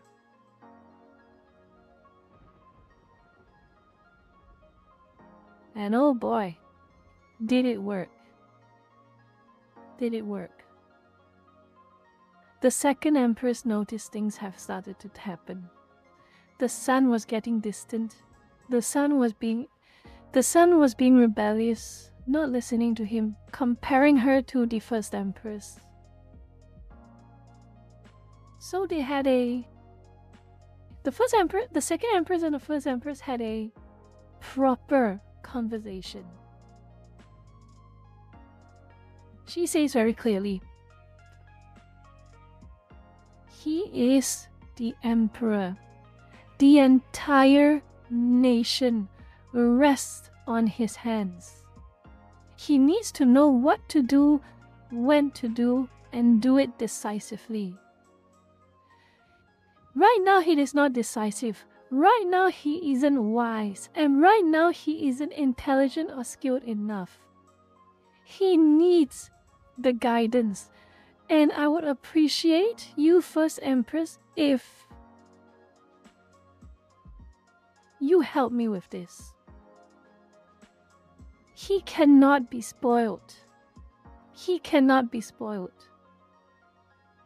Because if he does not know what to do as an emperor, the whole nation goes up in flames. But of course, the first empress being the first empress, would you like to guess what she did? Would you like to guess what she did? Would you?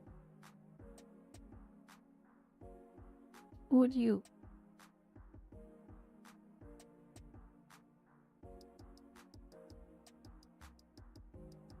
Any guesses, lurkers? Any guesses at all?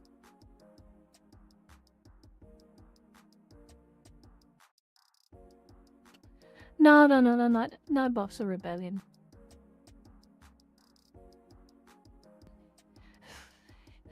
Oh, you care, Pito.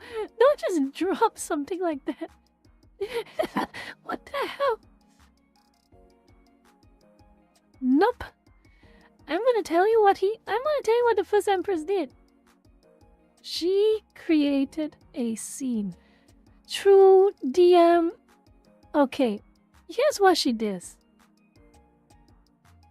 She, through the help of her own servants, identified when the emperor was going to visit him because he likes his first auntie more now. He often tries to visit her when he gets the time. So she found out a specific time he would visit her. And as he visits her, she pretends to pack up her bags. Pretends to move out of her first empress residence. Move out of the first empress residence. So it's a very big imperial palace. So there's a lot of different gong. Gong just means like mini palaces, okay?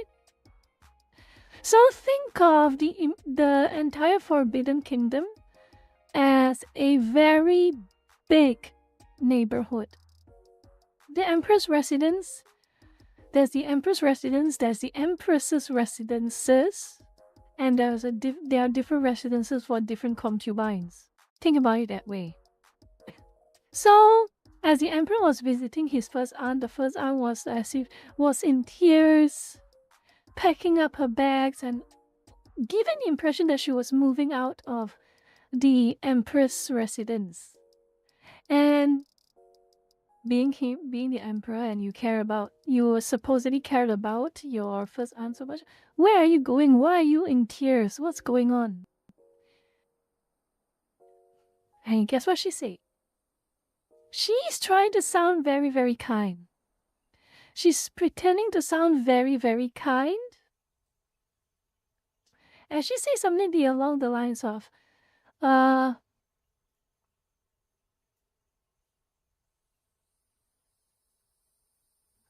she says something along the lines of, well, your mother, the second empress, she really has me in her heart. She really cares about me. It's my fault.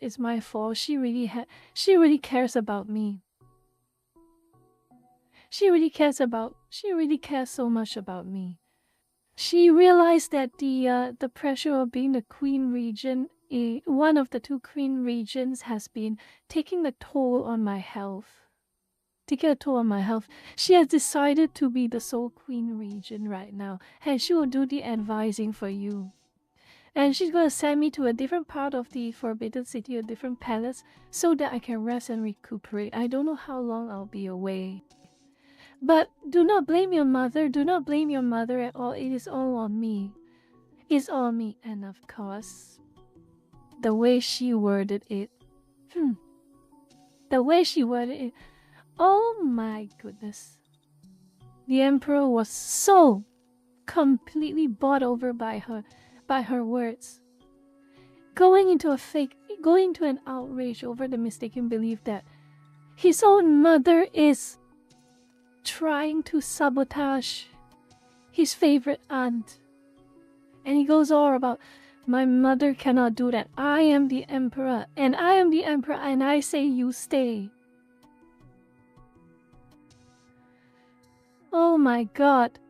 And of course, this made the Emperor not like his mother even more. Funny how that works.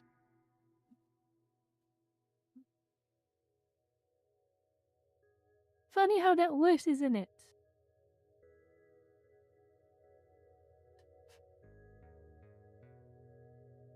And now here's the kicker. Have you following my story so far? Are you following my story so far?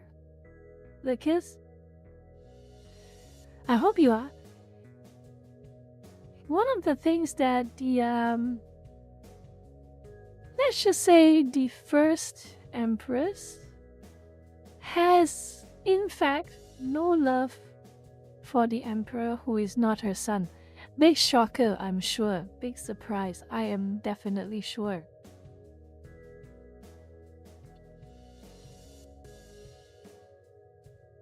Big shocker, I'm pretty damn sure. But she is so petty, she is so jealous, because the very idea that her rival's son is the Emperor pisses her off so much. She still wants to get even. And by getting even, what she means as well is, well, funny we were talking about the banning of shrimp and the first half of the stream, banning of pornography, because this is gonna get very, let's just say, twisted, okay? So one of the things that the first Empress does for the Emperor is that she helps him sneak out of the palace so that he could enjoy what the outside world has to offer, namely of the women of the night kind. Let's just put it that way. So So, dust blight, that's kind of not true, not just yet. But anyway, so, what do I mean by that? It's pretty obvious, but I'll spell it out to you. Because he is a growing young man with a lot of needs, let's just put it that way, he gets restless. And of course, being his the loving first aunt, the first empress, sneaks him out to the red light districts of Beijing. The red light districts of Beijing. But here's the thing. When you're talking back in Beijing, when you're talking about red light districts, there are two kinds of red light districts.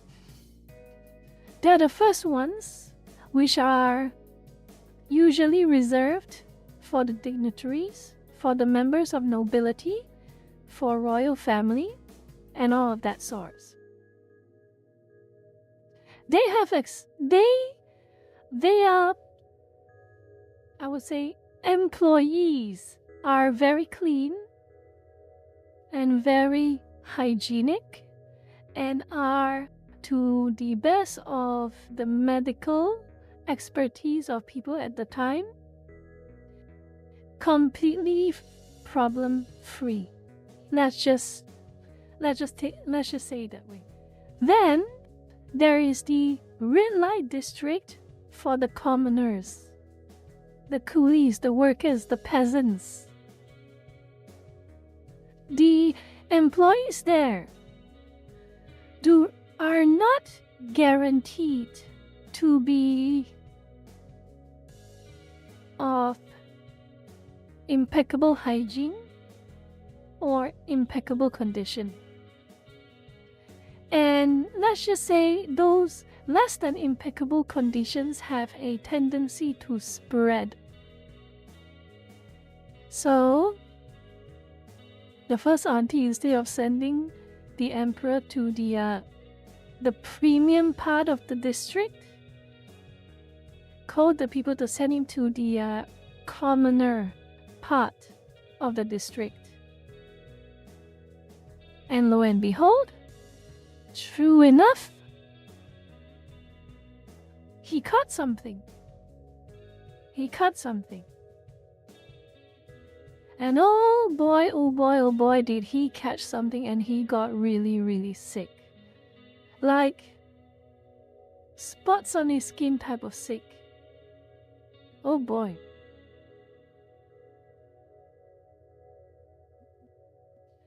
And yeah, as that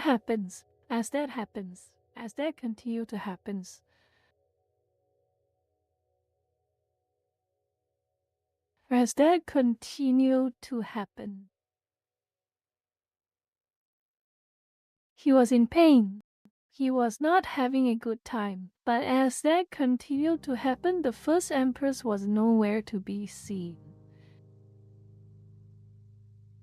Instead, at the end of the day, when he is at his most pain and suffering, there was his mom, the second empress, watching over him, taking care of him, and making sure he survives this. He realized instantly there was a reason why she was so hard on him. There was a reason why it looked like she didn't want him to have any fun whatsoever. This is what happens when you are not careful. This is what happens when you indulge, and what happens when you abuse.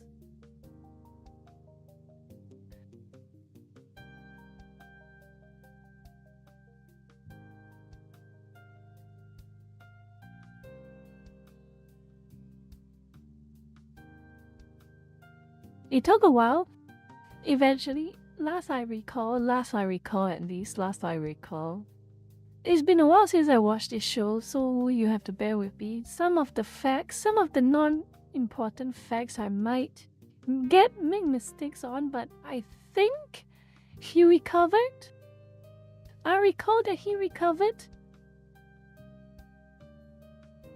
I think he recovered. It's not even just that though, Luka-chan. It's not even just that.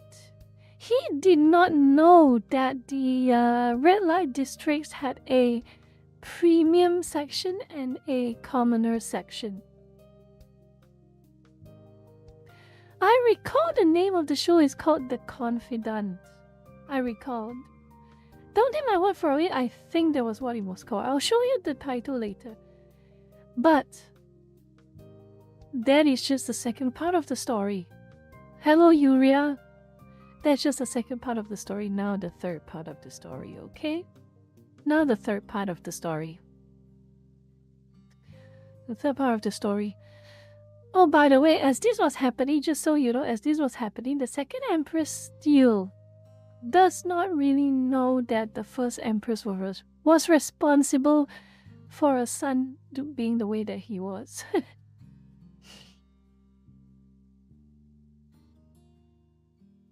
To Harsh, it just looks like his son was being reckless and ended up contracting the wrong type of individuals of the night. But anyway, this is the third part of the story, and this is horrifying.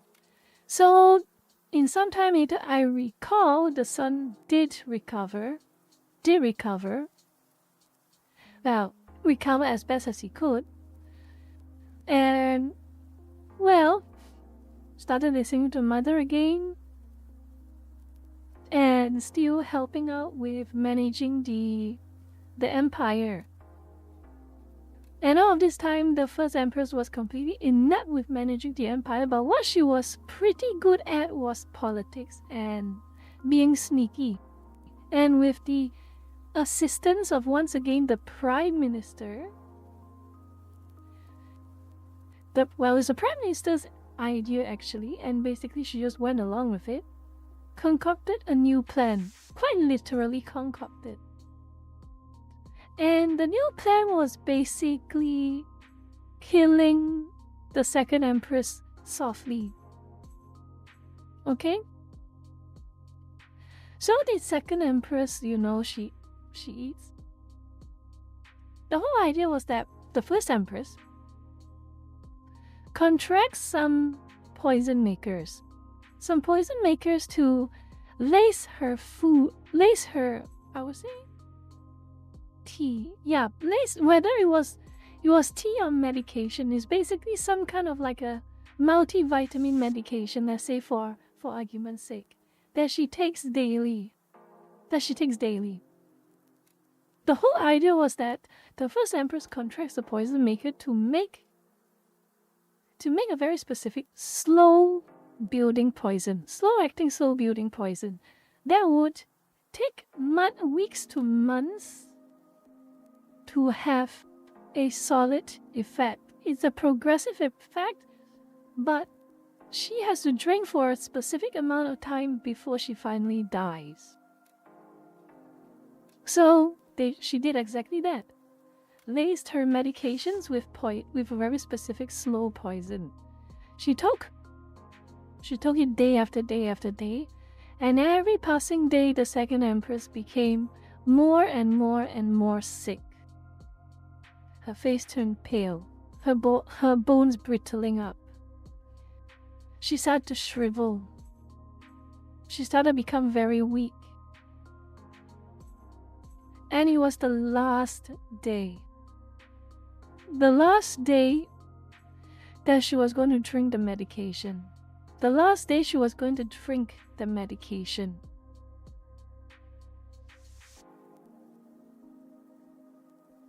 And it would kill her. She summoned the first Empress just for like a heart-to-heart conversation. Both of them decided to have a heart-to-heart conversation. Of course, the first Empress is playing nice, pretending to be all nice and that. The second Empress then told her a few words a few interesting words. It's kind words too. Just saying that something along the lines, I know we have had our differences. For all these years, we have had our differences. But I want you to know that at the end of the day, I love you as family. I love you as family. And so long as I am alive, for as long as I am alive, you will not, nothing bad will ever happen to you. And the second empress said it in a very genuine way. It wasn't like something she said that had a hidden meaning behind it. It was a very genuine statement of care for the first empress. And over the time, the first empress also noticed how much weaker the second empress was going, and she did feel pangs of guilt, but not enough to stop. Make no mistake, it was not enough to stop. And at that very time, the moment she said, for as long as I live, no harm will ever come to you, the second empress was about to drink her last bowl of medication. The one that is still laced with poison, that would be the last one she would drink before she died. It kills her. The first empress reacted suddenly, knocked the bowl of the medication out of the second empress's hand. The poison fell onto the floor. Fell onto the floor.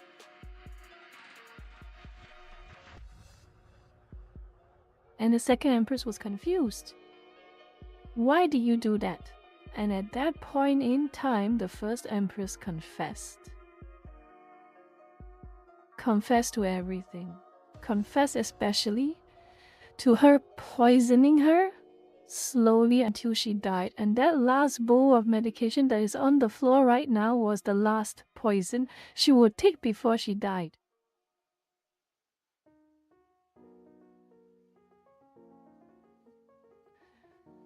And well, drama ensues.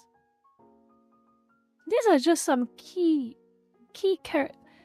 event arcs in the series, by the way. It's just some key event arcs in the series.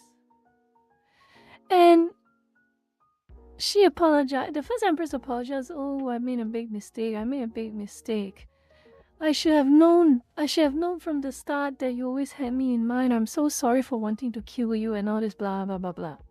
And at the end of the day, it turns out that later on, close to the end of the stories, oh well, not long after to the end of the stories, it turned out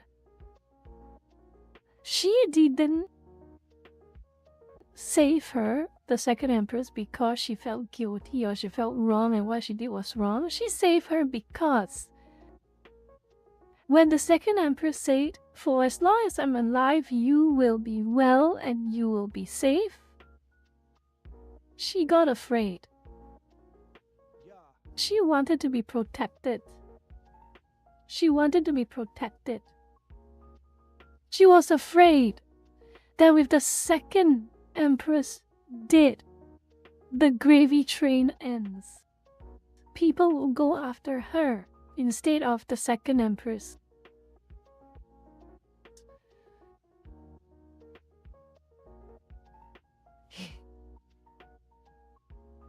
So yeah, a tragic story. A very tragic story. Based off characters people who actually existed, but of course everything is dramatized in such a way. Let me see if I can find the show. You maybe can get a chance to watch it.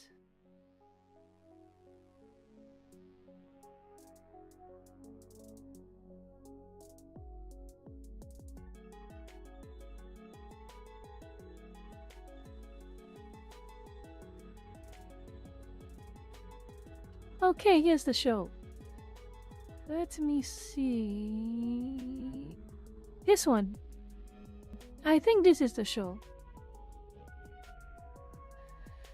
Suffice to say, I'm only giving the cliff notes of the most the most bare bones of the key codes of the whole show, but yeah. This looks horrifying. It is a horrifying show. It is a horrifying show you will not even believe.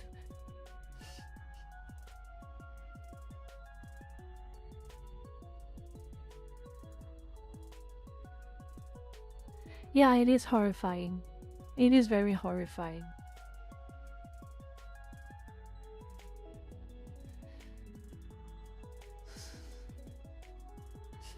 So why am I saying this? Why am I saying this? And of course, there's another very famous show that I showed you a while ago. It is called Yi. The one is a lot more competitive. This one is between two empresses.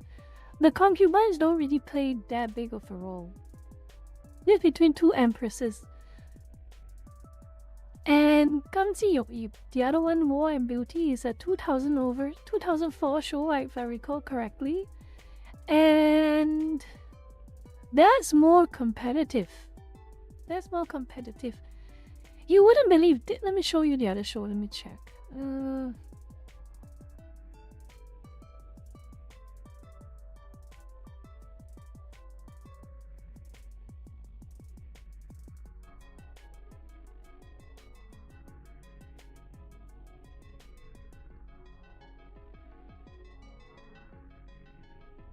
Shut up.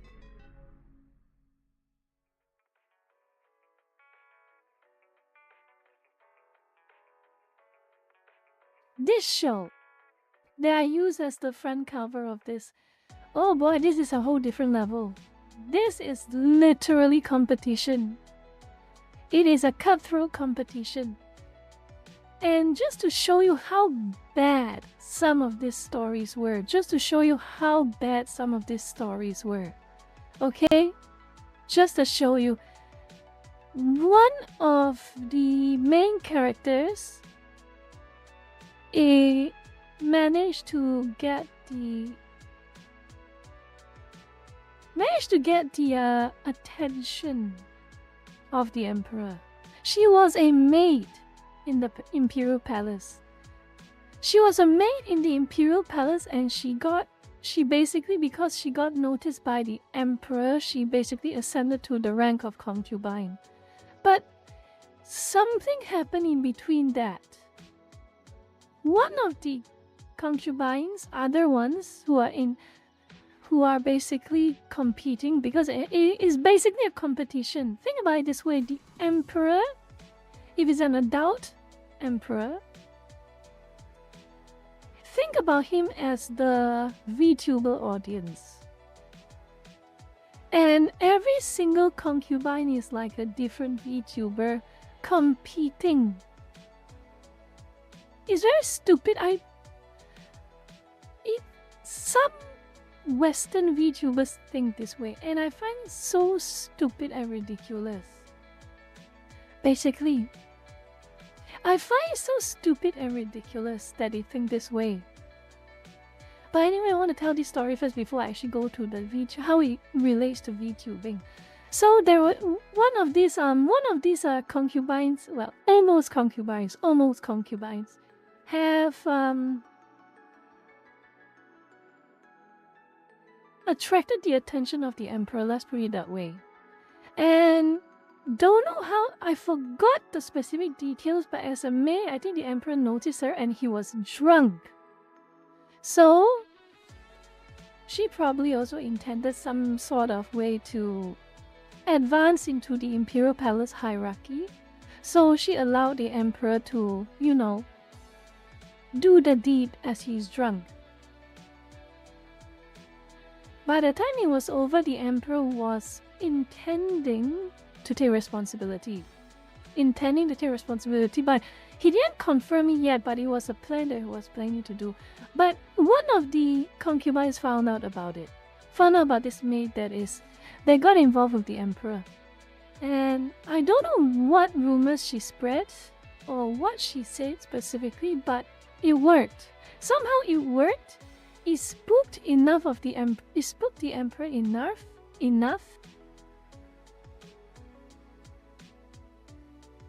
it spooked the emperor enough to the point that he had decided, okay, I'm not doing this anymore. I'm going to change my mind or something along the lines of that. But the fact is, she was not a proper maid anymore. You know what he did? Well, not he. The empress, the senior concubines did. The empress recommended to the emperor. Would you like to guess? Would you like to guess? Would you like to guess? What one of the senior concubines or empresses actually recommended to the emperor?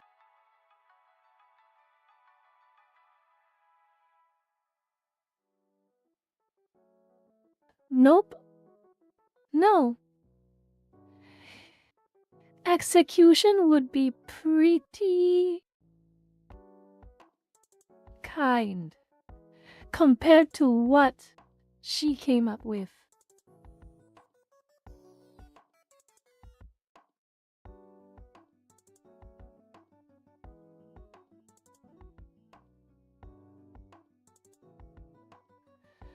No.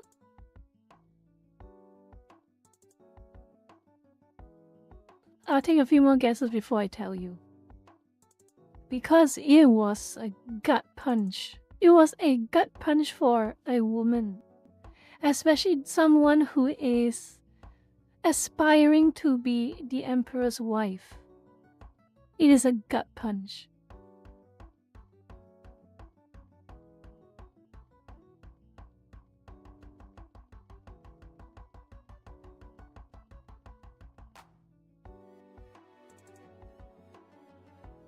I'm going to tell you. I'm going to tell you. An arranged marriage with a eunuch. She was forced to be the wife of the head eunuch of the palace. Can you imagine? Can you imagine the humiliation?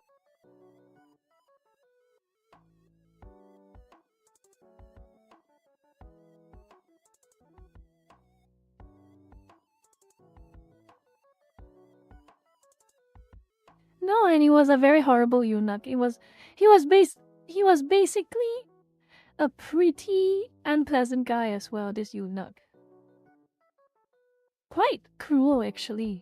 Because he's the head eunuch and he's in charge with a lot of... The problem with the Forbidden City is that a lot of concubines over the years have lost their lives through unnatural means. And this head eunuch was the person who was ultimately responsible with dispatching a lot of less than favorable imperial servants and concubines.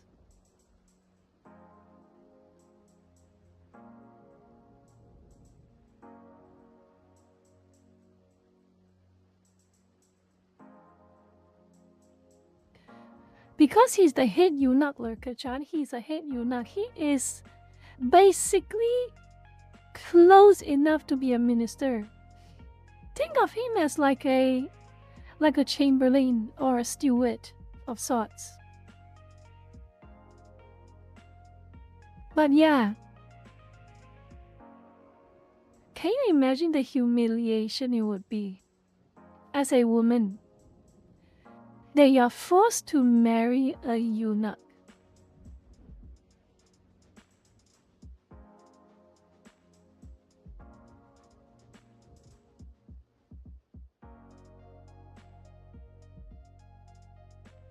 Yes, eunuchs are known to be very, very powerful if they are cruel, intelligent, and ruthless enough. Yeah.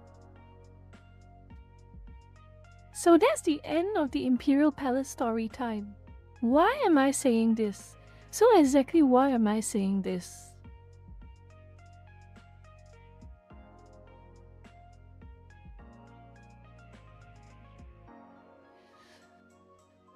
Why am I saying this? Well, I did not realize that English VTubing is an Imperial Palace. This is something that I do not understand. I really do not understand. I just do not.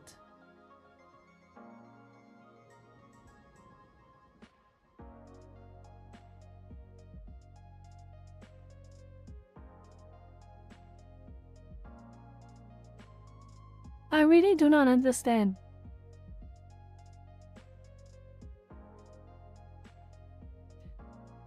I'm not even going to...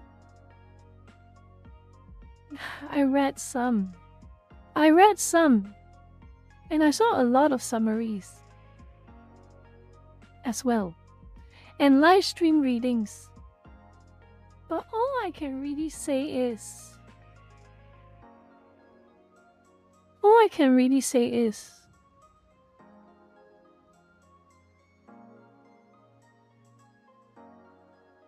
VTubers do not need to be this way. They do not need to act like this. They do not have to treat VTuber fans like they are an emperor that needs pleasing. And any VTuber fan who moves from one VTuber to another is a threat.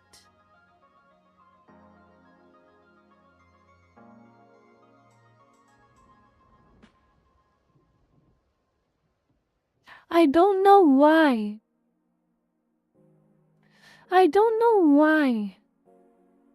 It is so...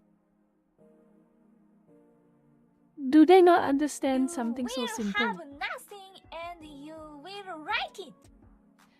Jose E, thank you for the 2 questions. Can Bemin be the Emperor's Dowager? I don't get it. Everyone in that Google Doc, everyone in this entire saga, they have no reason. They have no reason to behave the way they do.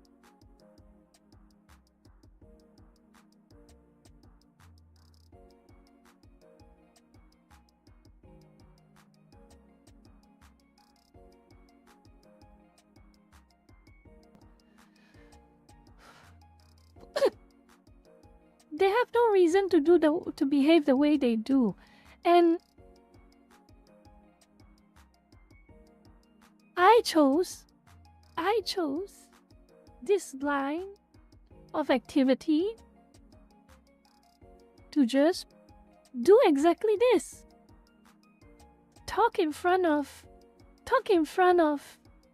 a bunch of lackeys, play some games, have a good time, chat and interact with the chat.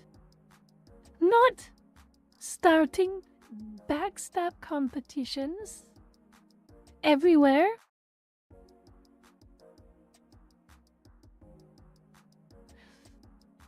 But I think The context.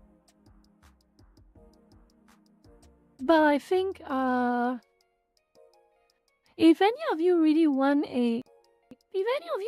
to care enough about the details of this 1000-page document, because I've read a bit and at some point I just realized I just don't care. Okay? I just don't care.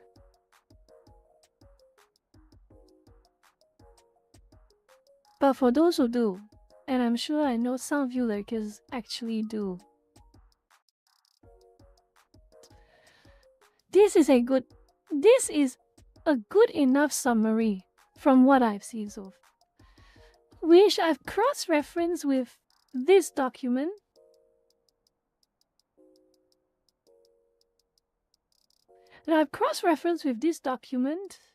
To this. It is informative enough and indicative enough of the entire context.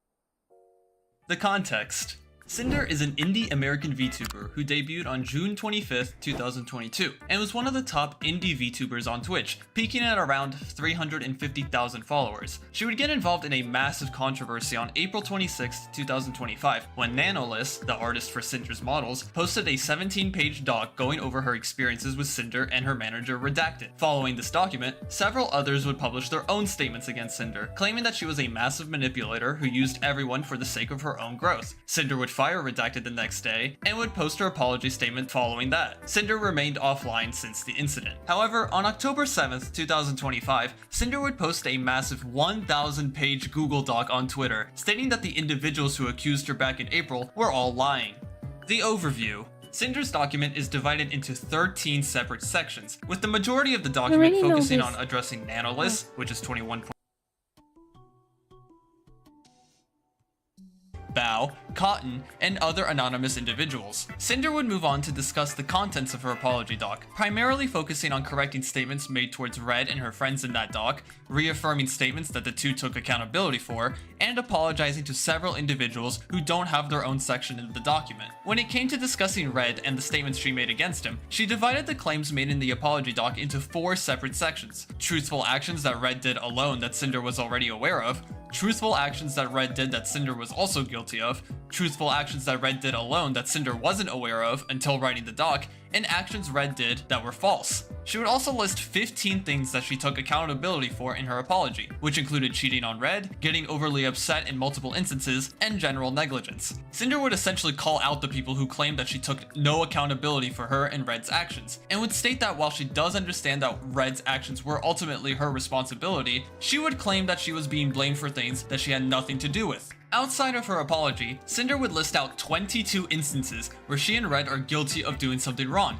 and claim that these were the only wrongdoings that the two have done, stating that every other claim that was made against the two isn't true. Some of these instances include becoming neglectful of relationships, attempting to gain exclusivity of different things in multiple cases, being openly distrustful of various individuals, and several other things. She would state that the majority of these instances occurred between August of 2024 till April of 2025. Cinder would state how her relationships with her friends were damaged due to her priorities being focused on her work, and would apologize to them for neglecting them over the course of 2024. She would try to refute the claims that she was just using her friends for her own benefit by showcasing pictures of cosplay items that she created for some of her friends, and would state that her friendships were real and not stepping stones for her career. She would talk about how she and Red would dedicate an unhealthy amount of time towards her work, to the point where work was being done almost 24/7. Cinder would claim that the money wasn't their driving force for their work, but rather an indicator of success, but did acknowledge an instance where the claims of her being, quote, money hungry would be the strongest, as the instance involved an intermission on one of her model debut lore videos that required viewers to donate bits in order for the intermission to end.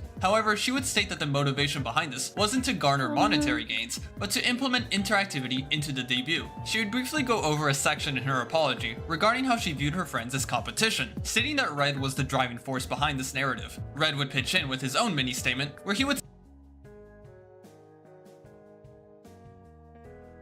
to first show is what everyone was always doing something, launching something, playing something, concerned race of relevant to see whether you want to look at it that way or not. It's the nature of the industry. I just don't like this red fella. I really don't like this red fella. He sounds... state that, quote, everyone was competition. While Red would state that the competitive mindset wasn't an excuse to hurt other creators, he would state that he did view Silverveil, Bao, and Shy Lily in a negative light, and oh my goodness, Marcos, thank you for the 7th month Uber Lurker. saw them as, quote, direct competition in the negative sense. Cinder would go on to briefly apologize to 3 individuals in this section that didn't have enough to talk about in their own respective sections. With Tricky, Cinder would apologize to her for ditching her during a trip to Japan, where the two in Red were planning to go to the Godzilla store, but ended up going there without Tricky due to her being asleep. With Cottontail, she would apologize for avoiding her due to a situation that Cinder didn't have any involvement in. Red would throw in his own apology to Cottontail for asking Nano to not work with Cotton. With Nick, I don't... Here's the thing.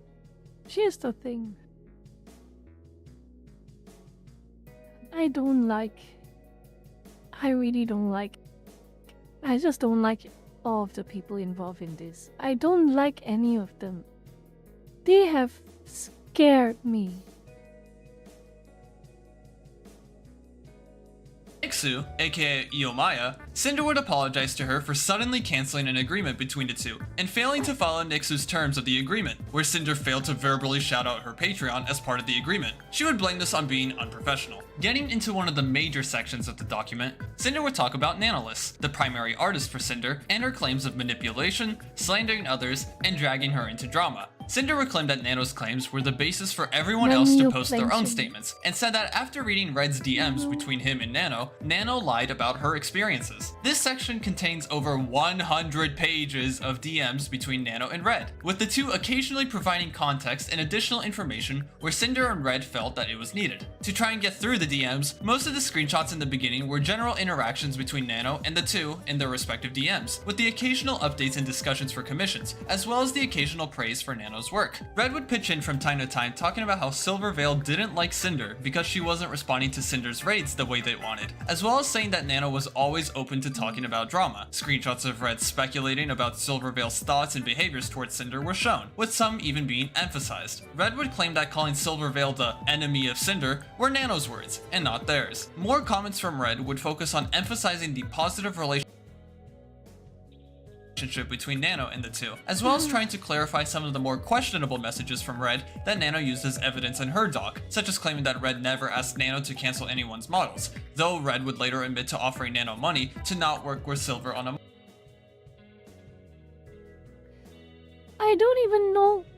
Oh, I think you get the point, Lurkers. I'm not particularly keen on knowing the nitty-gritty of this whole Cinder thing. Because this is not the point. Like I said in my post, it was not the point of me making this stream and talking about all of this. Okay, it was really not the point. The point is simple. It didn't have to happen. It did not have to happen. And all these people involved, I feel every single person involved in all of this, they should feel shame and they should feel embarrassment and they should feel like they have made big mistakes. Every single one of them. Cinder for the way she did all of these things. Her boyfriend for being the way that he is.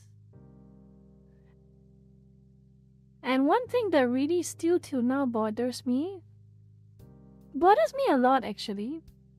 It bothers me a lot, and I think a lot of people gloss over this fact a lot. A lot of people gloss this over a lot, and I think that it should not be glossed over.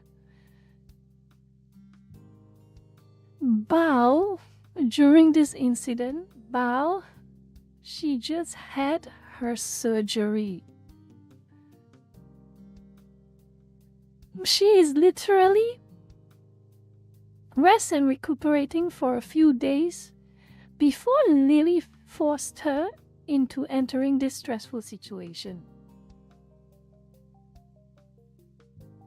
I remember even Bao mentioned in her own Google document how Lily was basically pushing her to release a statement, pushing her, not giving her time to rest.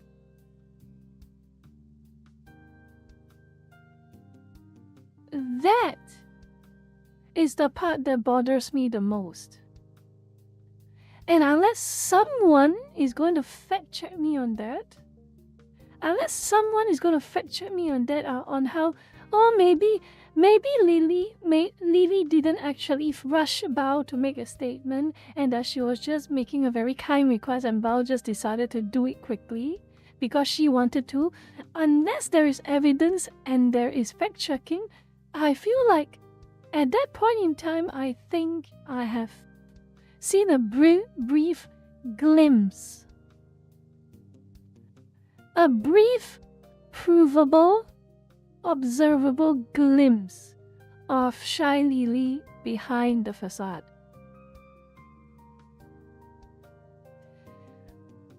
I'm just going to take any accusations again. What Cinder accuses Shy Lily of being as being just that, opinions. But that was one thing that I noticed.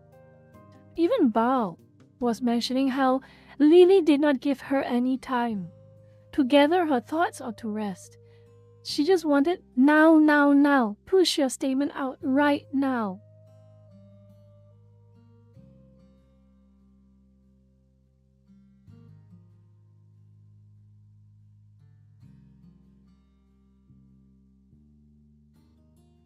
I'm sorry. I'm sorry if you are a fan of Lily, any of you here who are a fan of Lily, but she was not at her best when she pushed and rushed Bao to release a statement. I'm not talking about the truthfulness of any of their statements. I'm not talking about whether Cinder is right or Lily is right or Nano is right or Bao is right or whoever or Silvervale. I'm talking about there are just some things that civil, kind, professional people should control themselves from doing.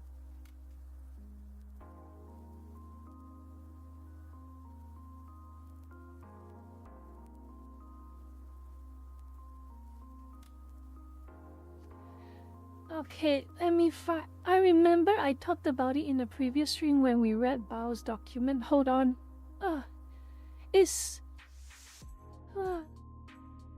Do any of you have a link to Bao's document? I'm quite tired to look. Do any of you have a link to Bao's document at all? Because when I'm a bit tired, I don't even know where to start looking.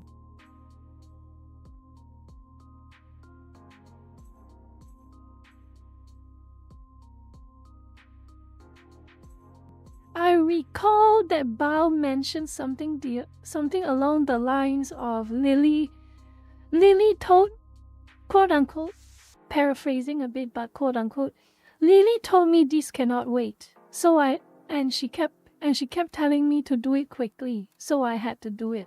Something along the lines of that. Paraphrased.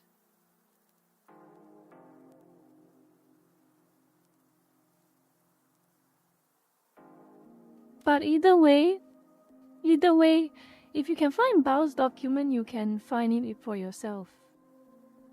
And if I did misremember it and remember it correctly, just correct me in a post or in the next stream. And if you can show where I got wrong, I'll just pull back on that. But I don't think I got that wrong.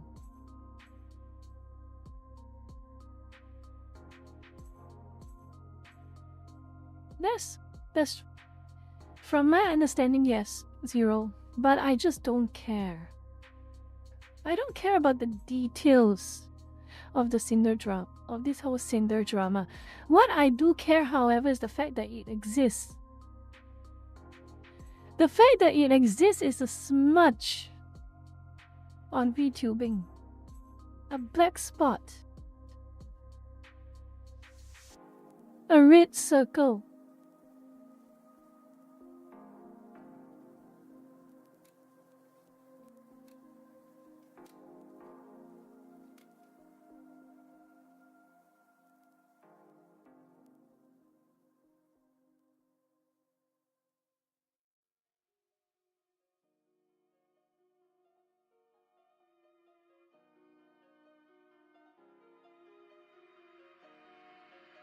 I will never know what happened between Cinder, Silvervale, Bao, Lily.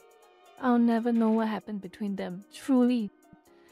That true, unfiltered, unbiased what happened between them. Because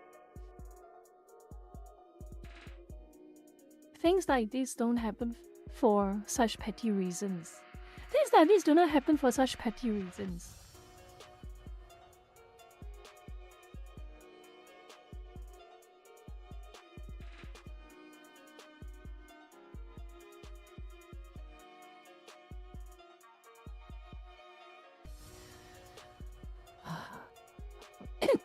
I don't care.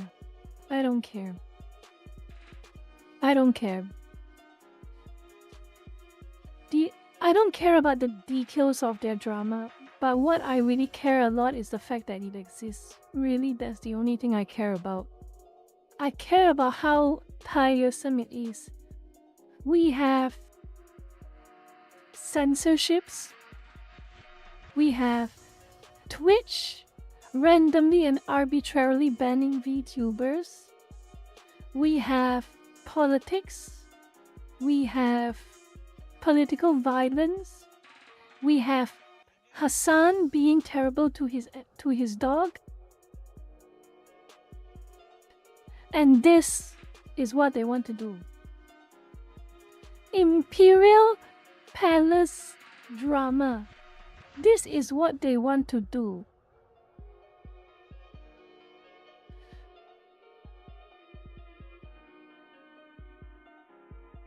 Oh hey, it's the cat with the gun. How cute. Welcome to the stream.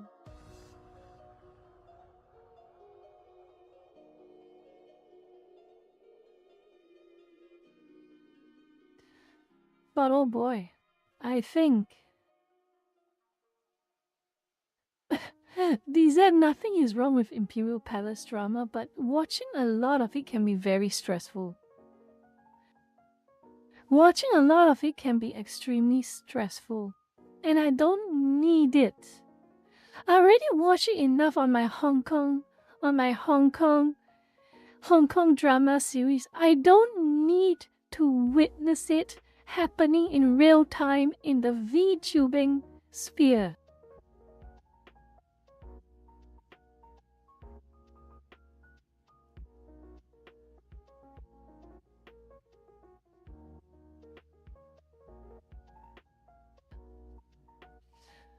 Oh goodness me. It's almost 5 hours. Yes. Yes, cat. Yes, Chaser. Stressful for no reason. Nothing. No practical solutions. No closure. No reconciliation. No compensation. Nothing.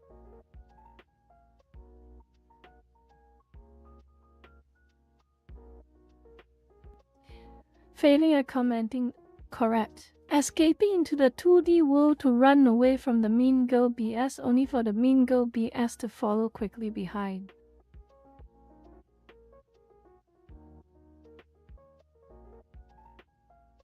What? Malaysia too? Do Malaysians have VTubers? Do Malaysians have VTubers? What do you mean Malaysia too? Ah, okay.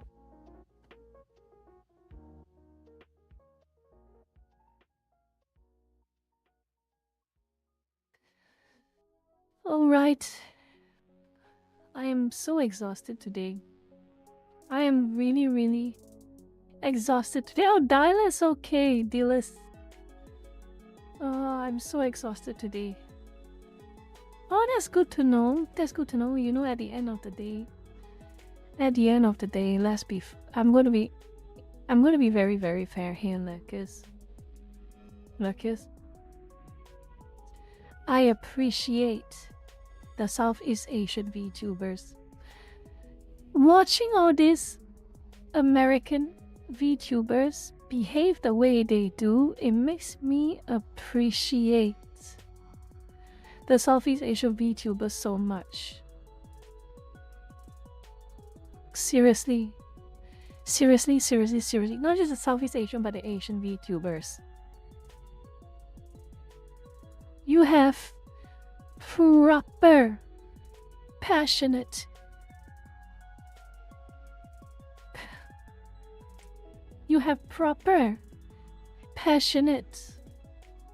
people who do VTubing because of the joy of doing it. Not whatever the hell is going on. Whatever the hell is going on in the American Western sphere.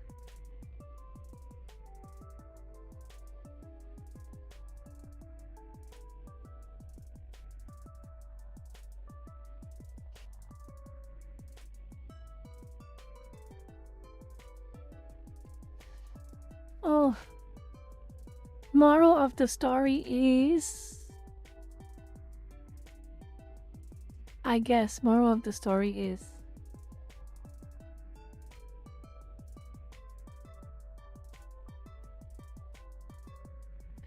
make no mistake that a lot of VTuber fans chose to be VTuber fans to escape from reality. And by escaping from reality, it also means escaping from Imperial Palace drama, or as some Americans would call it, Mean Girls BS. Okay? If there is one thing more off-putting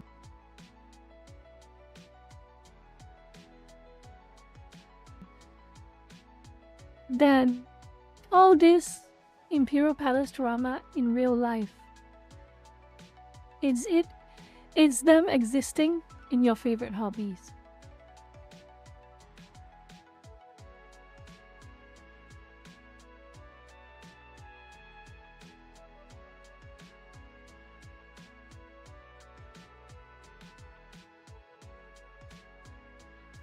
Honestly, I'd rather be a what would I rather be instead of a palace resident? That's a good question. I would rather be a Tsing. I would rather be a Tsing. I would rather be a supernatural entity haunting various locations than to be an Imperial Palace resident.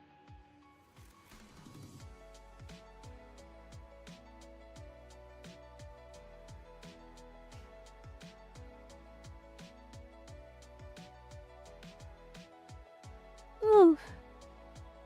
5-hour stream lurkers. 5-hour stream lurkers. And I think I've concluded the day. I have concluded the day. I'm gonna close some tabs.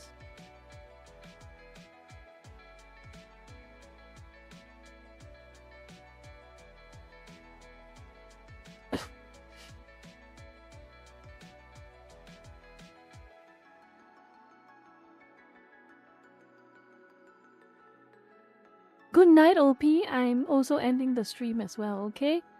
I'm also ending the stream as well. But anyway, again, reminder, tomorrow I'm going to Twitch. I'll be on Twitch, okay? Tomorrow I am on Twitch. And I don't have anything really planned for tomorrow. But I think hang out, watch a bit of videos, talk a bit of random things, and just have a good time for tomorrow. Anyway, you lurkers, thank you for dropping into tonight's stream. Now, if you don't mind me, I'm going to see if there's anyone to raid on YouTube for now. Don't move anywhere, and I'm going to read chat while I look for someone. No one is on stream today. No one is on the stream today. Who is streaming right now? Who is streaming right now?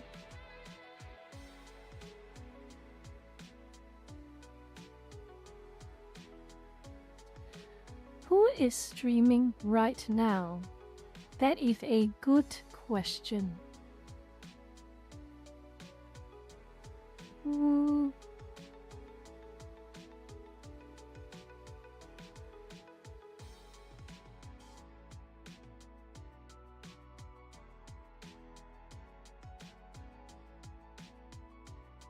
Any one of you have a recommendation of who you want to raid? Anyone? Anyone whatsoever? Any one of you?